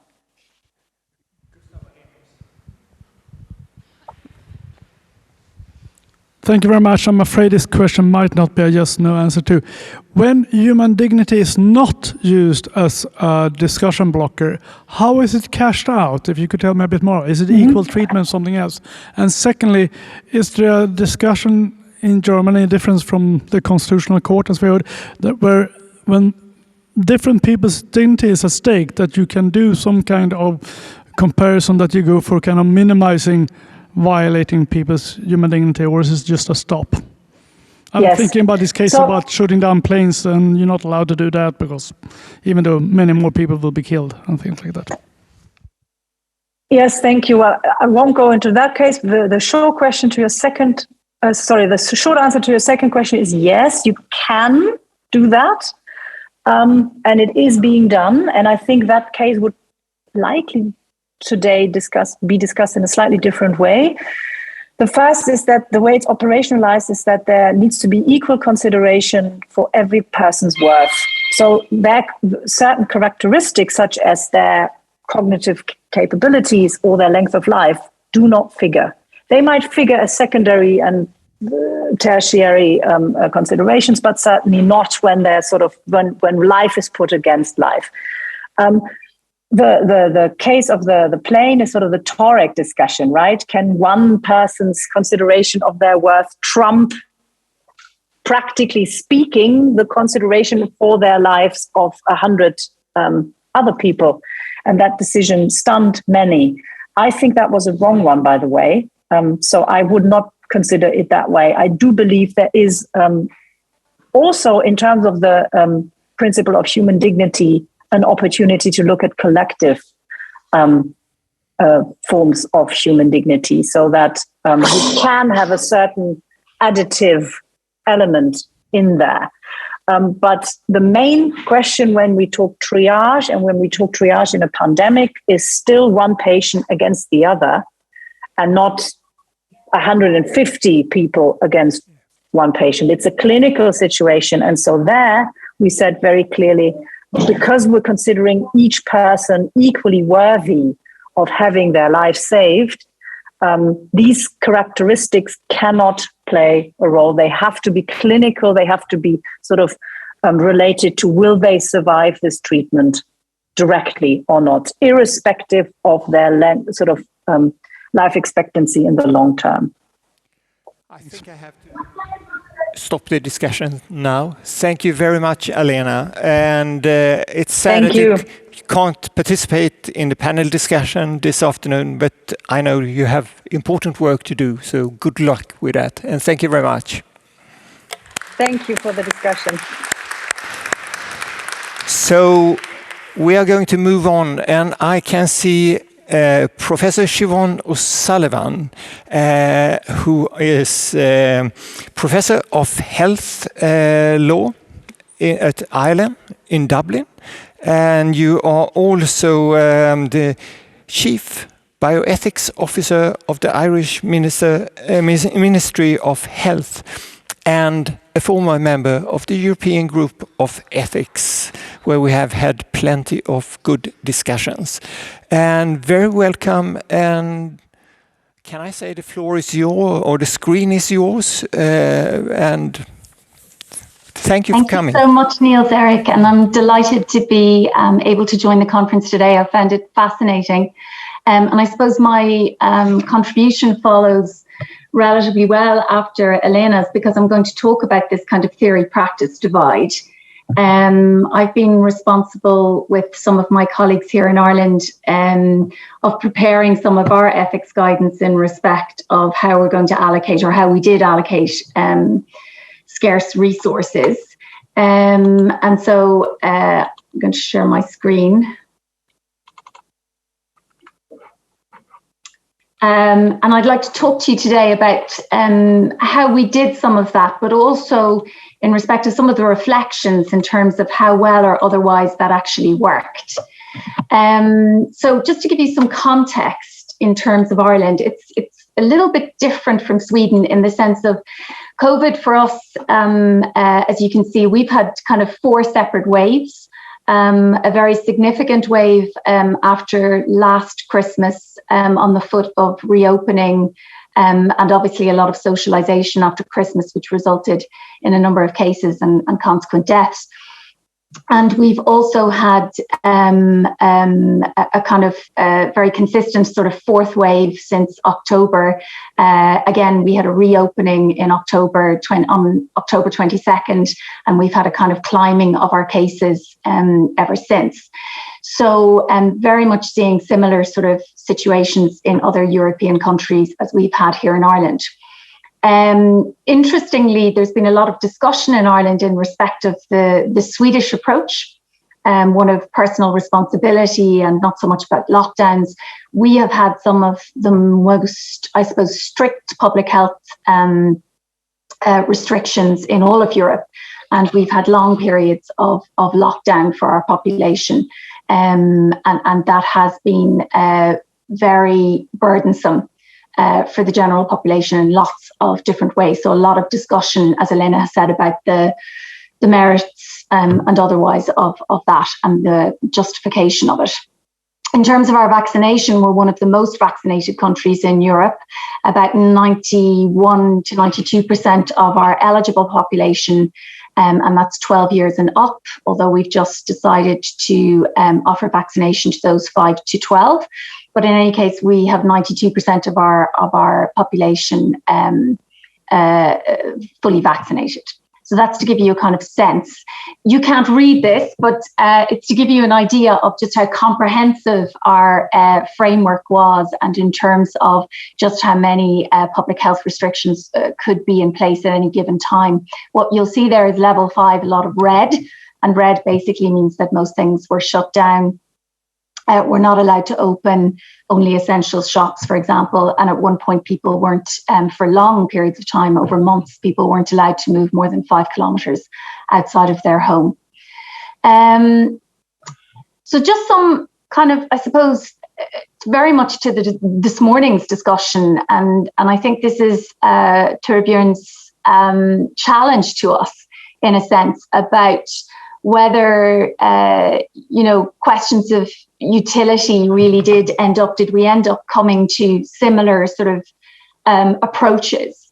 And I think it's really interesting that public health interventions have already really traditionally kind of been rooted in this utilitarian approach. And very much when we went back to look at how we would do our ethical framework for the current pandemic, we were looking back to previous pandemics, which were very rooted in that idea of utility. And what you did see in that interval, I think in that 10-year interval, when we came to the current pandemic, was there had been a shift, I think already, from utility to equity. And that was very much this idea of principles of distributive justice, etc. And also, I think, as Laura talked about, the kind of influence of human rights frameworks, allocation of resources being linked to human dignity, as we've discussed a lot today. So there was already that shift, I think, from utility to equity. And I think the WHO framework for the allocation and prioritization for COVID-19 vaccinations very much was talking about that balance between utility and equity. I think it is really interesting if you look at some of the studies that have been done around analysing all of the various guidelines that have been used by countries. And this particular study is of European guidelines. That the principle of equity really has become quite central. But it's important to note that equity is considered in various different ways here, and the approaches can be quite different. So there's this egalitarian idea of using equity and non-discrimination, as we've talked about. But then there's a more utilitarian approach, which is about equity and best use of resources, tempered, I suppose, as equity as a side constraint. And then I think most interestingly, there's this idea of equity and ethics of care. And I think Elena made reference to this as well, and this kind of case-by-case approach, individual needs and will and preferences of various patients. And I think that is interesting because it really does mark quite a different shift. And so I wonder if for the next pandemic, which hopefully I will be retired for, will we have moved from utility to equity to something else which looks like care ethics? And if that's the case, how does that actually work in a public health ethics prism? And I think that's going to be very interesting, maybe something we could discuss. So again, obviously, for everybody in this room, it's very clear why one would need an ethics framework. Priority setting had really tangible consequences for people's health, and it required us to think about values and making the kind of choices to make explicit the values that we were using to make these kind of choices around resource allocation. So we here in Ireland published an ethical framework for decision making, recognising very much, I think, as well, that there were going to be policymakers and clinical decision makers who needed to be supported in how they would make those decisions. And so we had to give some sort of basis for them to make the decisions upon. We don't have a legal framework as you do in the sense in Sweden of being very clear around that. So we felt that this was very important to provide our decision makers with. So this is what it looked like. We set out a number of ethical principles and then a number of procedural values to guide the resource allocation, feeling very clear that we had set out, what we meant by minimizing harm, that harm wasn't just harm to life, but there were other harms that needed to be taken into consideration, and trying to elaborate what each of those principles meant in terms of resource allocation. And then equally important, it's not just, as somebody said, I think it was Christoph said earlier, it's not just about how the pie gets cut up, but also, again, not even the shape of the pie, but how we come to that division of the pie. And the importance, I think, of procedural values. And I'll come back to that in terms of the importance of procedural values in trying to promote trustworthiness. So I'm going to take a couple of examples for us, mainly around PPE, provision of PPE, provision of critical care or access to critical care, and also vaccination. So PPE, this will have been a common experience for everybody in Europe, but we in Ireland had shortages of PPE, which meant that we had to decide who would get access to personal protective equipment. And recognising that even with rational and appropriate use of PPE, it was in short supply. You will see our national airline, Aer Lingus, there's a picture of that on our national news. We actually had pictures of aeroplanes landing from China with consignments of PPE that our government had managed to secure through all sorts of channels. That was actually shown on our 6 and 9 o'clock news to herald, isn't it wonderful, we're getting all of this PPE into the country, because such was the concern for healthcare workers that they simply didn't have access to adequate PPE. But not so much, I'm not going to talk about the issue of how PPE was being distributed, although there are questions around, the distribution of PPE was very clear in acute hospital situations. But I think there's also the question of long-term residential care, community hospitals, to people in their houses, when they had, for example, support staff, medical care coming in to support them on a daily basis, all those questions. But another question arose for us, which was, what is the duty of care of healthcare workers to actually discharge their duty of care in the absence of adequate PPE? So we ended up having to give a certain amount of guidance in respect of that, and recognizing that in fact there was a duty of care.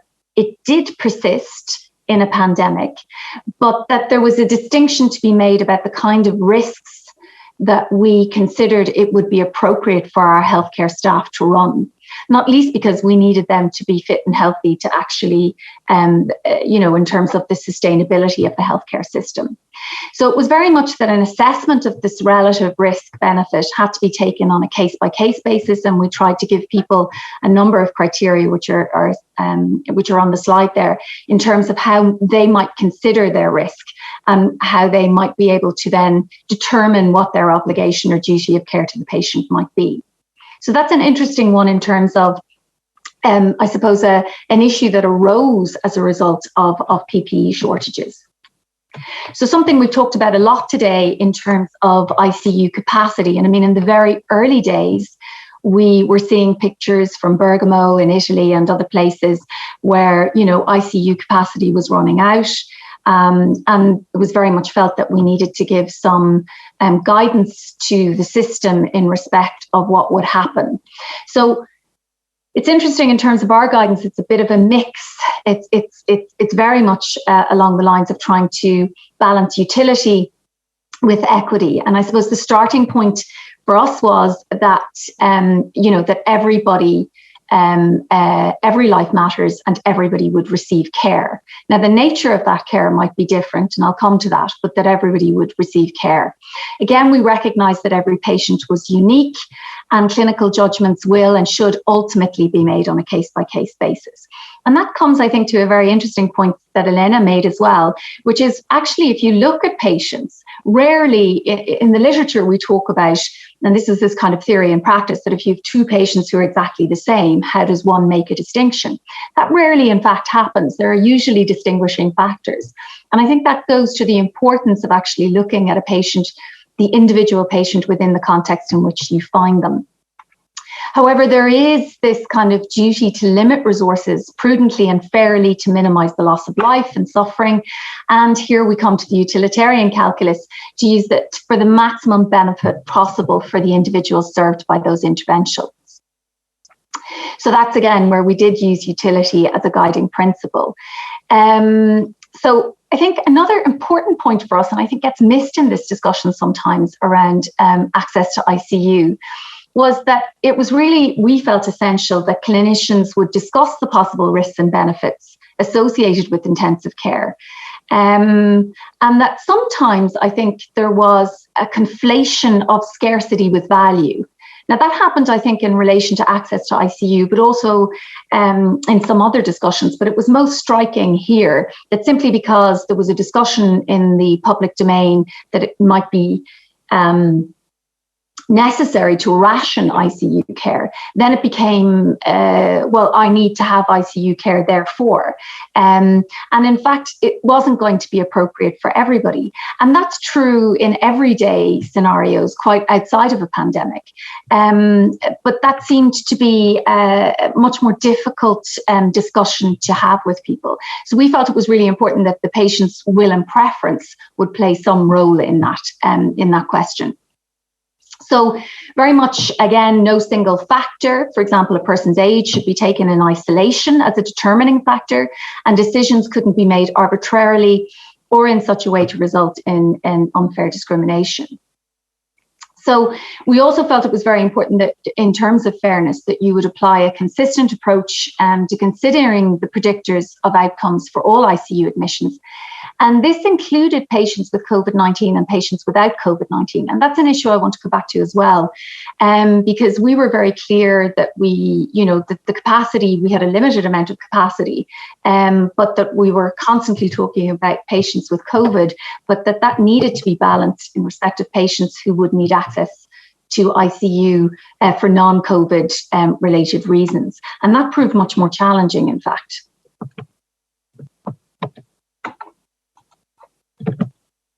So, rationing critical care, what were the kind of things that happened and the lessons we learned? It was really interesting that even though the guidelines had made it really clear that no single factor, and then we had put example age, and that was largely because that there were a number of discussions which were emanating out of other European countries where, for example, there was some suggestion that an age ceiling would be placed in respect of access to critical care. And so we had simply said, so we were very clear, no single factor, for example, age. But actually, this caused a good deal of distress amongst some of those in our disability community, who said, well, you don't mention disability. Is disability going to be a prohibiting factor, if you like? And we kind of were very taken aback by that, because we didn't understand when we had made it quite clear that it shouldn't be a single factor and disability being a single factor. But I think it spoke to something which was quite deep-seated, which was a real fear on behalf of some members of our society that they would simply be not treated as an individual, but rather as a member of a group, or, with a particular underlying condition that would immediately exclude them from critical care. So we had to actually publish a supplementary set of guidance, which made very clear. And also, I suppose, went into the fact that even though, and we've talked about this morning, so even though your underlying condition or your disability or indeed your age may contribute to frailty, may contribute to your ability to recover or to benefit from ICU care, that isn't the only factor that needs to be taken into account. I think the other thing that we learned, and I think is really important, is the importance of not using crisis standards of care when you're at contingency capacity. So I think there was a certain amount, especially in the early days, where people were so worried about becoming overwhelmed that, thankfully this didn't become the case in Ireland.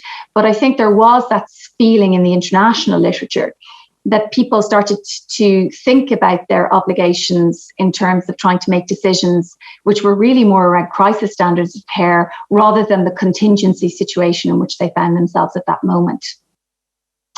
We in Ireland, and I think that's probably replicated certainly in other countries that I've spoken to, there was a concern on the part of our clinicians around liability. They didn't want to be in a position of making these kind of decisions. So even though there was quite detailed advice, both at the government level and indeed from clinical organisations, there was, real concern about this idea of having to make these kind of choices.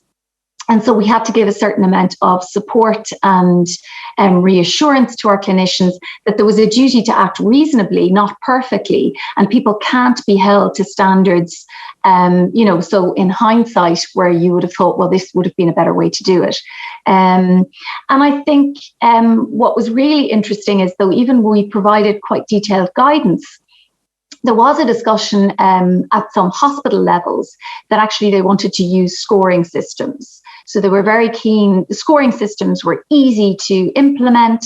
They were clear. They were considered to be fair. Whereas we were talking about a much more nuanced approach, which was talking about taking into account lots of factors, balancing various principles, etc.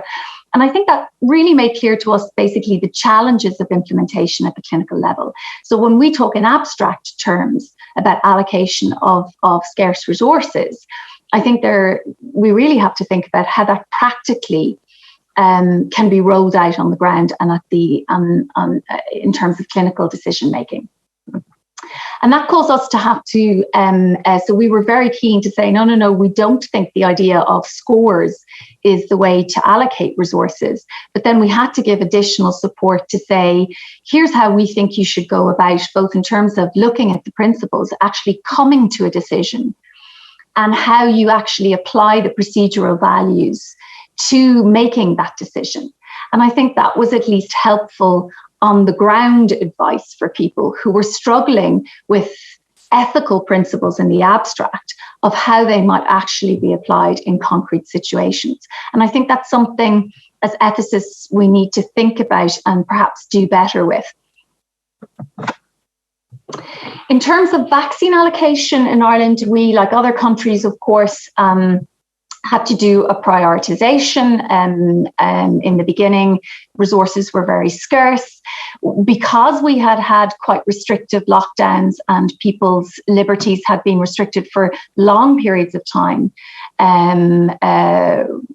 there was a real case of, and I mean, this has subsequently obviously been interesting in terms of vaccines, but there was I suppose a feeling that vaccines were the way out of the pandemic, and that if we could only roll out vaccines to the population, that we could all return to normal and things would go back to normal and we could escape this. And so I think there was a real sense of, should I say, pent-up demand in Ireland in respect of vaccines. We in Ireland like to talk about the weather a lot, but in fact, for a period of time around December or January of this year, the only thing Irish people could talk about was when would they get their vaccine? Had you got your vaccine? Had you been contacted to get your vaccine? So this was the dominant discourse in Ireland at the time. So it was very much about trying to decide, and we in Ireland did something similar to what they had done in Germany. So we had ethics alongside of our national immunisation group worked together to put together a prioritization, which was informed by this multi-value allocation framework, which again had a number of principles. You can see them there: moral equality, minimizing harm, fairness and reciprocity. Interestingly enough, to the earlier discussion, we had prioritized healthcare workers for vaccines, but not actually for ICU care, because we saw them for different reasons there.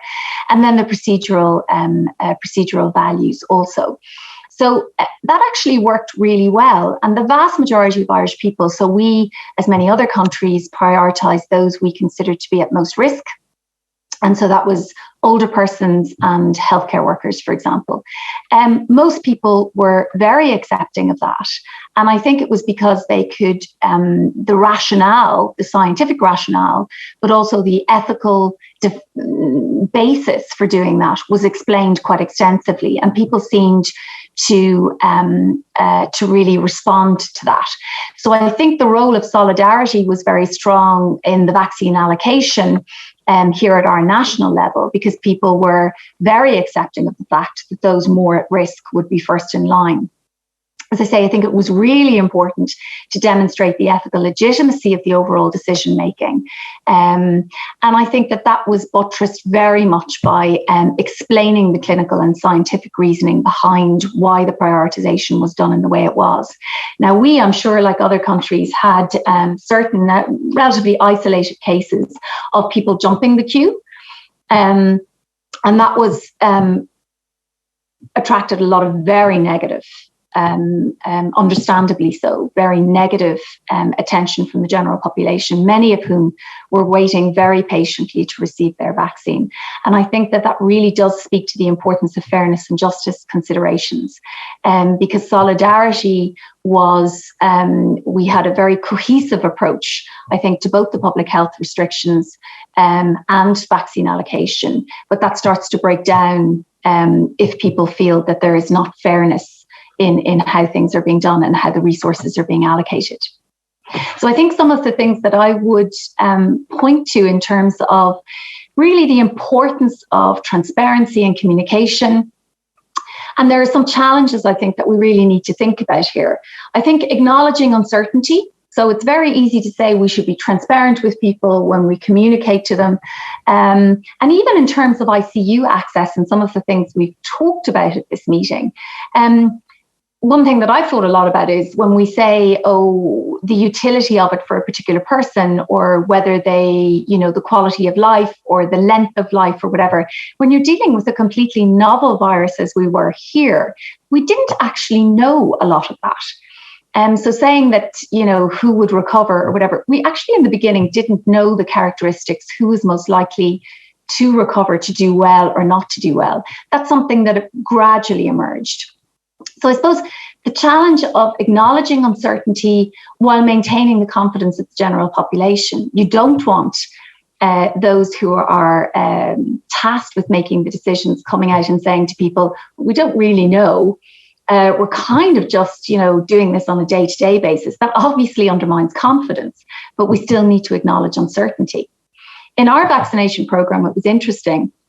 In terms of our prioritization, it changed several times during as the vaccination campaign went on.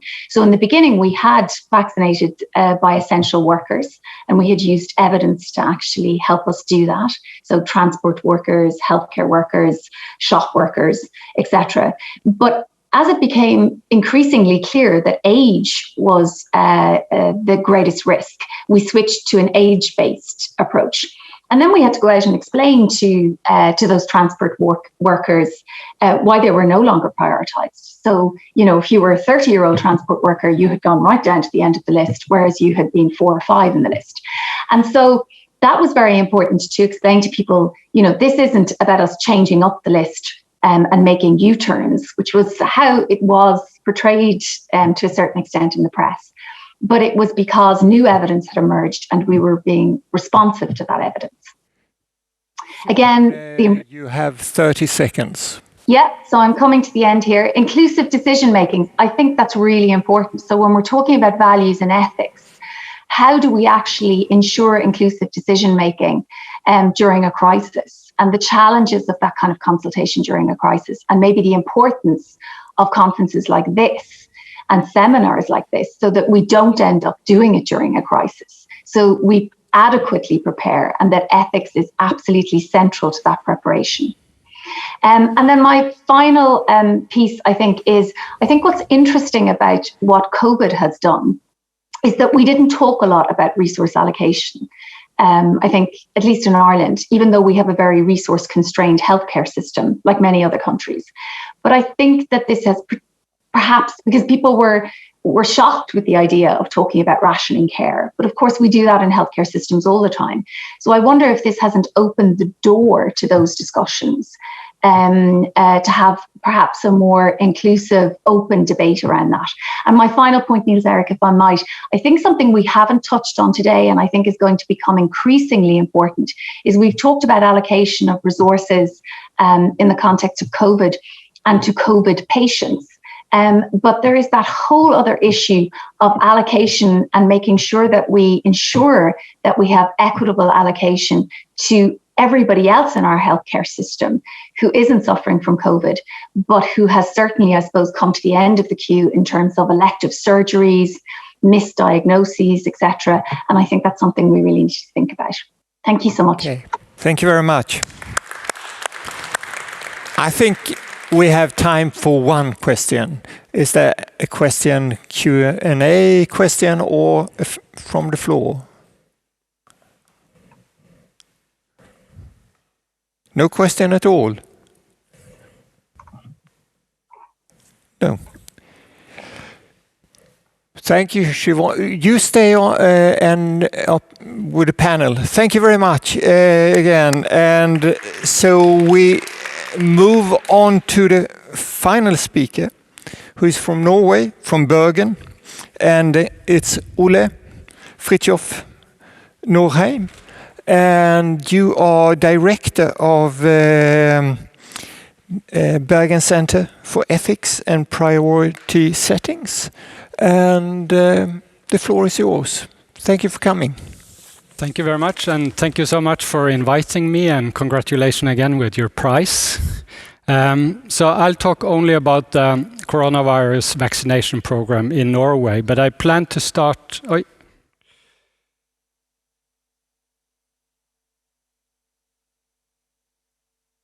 Yeah, so I plan to say a little bit about the background of the general national guidelines for priority setting in Norway, and then move into the corona vaccination program and touch about this discussion about saving lives versus life years, and something that we have discussed a lot in Norway, geographical priority setting.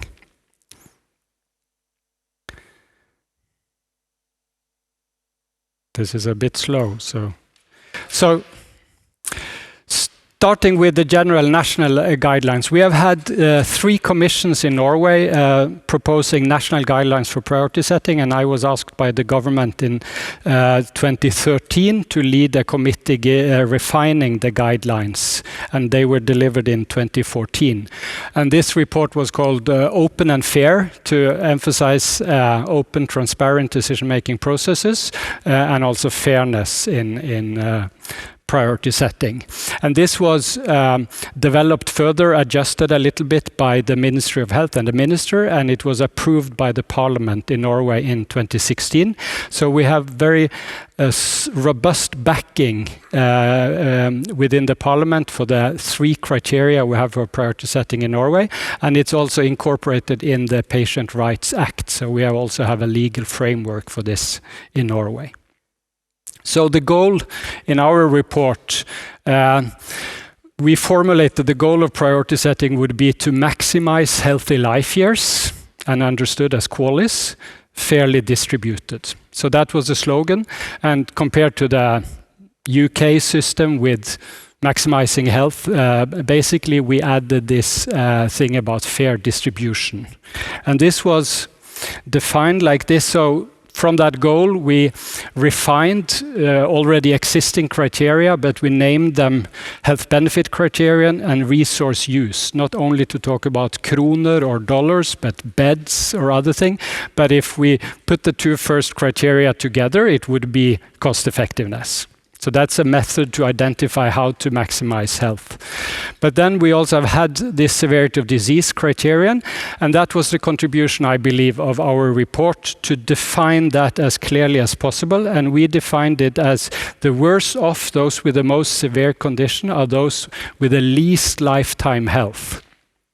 And it was defined in the white paper from the ministry as those with the least, those who could expect a large future health loss. So patient group, say with breast cancer, would typically have more life years lost or health QALYs lost than a patient group with prostatic cancer on average. So they would have a more severe disease, the breast cancer patients, compared to the prostatic cancer patients. It relates to your discussion here in Sweden, this concept of need that we discussed earlier today. It also applies for quality of life. So chronic schizophrenia, for instance, a patient group, chronic schizophrenia would probably have then lose more healthy life, lose more QALYs than a patient group with chronic depression, for instance. So the idea is to have criteria that balance cost effectiveness with a concern for equal lifetime health, and that there is a trade-off between these 2 objectives. And these 3 criteria, as precisely as possibly, try to identify these concerns. So we could call it a framework compatible with prioritarianism. So it's about maximizing healthy life years with extra weight to health gains for the worse off. So that's the general principles. And just to explain a little bit on we didn't write this in the report, of course, it's technical, but it was an underlying marginal weighing function, so that those patients with a large health loss, the most severely ill patient group, would get extra weight in the cost effectiveness estimation. So those with few life years lost without a new intervention will be given or a QALY gained for them will be given a weight of 1. But those with large losses, say 20 healthy life years or 20 QALYs, would be given a weight of 3. And we proposed a 1-2-3 rule as a very simple way of explaining this. So everyone with a small loss will get a weight of 1, and those with larger loss 2 or 3. And we argued that we need further research to find these appropriate weights to cost effectiveness analysis, adding weights to QALY based on severity of disease. So that's the underlying framework for general priority setting in Norway, and especially used a lot for decisions on new costly drugs. Now moving into the discussion about COVID-19 vaccines. As we have heard already, everyone was very concerned about who get the vaccines first. And the Public Health Institute of Norway asked 6 ethics experts to give their advice. We gave the advice, and this advice in the Norwegian system, the Public Health Institute gave advice to the government, and the government made the decision. But to our surprise, our advice was adopted more or less unchanged. So here there's a link between guidance and actual implementation that was very clear-cut. So first, and this guidance was developed in November before we knew about whether the vaccines would be effective, whether they would reduce transmission, but we had indications that they would reduce the risk of severe disease and the risk of death. So we first argued that the program should seek to obtain 5 goals, and they are ranked. So first, reduce the risk of death, reduce the risk of severe illness, then maintain essential services and critical infrastructure, protect employment and the economy, and then finally, we hoped, reopen society. And we talked about values. We have equal respect, not in the sense of dignity, but very much in the sense of equal respect for every person affected. Like it's very eloquently discussed in Peter Singer's book, Practical Ethics. All ethical theories have this as its basic. So we discussed this in a report. We said that the second principle, to maximize well-being, not only health, but also consumption, income, quality of life. We have a discussion of equity and recommended that vaccines could be rolled out taking into consideration those with social economic disadvantage. That was not picked up by the Public Health Institute. We didn't have the data really to identify these groups, they argued. And then trust and legitimacy. The Public Health Institute took these recommendations and made them more concrete for the rollout of the vaccines, starting with old age, critical health personnel, and then comorbidity, and then going down in age groups and risks. And this is clearly illustrated here. It's in Norwegian, but we could follow in the Norwegian newspapers both the rank order when they started. They started at nursing homes, then started with health personnel, and then started with the very old. And we could follow when they started and when these targets had been achieved. And what's interesting here, of course, is that our recommendations were understood, and I think we also discussed it a lot in that group, whether we should talk about saving lives or saving life years. And I did a little bit of mathematical calculation looking, and we also had a group at the Public Health Institute who developed models to look at this. And it turned out that the infection fatality rate was so much higher in the high age groups and also with comorbidity that it kind of made that consideration of saving life years less important. So if you compare a person at age 55 to one at age 75, the life years lost if they died would just be 2 times higher, while the risk of dying of the infection was more than, and often much more than 10 times higher. So having a very nuanced ranking system where you could maybe argue that you should start with 75 to 85 and then move on to the older and then the younger, etc., would be fairly complicated as well. So roughly prioritizing by age and comorbidity would also be appropriate, we argued. And then an additional argument here was people were concerned about deaths. So if we could reduce the number of deaths, that would also have an impact on society, on lockdowns. So that was also a kind of an indirect utility or symbolic utility, so to speak. So all these things considered together made me convinced that I could stand behind this recommendation. I have all my academic life argued that we should be concerned about life years and quality-adjusted life years, not only saving lives, but in this particular circumstance, I think they were hard to distinguish, actually, in practice.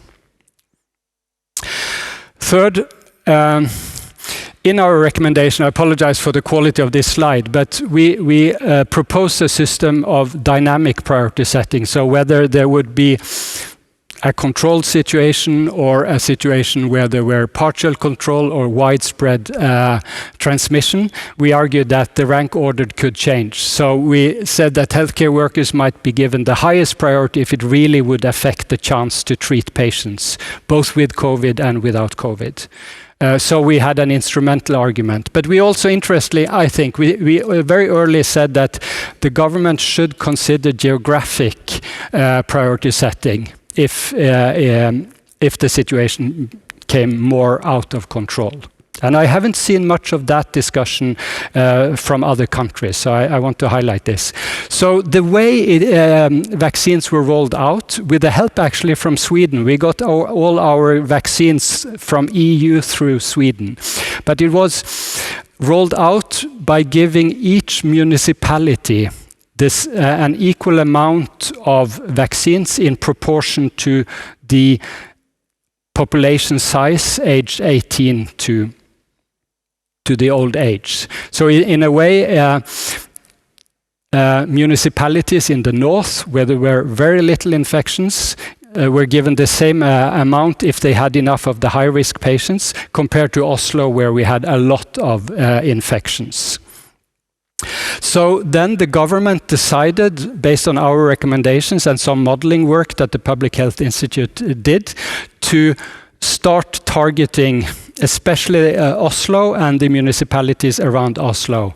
So giving them a somewhat larger proportion of the dose during the rollout. And that was intensified also. So it started in week 12 of 2020, and it was further strengthened a few weeks later. And now we have about 90% coverage of everyone above 16.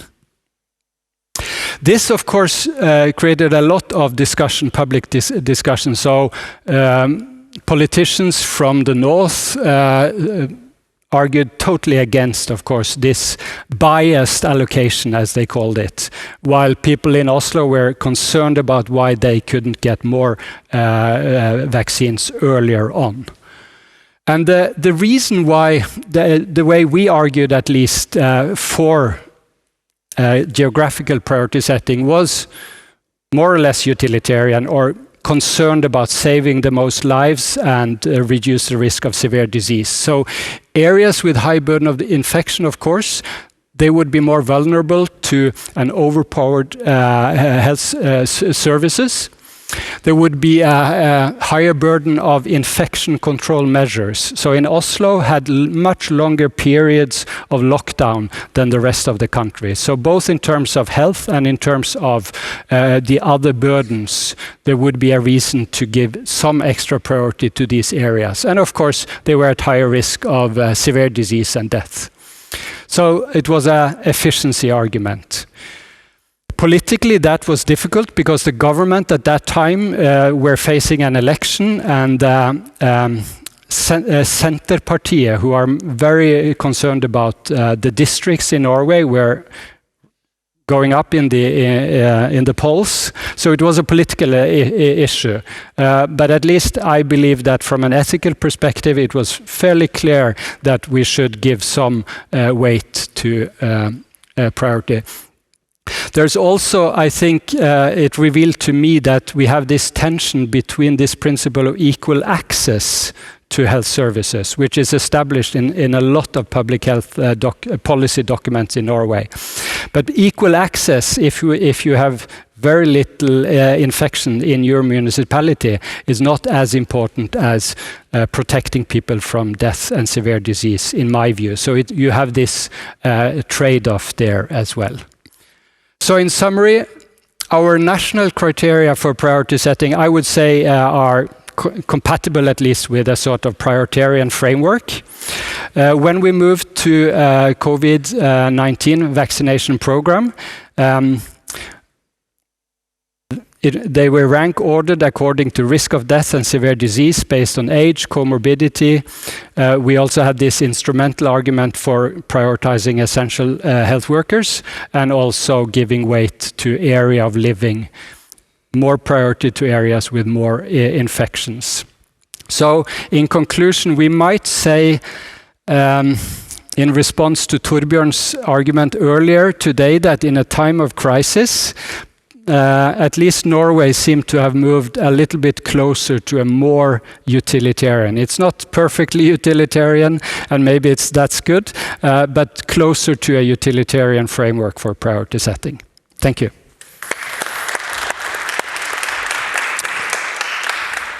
Thank you very much. I'm going to make a suggestion. We are not perfectly on time. It's my fault, but can we wait with the questions to after coffee?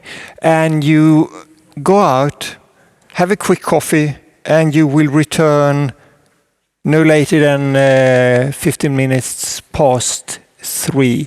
And we can all stretch our legs, etc., etc. So see you in 15 minutes. Coffee out there. Excellent. So thank you very much, all of you.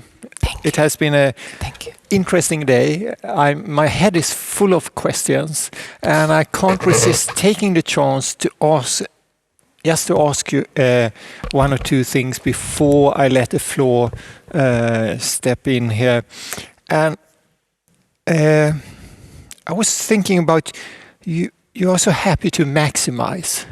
You maximize utilities, you maximize quality, you maximize welfare, etc. And I was thinking that can be done if we know the utilities, if we have qualities or other numbers. But in healthcare, isn't it often so that our utilities are fuzzy? We are not really clear in our heads about what we prefer, etc. And there is another dilemma here, and that is that there are very many certainties. And if there are certainties and uncertain utilities, we can no longer maximize. You don't have that rule because it doesn't work. Am I missing something, or do you as utilitarians have a secret recipe for taking decisions under great uncertainty and value instability? I'm looking at you too, Torbjørn. Okay.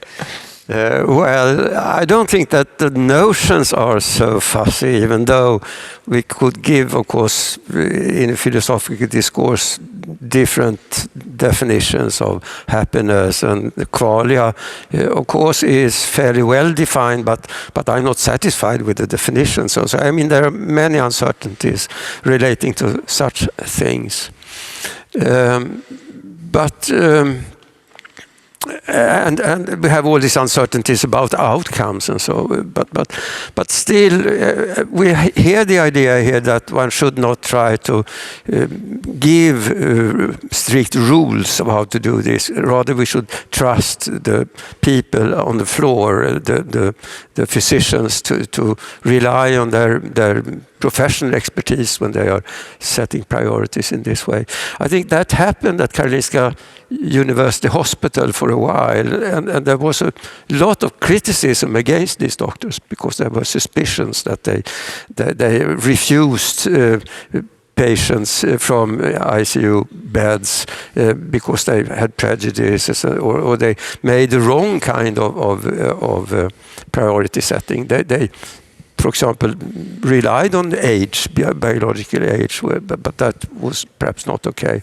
So I think it's a good idea here, even though you must be aware of the impossibility of doing this right.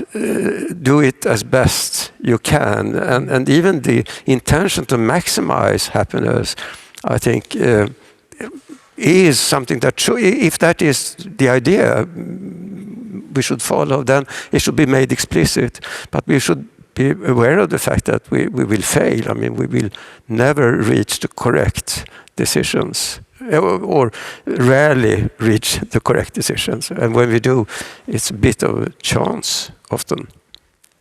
I don't know if that is an answer to your question.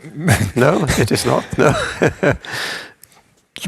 Yeah, so I would simply say that we make this is a problem that goes throughout life, individually as well, right? We can only go by probabilities. That's our guide. We can try to form an estimate of the probabilities of one course of action having better consequences than another, but there are uncertainties.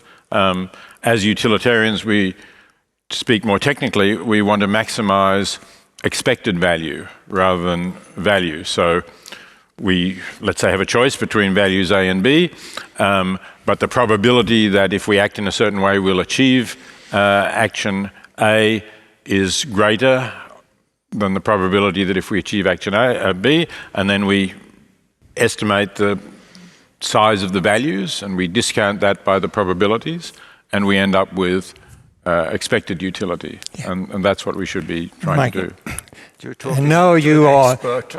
Oh, right, okay. Good. You know. So that's what I was aiming at, because if you are not certain about the probabilities and you are not certain about the utilities, you can't maximize, because you cannot maximize over sets of uncertainties here. So then your system doesn't work. I don't understand. Sorry, why can't you maximize expected utilities? You can you do it when you know the probabilities and know the utilities, but in healthcare situations you might not even know them, and you might want to. When you say you don't know them, you mean the range is from 0 to 100%, and you have no idea where in that range it falls? The range can be between 40 and 70, and already there you have a problem because there's no rule, because you can't maximize. So I was curious. But I think you could tease out these subjective probabilities, but okay. Yeah. Okay. Ole can comment. I believe in having clear principles, recognizing that doctors and policymakers, they will interpret them differently and add sound judgment to those. But having clear principles is helpful, I think. And I also believe that in medicine, there's a lot of uncertainty, but medical doctors are good at making choice under uncertainty. And take the example of COVID vaccines. We have big trials. We know that the vaccine saves deaths in 90% of there might be 88 or maybe 92 or so on, but it's fairly precise, and that's much better than not using this information. On QALYS, everyone agrees that they are not perfect. In the Norwegian Commission, we used the term healthy life years, gode leveår. We believe that living long lives with good quality is something everyone wants, and we want this as fairly distributed at the maximum level. And so we said, if there are better methods than QALYS, please use them. But for now, that's the best we have. Yeah. I mean, one obvious problem with them is, I think, that they start with 0. You can't go below 0, but When we have discussed euthanasia and such topics, I mean, we know that misrepresents reality, really. So there are all sorts of problems with these measurements. Yeah, and as for uncertainty, I mean, especially with doctors, I mean, we have so many of them while curing patients, and they don't stop doctors to cure their patients, although they never know whether it would be 100% or 80 or anything close. So utilitarians are just like that. Yes, we try. We all take risks. Utilitarians do in their decision making. Yeah, Ole, you talk about QALYs, and this is my final question or second question. There was a European Union group or consortium on health economics, and I quote, "QALY assessment for healthcare decision making should be abandoned." And it has had an impact on the member states. Yeah. This statement. Yeah. And I know in Germany they don't want to use QALYs, and I think one of the reasons is this dilemma that it seems to discriminate against the disabled. So I think this is a core challenge we as ethicists need to explore more.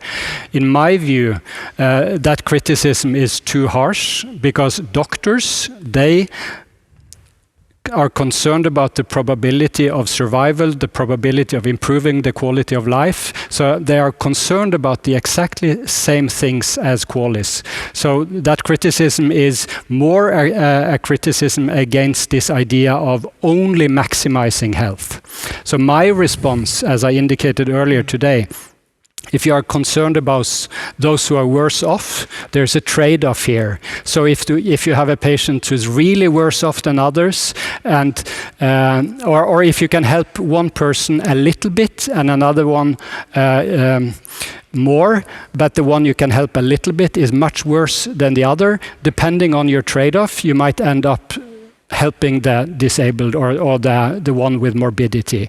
But if you can, if the benefit is huge, the difference in benefit is huge, then you might end up with maximizing. But it's this trade-off all the way. And I think viewing that issue with these two objectives, then you counter that criticism that you discriminate against the disabled. We always make choices about patients where you can help and who have different degrees of morbidity. Okay.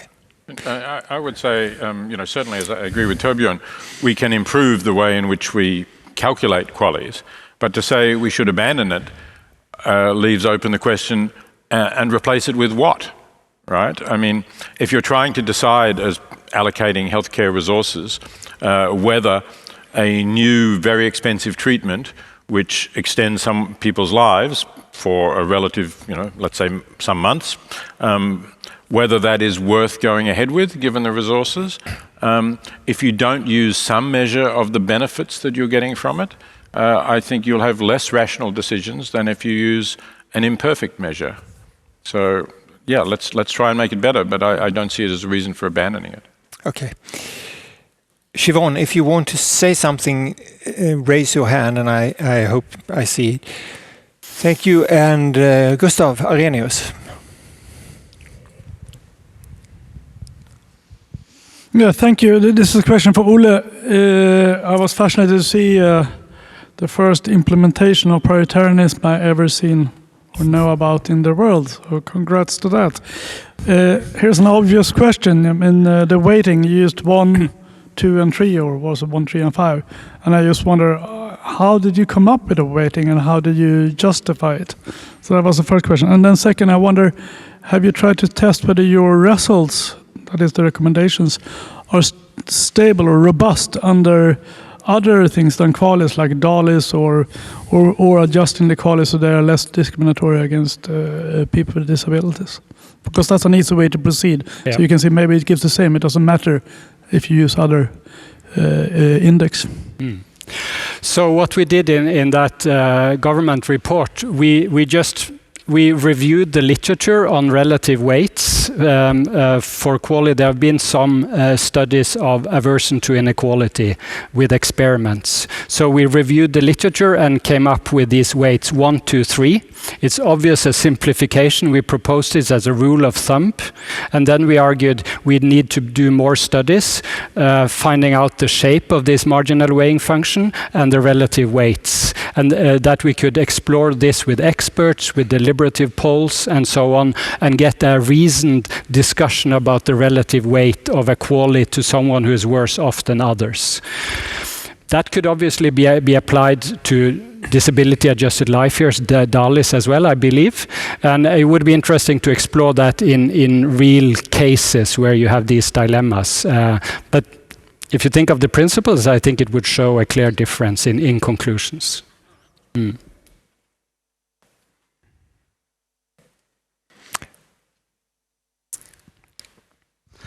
Okay, so I have a question for Ole and the mirror image question for the utilitarians. So Ole, you in Norway you have defined severity quite precisely in terms of absolute shortfall. And an implication of that is that you should care about lives as a whole, and that means that you should care about the past sometimes, right? Having it worse in the past matters for priority setting. So my simple question is, why should we care about the past? Why shouldn't we let bygones be bygones and just focus on what we can affect, namely the future? And my mirror image question to the utilitarians is, doesn't it seem intuitive to care about lives as a whole? Why should we just care about the future? I mean, if you have had a rough time, isn't it intuitively plausible to care about some idea about compensation, for instance? So if you want to start. That's a complex question. So my answer would be that what we proposed, and my view is that if you think of this problem of allocating scarce resources as a problem for decision makers, making decisions for society or a population, I think it makes sense to think of the whole life. And typically we will prioritize between interventions targeting different diseases or conditions. So prostatic cancer, breast cancer, there will be a different in life chances for these two groups. So that's the perspective of the whole life. When you want to make decisions for a particular patient, then it becomes more complicated. But I think in principle it should hold. But what happened in Norway was that policymakers, the ministry, they thought it would be too difficult and even not relevant to look at the past, so they changed. So in the white paper they said we should look at proportional shortfall taking only the future health into consideration. But I think in principle we should always care about the whole life. Okay. Okay. I could try. Yes. As a hedonist. Yeah. As a hedonist, if I care about my consciousness, right, about my desirable consciousness, as Sidgwick would say, then I care about the past in memories. Yes, so the past is important for me because I remember it, and it influences my consciousness at the very moment. So that's the whole life thing. Of course, when we look to the future, we believe that we should have those desirable consciousness, good as it can only be. So we plan. Yes, we do the planning because we want, for example, pleasures in the future as well as now. So we count the future as well as present. But the past is important only as far as we remember it. Would you agree? Okay, my main objection in the book also against egalitarian thinking, with focusing on entire lives, and that goes also for Rawls' lexical idea of maximizing the situation for the worst of individual, is that it is insensitive to suffering at the moment. I mean, you could have a patient who had a terrific life, or even make it like this. You have one person who has lived for a long time just above the level where life is worth living, and garnered a lot of well-being because of the length of the life. So this is an extremely happy individual when you look at the entire life, even though he was just above the level. And the other guy was just below, almost indistinguishable at the moment, but has garnered a lot of unhappiness in his life. And now the happy guy is suffering terribly, while the unhappy guy has only mild pain. Should we really tend to this mild pain only because this person has garnered over his lifetime so much unhappiness? No, I feel no real challenge in that objection. As I said earlier, I feel more challenge to the prioritarian idea apply to moments, so that this person who momentarily now suffers has an extra demand on resources. It's also tricky, this notion. I mean, Rawls and egalitarians build on this idea of personal lives being different and integrated in a sense. And the conclusion is that you can compensate within lives but not between lives. But when you start to scrutinize this idea, as Derek Parfit has done and many other people done, it surfaces that perhaps it's not really persons we're interested in, because you speak of memories. I could easily have forgotten a lot about my earlier me. It's still me, but why bother with it if I not even remember it now? So then we have this idea that you should look at parts of the person that are sufficiently connected and there is continuity enough, and so I think it's intellectual disaster. Siobhan O'Sullivan talked about or mentioned trust and solidarity. If you look at dignity principle, which I read as a non-discriminatory principle, it says how you should avoid doing this because you are discriminating people. I think a principle of that kind can create trust and solidarity in society. Do you think that your utilitarian view create trust and solidarity in society? It's a mean question, I apologize, but can't resist. We are used to it. Can I respond? Yeah. I was once in a radio program with Torbjörn in Norwegian radio, and he said that he thought we should vaccinate the young before the old. You believe that would be more efficient? Yeah, I changed my mind because I was wrong then. Yes, I was wrong in that. But suppose you were right, you were willing to sacrifice your interest for the sake of the community. Yeah. And so I think it follows also a sense of solidarity if we define it as a willingness for to promote the greater good. I'm not a utilitarian, I just wanted to be polite and defend Torbjörn. Now Torbjörn moved on to taxi drivers. Yes. Yeah, I mean, that was my idea then also, taxi drivers. But that was because I had the belief that we could defeat the virus. Yeah. And then it would be ridiculous to vaccinate people like me, I thought, because I could avoid being infected with my lifestyle, but the taxi driver can't. So we should really target those groups that spread the virus. But now it seems that there is no way of avoiding the spread of the virus. So now this harm reduction strategy is perhaps the best one, the only available one.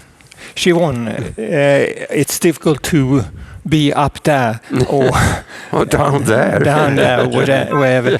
You said something, I'm just curious how you do it. You say you want objective assessment of severity of a patient's health. And how can we make an objective assessment of something so subjective? Yeah, but I think that speaks to your point, Niels-Erik, about the difficulty with taking utility as your sole criterion, because there are so many uncertainties. And I completely accept Peter's argument that that's true of everything in life. and therefore we have to go on the basis of probabilities. But I think it doesn't mean, and I think it comes to Ola's point that, you know, it is about trade-offs in the end of the day. So you can use utility to a certain extent, but I think utility doesn't take into account issues like structural inequalities. And I think it's really interesting that we haven't discussed that so much today. So even in our discussions around mandatory vaccination policies, it's as if everybody who, everybody in society is making the same choices in the same set of circumstances. And that's clearly not the case. So I think, so this idea of having one rule for everybody and just simply not recognizing that people are constrained in terms of their choices. And to your point around, severity and so on, I think we have to, we are making judgments because we're required to make judgments. So we can be as theoretical as we like, but on the ground, somebody has to make the judgment about who's going to receive access to a particular drug or treatment or whatever it is. So I think it is about, and I think that's very much the way things have gone. It's about utility because it's something we can't get away from, because it is inherently attractive, because it gives us some sort of objective criteria, or in its own way, it's non-discriminatory. But I think it definitely needs this side constraint of equity. And taking this whole life cycle into account, because if we only take the suffering that's in front of us at that given moment, that totally ignores social inequalities, structural difficulties, and I think that simply isn't realistic in the delivery of a public health system. Can I ask you a little bit more about what you said about the constraints that people make choices about getting vaccinated? Clearly there are differences, but to describe them, what did you have in mind by the kind of constraints? Yeah, so I mean, it's really interesting. Elena talked earlier about, the vaccination rates maybe in East Germany versus West Germany. Here in Ireland, we have, as I said, an extraordinarily high vaccination rate, but there are certain pockets. And a lot of those, for example, would be migrant workers. And it's understandable, as maybe perhaps as a migrant worker, you're coming from maybe a more authoritarian state where you have less trust in your government. You may not want to draw attention to yourself in your new place of residence, etc. You have people who have difficulties with health literacy, for example, and who may not be able to access information and may be much more susceptible to the kind of stuff that's on social media about vaccines causing infertility, etc., etc. And I also think that whole discussion about mandatory vaccination completely ignores that there are whole swathes of our population who are currently unable to access vaccines, either because they're not recommended or authorized for them, because they have medical contraindications, because, pregnant women, for example, we have a lot of pregnant women who are disproportionately taking up places in ICU. And yet it's completely understandable if you're in your first trimester of pregnancy that you might have more reticence, if you like, about taking a vaccine than somebody who isn't pregnant. So I think it's a very complex web of reasons. And I don't think it's so easy to just lump it all in. It's just selfish people who simply won't take vaccines. I think we need to be a little bit more to see the decisions people are taking within the social context in which they're being taken. Well, I agree, for example, that we certainly need to provide information in the languages of the people in our countries. And perhaps, you need to make more efforts to do that. It was a similar issue in Australia. I think efforts have been made. But beyond that, I don't see the things that you've been describing as really constraints. I think they are choices that people make, whether they believe this view or they believe the views of the health authorities. After all, they can see that it is actually the more privileged people who are getting vaccinated. So the idea that the vaccines are going to be, that they're being used as guinea pigs or something of that sort, is surely clearly false. I'm not saying they're selfish necessarily, but I think there needs to be under more pressure, or perhaps incentives, as we talked earlier, offering them lottery tickets or cinema tickets or whatever it might be. There needs to be more to get them to make different choices. I think it is still their choices, and so I don't think constraints is really the right word.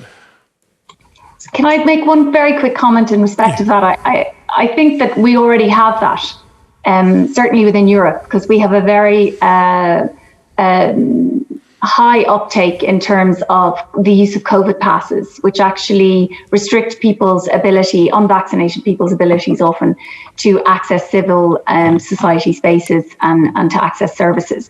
So we already have that, and we've done all of that, trying to reach people in their own language, etc. It's much more fundamental than that.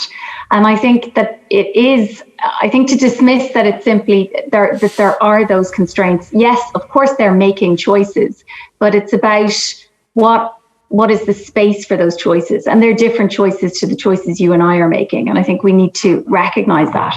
So I think, there is some work to be done, as you say, in trying to understand the reasons, but I think they are constraints. Some of the issues are constraints, but we are already operating a system whereby, to some extent, people are being penalized in terms of how they can access services and public spaces.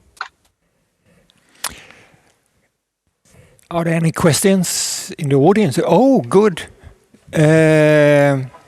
Say your name and where you're from, and 2 questions on the road.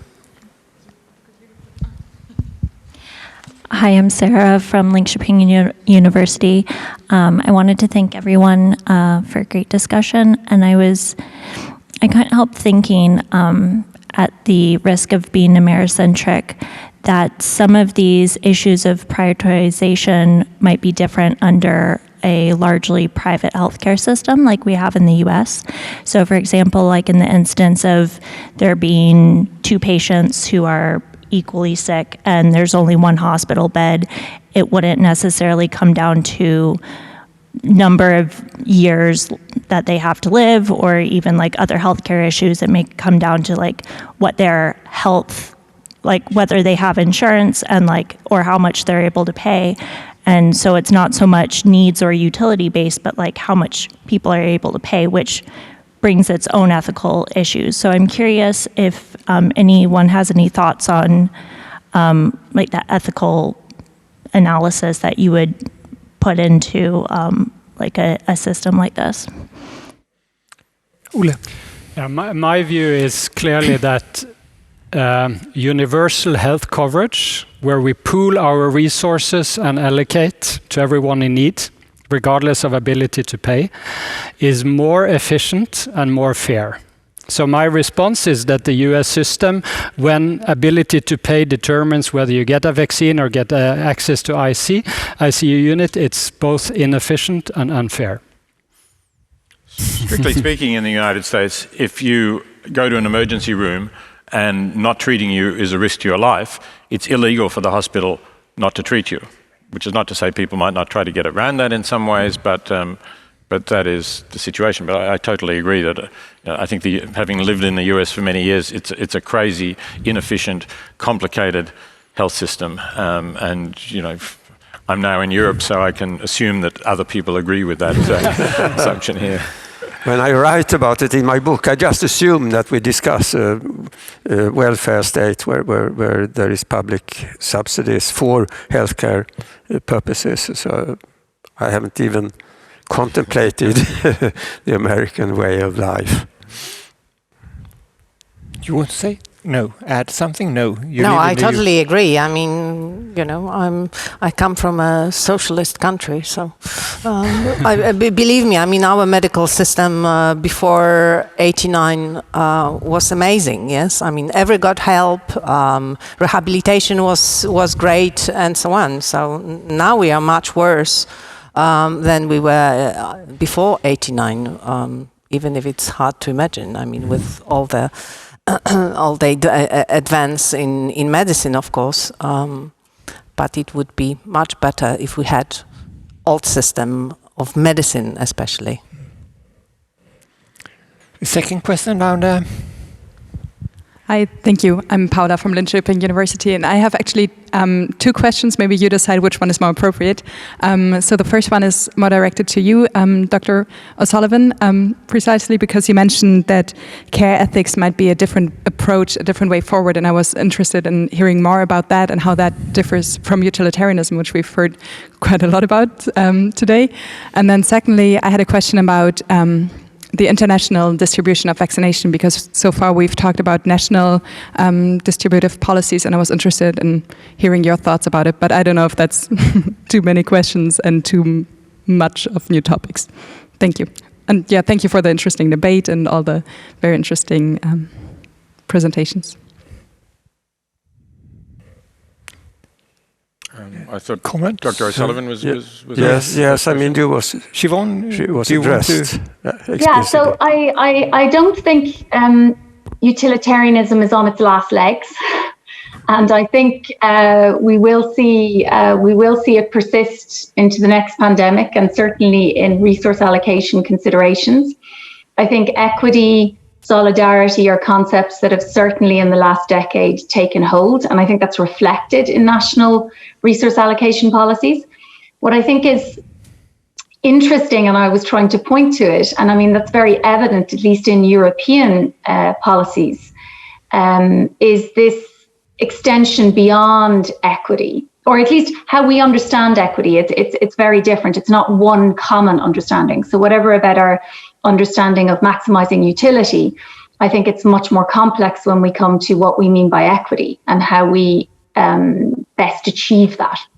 But I actually think there's something that's going on, and it will be interesting to see how it's going to develop, which is, I think, going back to care ethics. And I think that care ethics is going to come up a lot more in the pandemic, because, I mean, we've had similar arguments as I know you've had in Sweden about restricting access, for example, to older people who are living in residential care, and asking people to, as we use the term in Ireland, which people didn't like at all, cocoon if you had an underlying condition or if you were older, for example. And I think what we didn't understand was just, so we were talking about solidarity on the one hand, which was about the interconnectedness of us all. But I suppose in terms of care ethics, being very much about looking at the person in front of you, what is their need, what do they want? And that's very difficult in the concept of a public health ethical lens. And I think that's going to be the challenge for us. So we have lots of these policies which talked about consultation with the patient, ascertaining will and preferences, and so on. And the will and preference of the individual isn't really necessarily in line with the whole utility calculus. So I wonder, or even an equity calculus, for that, an equity consideration for that matter. So I wonder in terms of, and I think it kind of goes away from human dignity somehow to back to this idea of caring for the individual in front of you, taking into account their particular circumstances. And I wonder how that's going to work in a broader public health system where we have to allocate resources. So I suppose it's more a question from my side. I think it's interesting to note it. And then just on your final question, if I'm allowed, I think it's really interesting because we've had a very, so because of the scarcity issue and the value people have placed on vaccines, there is a huge amount of vaccine nationalism as a result of that. And of course, governments feel that they want to protect their own populations. And we've heard arguments about global equity, not generally on moral grounds, but more because we need to stop the emergence of variants. So it's self-preservation, etc., that we need to do that. It's really interesting. In Ireland, we had a discussion about, we have 1 million of our population who've already received booster doses. And everybody was like, we need to have our boosters as quickly as possible. And there was some criticism of our National Immunisation Advisory Committee that they didn't go faster with advising that. And then as soon as Omicron started to emerge, people said, oh, you see, that's the problem with giving everybody boosters. We should have been giving it away. So it's very difficult to strike the balance there between our equity considerations and what our responsibilities are. So in practice, people talk about global equity, but what are the responsibilities to your national, to your population, and how governments manage that is extremely tricky. Good. We have a question over there.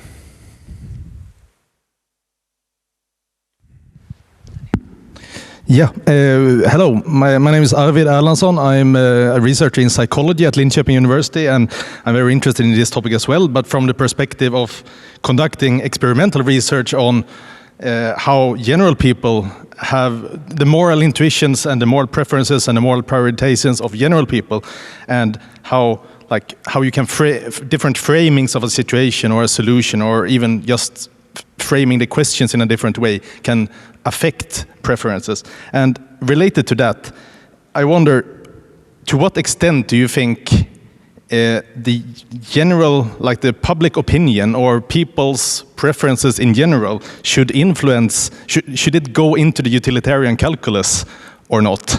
For example, we were talking about whether care workers should be prioritized. If it was made like a national survey saying like 95% of the Swedish population think they should that matter when we discuss this morally?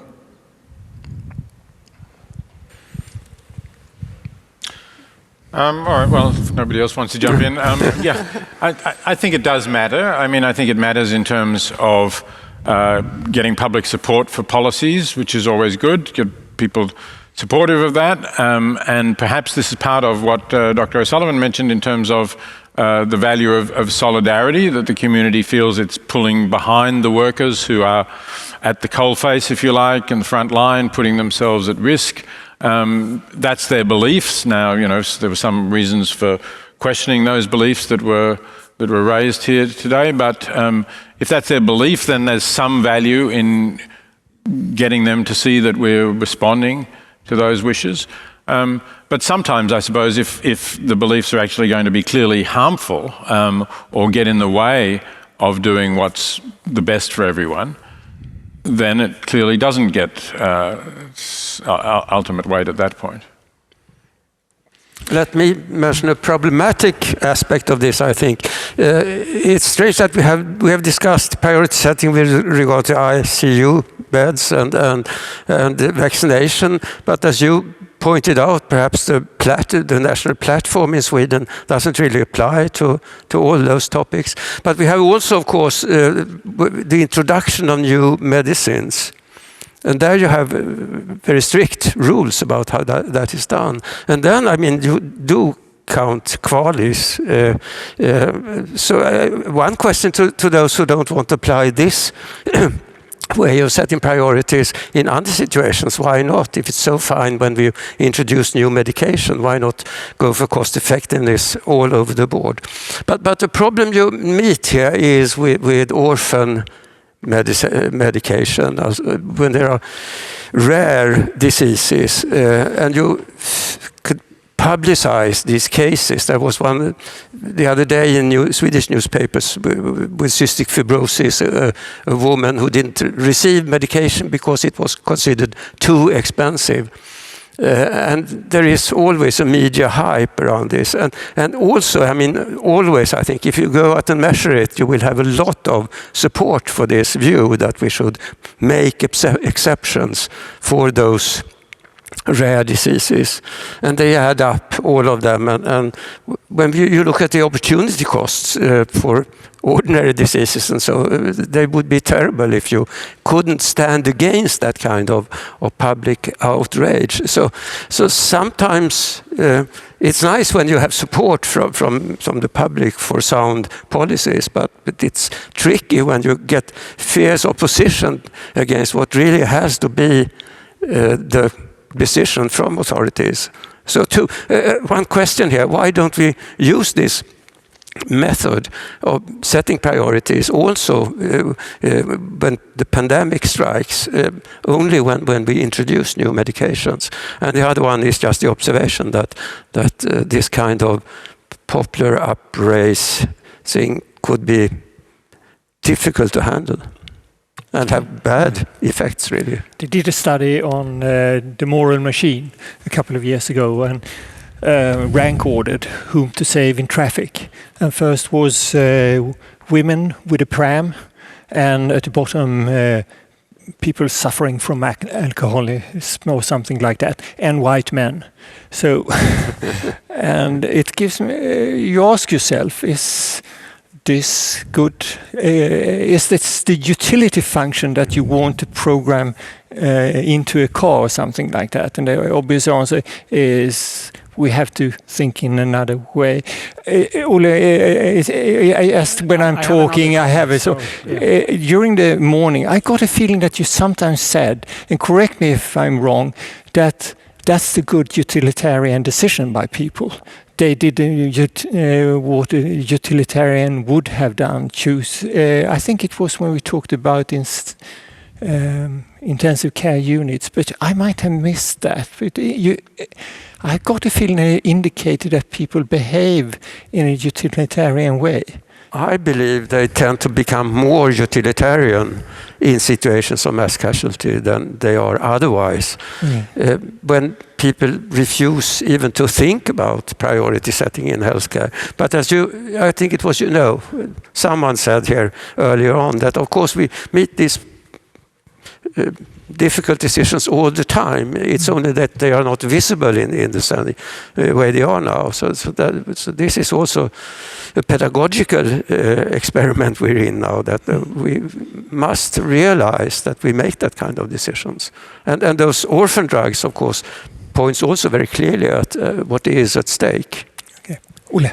I didn't have a chance to answer that question about global allocation of vaccines, if I may do that. So my view is this: it's very unfortunate that we don't have a global world order authority to allocate vaccines. So politically this is extremely difficult.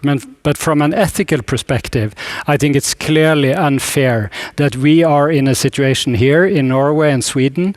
We are contemplating on taking the third booster dose, while in South Africa a lot of people don't have access to the first dose. It's both unfair and inefficient, I would argue again. But there's even a simpler way, yes? I mean, if Pfizer and so on would give away the rights to vaccines, we would be all saved. So, well, I don't think it's that it's not that easy, simple. because of you course need it's the not technology that simple, transfer but they've and so on. already got Yes. so much money. I yes, agree. that, I agree. That it's time for us really to fight and to argue that we should release the rights to vaccines. I certainly agree with those comments, but it's not in a way surprising, because it's been part of the international situation with aid, for example, that there are organizations. I co-founded an organization called The Life You Can Save that recommends charities that are particularly effective at saving lives in low-income countries. And there are organizations you can donate to right now who can save a life for around $5,000. Whereas in the United States, of course, it costs hundreds of thousands, if not millions of dollars to save a life through the healthcare system on average. So, what we're seeing with the maldistribution of vaccines is simply a continuation of what's been a standing situation around the world for a very long time. With those words, I think we should end the day. And again, Torbjörn, congratulations, and thank you for organizing this fantastic day and bringing people from around the world in Europe here. So thank you very much, and all the speakers, thank you very much, wherever you are, on the screen, in Ireland, or sitting in the room here. And we give each other a huge applause, and thank you very much.